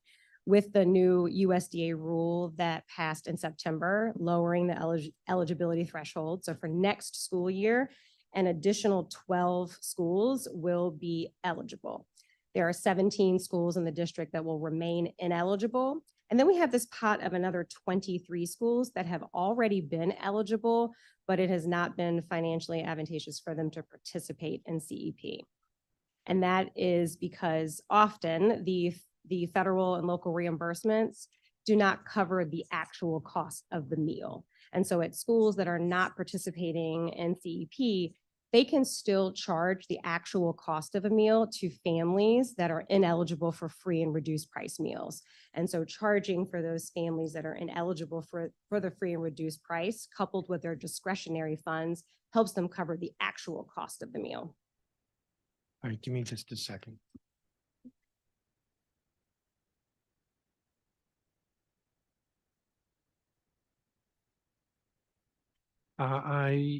I'm over my time, but I did that in part because I'm chair and in part because I'm about to leave. And so I'm leaving you in the good hands of Councilmember Henderson. These are her bills, so she's not on a 10-minute clock. But I do want to thank you for your testimony and those who are here online, President Thompson and Ms. Kumbala Frazier. Thank you as well. Forgive me for having to run out, but thank you. Councilmember Henderson. Thank you, Mr. Chairman, again for holding this hearing, and thank you to the government witnesses for being here today. I don't want any of us to be down here longer than we need to because of this Christmas tree lighting traffic that's about to sneak up upon us down the block. So we're going to be as efficient as possible. The chairman asked a lot of the questions that I already had around universal free school meals. But I do want to ask about this FIS. So last year when I received a FIS from ORA, well, it wasn't last year, I think it was earlier this year. They came back to say that in FY24, it would be $11.7 million. And I was surprised by that because the original calculation by OSSI program staff was around 8.3 million. My office connected with OSSI program staff regarding this, and the message we received was that there was an additional 2.5 million that was included for the Healthy Schools Fund increase, but that apparently this was a duplication. We're going to make sure that doesn't happen again, right? Yes, absolutely. Okay, great.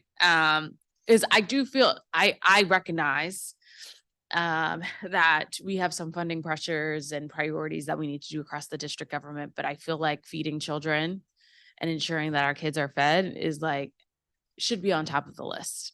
And also in comparison to all the other things that we're trying to do, roughly $8 million or so doesn't seem like that's a lot of money for the bang for the buck that I think we'll get on the other side. So I just want to put that there.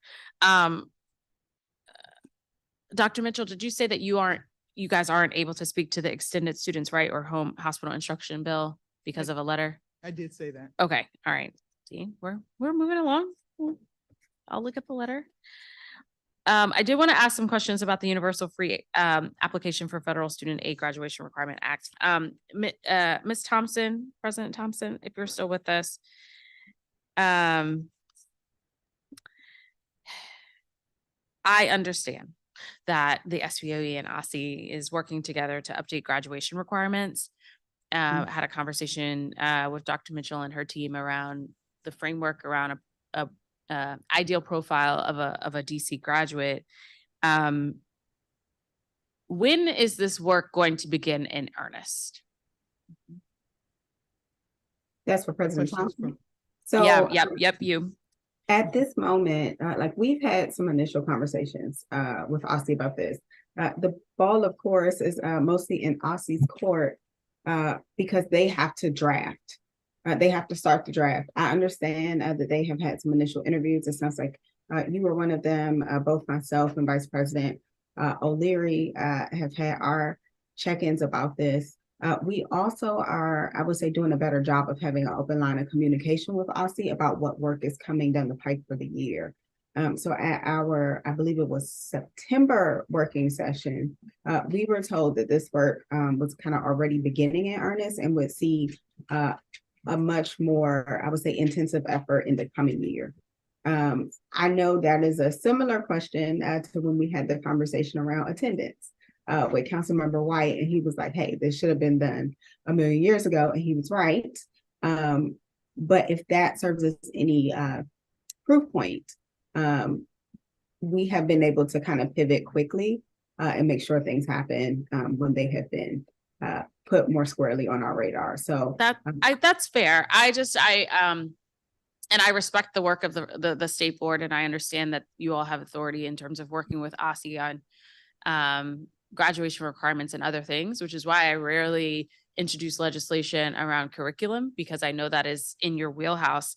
However, respectfully, I don't want to wait until 2027 to see this change, because I do feel like it could be very impactful in terms of, as we heard for some of the public witnesses,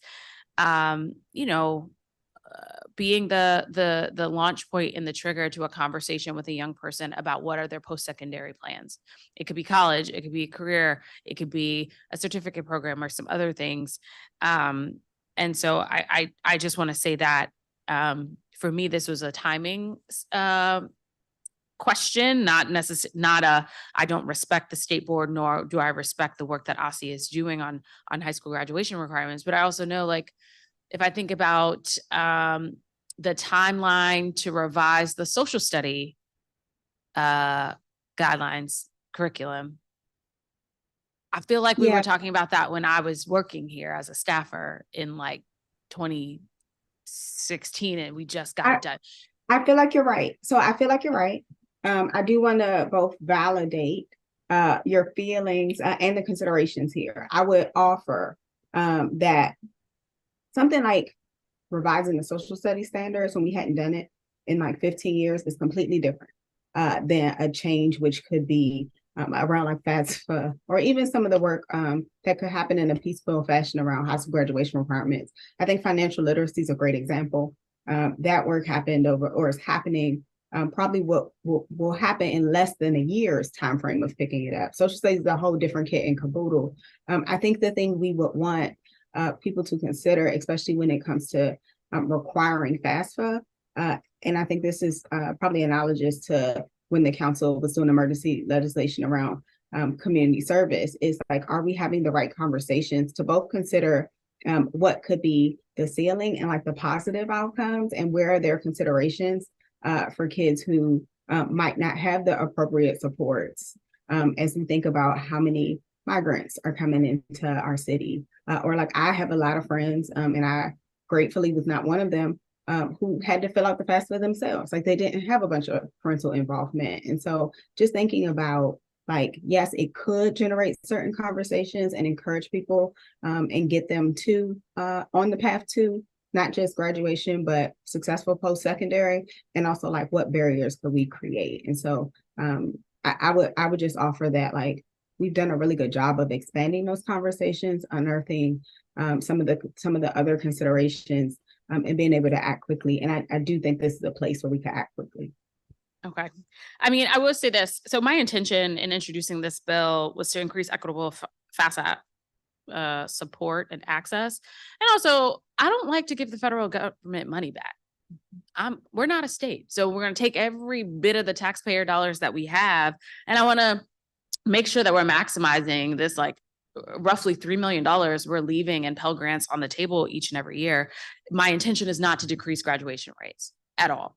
And so, Dr. Mitchell, as you guys have looked to other jurisdictions who have done this, has anyone seen a decrease in graduation rates as a result of a FAFSA requirement?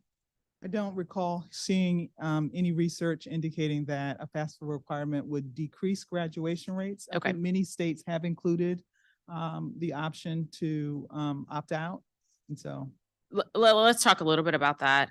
Has OSSI created waiver forms in the past for opt-outs for a variety of issues related for parents?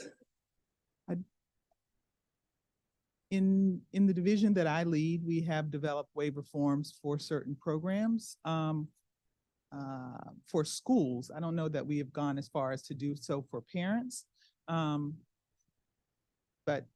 that's been my experience. Okay. I mean, I do think that let's see. Is this does OSSI have the capacity to develop such an opt-out or waiver process for something like this? I think that we could do it, but the research from all of the states that have implemented such policies thus far would suggest that this is not something that should be rushed, that at least a full academic year is important for the ability to do all of the necessary work to make the policy successful. Right. I mean, look, when I introduce a bill, I always like to think of what is the best possible outcome and option. The best possible outcome and option for everything would be like, we're going to implement this in school year 24-25 and just keep it moving. I know that's not something that takes place, especially if the committee of the whole was to move on this legislation, it wouldn't even be law in time for school year 24-25. But we have to pick a date.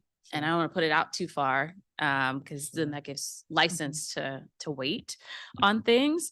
But I think as we move forward, sort of thinking about some of the scenarios around waiver, obviously, when you have, undocumented students who don't qualify for federal student aid in general, makes sense for a waiver opt-out situation for that. I do wonder where folks were talking about, the parent might not want to fill it out or might not provide the information.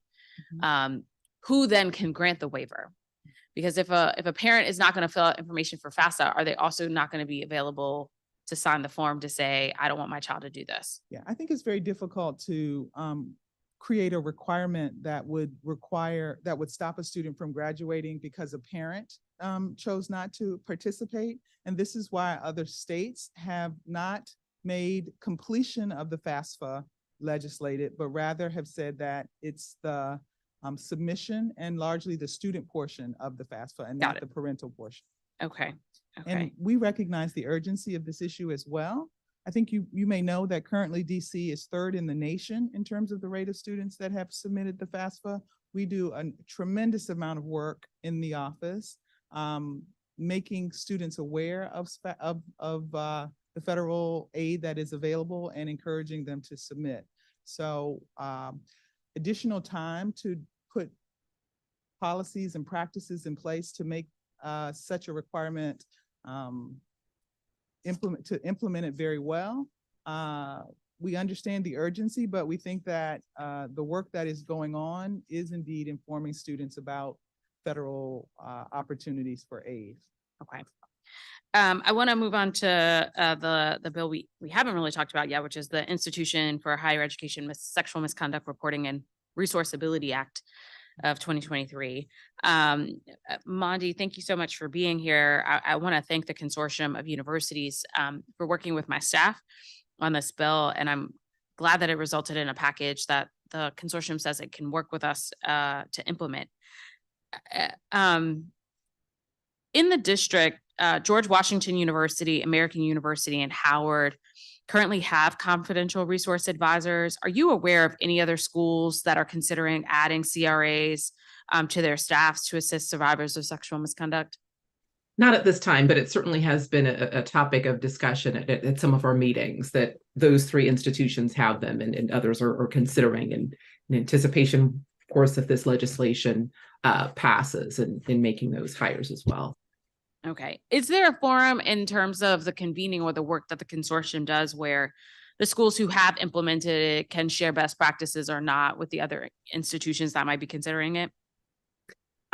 There certainly are ways that we could do that. We have obviously communications with all of the institutions, and we certainly could set something like that up. Okay.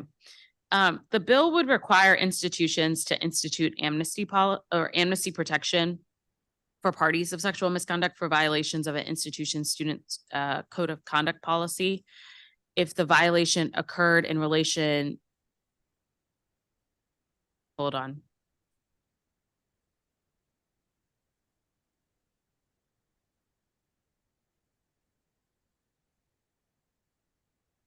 All right. I'm gonna try to read it again, and it still may not make 100% sense, but I'm going to try. Okay. This bill would require institutions to institute amnesty protection for parties of sexual misconduct for violations of an institution's student conduct policy if the violation occurred in relation to an incident of sexual misconduct. Do you know if such policies are an exception or the rule among district institutions? Yes, actually. So most of all of our institutions either have an amnesty provision or they have language that mirrors an amnesty provision. Okay, great.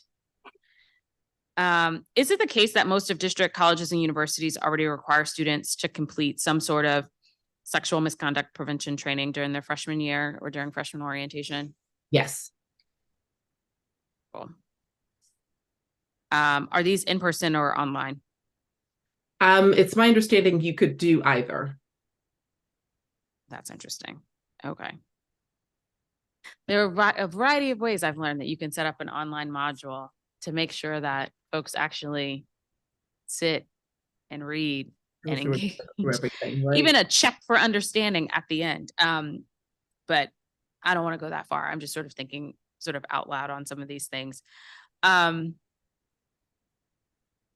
I imagine that Title IX officers and others involved in responding to sexual misconduct must complete obviously significant training. This bill requires that responders such as confidential resource officers, Title IX coordinators, and institution public safety personnel be educated in trauma-informed responses and have annual trainings. I think you heard from some of the public witnesses, some of the students we had today. Frankly, I was disturbed by some of their accounting of their interactions with institution personnel in the course of the investigations. Certainly not empathetic in some. I think there was one institution where the person basically was like, I don't know why you want to move forward with this because nothing is going to happen. And multiple students having that same accounting of dealing with that same individual. Are schools currently required to abide by any minimum standards, either set by schools themselves or federal law, for training personnel involved in responding to sexual misconduct? They do have to provide training as far as, and I did hear some of the instances that you mentioned too from some of the students, but I would have to check on what level each institution is what they're actually providing, but they all do have to provide some level of training. Yeah. Okay. Under federal law, the schools also are required to administer campus climate surveys. I tried to find some of the reporting, and I couldn't find any on any of the websites. Are they required to make it publicly available, accessible, easy? Well, they do have to issue the public safety reports, which are supposed to be accessible, but I can double check with our universities to make sure. Okay. And I'll go back with you. In theory, I can understand why some universities might want to bury that information if it's not something that they are proud of. That being said, sunlight is the best medicine in some cases, and it might actually push for further institution change if folks knew what the responses were on those climate surveys. Similarly, does the consortium collect any annual data regarding the number of sexual assault or misconduct cases that have been reported at universities? No, we do not. Okay. So how would we find information on that? So what's the best way? Well, what you could do is contact the consortium, and then we could send a communication to our colleges and universities about it. And then also they're supposed to be reporting it as part of their public safety reports. Okay. Information should be, per the Clery Act, should be included. Right. For OSSI on this, does OSSI or the Higher Education Licensure Commission have any specific reporting requirements for district post-secondary institutions regarding sexual misconduct? Not regarding sexual misconduct. We do an annual data survey, but it does not include questions related to sexual misconduct. Is that something that you guys would be willing to amend the survey? I think we would be willing to talk with the council around things like that. Okay. Does HELC have any oversight or, I guess, look into our higher education's institutions' compliance with federal requirements and federal law? The expectation is, particularly for the institutions that are members of the consortium, the expectation is that they maintain accreditation, and through accreditation, there is an expectation that federal laws are met. In addition to that, there is an expectation for institutions that are licensed that they adhere to federal and local laws. Okay. What does enforcement look like on that?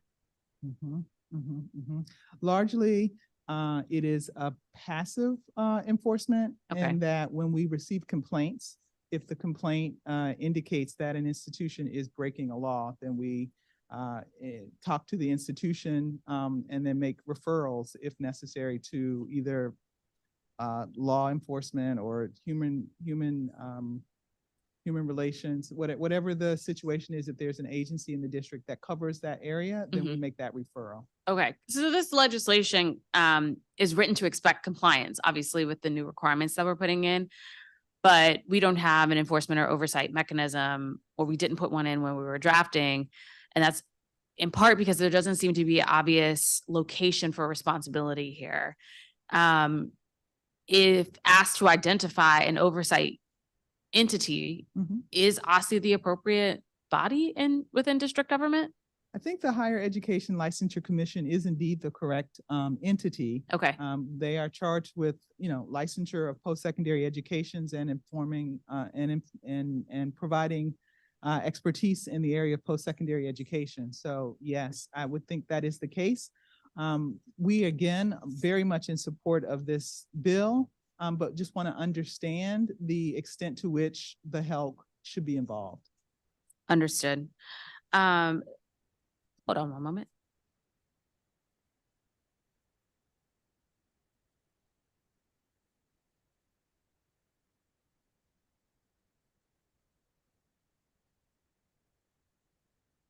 Okay, so that was my final question. So this concludes this hearing. For witnesses who didn't have an opportunity to testify but want to submit their public testimony, the record for this hearing will remain open until December 14th. If you just go to the DC Council website on our hearing management system, you can just upload your testimony right there. Thank you again to all of the public witnesses who testified, who shared, who were vulnerable, who stayed for questions and answers. Thank you to the government partners. For folks who don't know in the public, there are lots of conversations that happen prior to a hearing as we try to work through some issues. And I do appreciate the partnership with the consortium, with OSSI, and with the state board on some of these matters. While some bills are straightforward, others are a bit more complicated, and I definitely appreciate you all working with us. That being said, it is 3:01 and this hearing is adjourned. Thank you so much.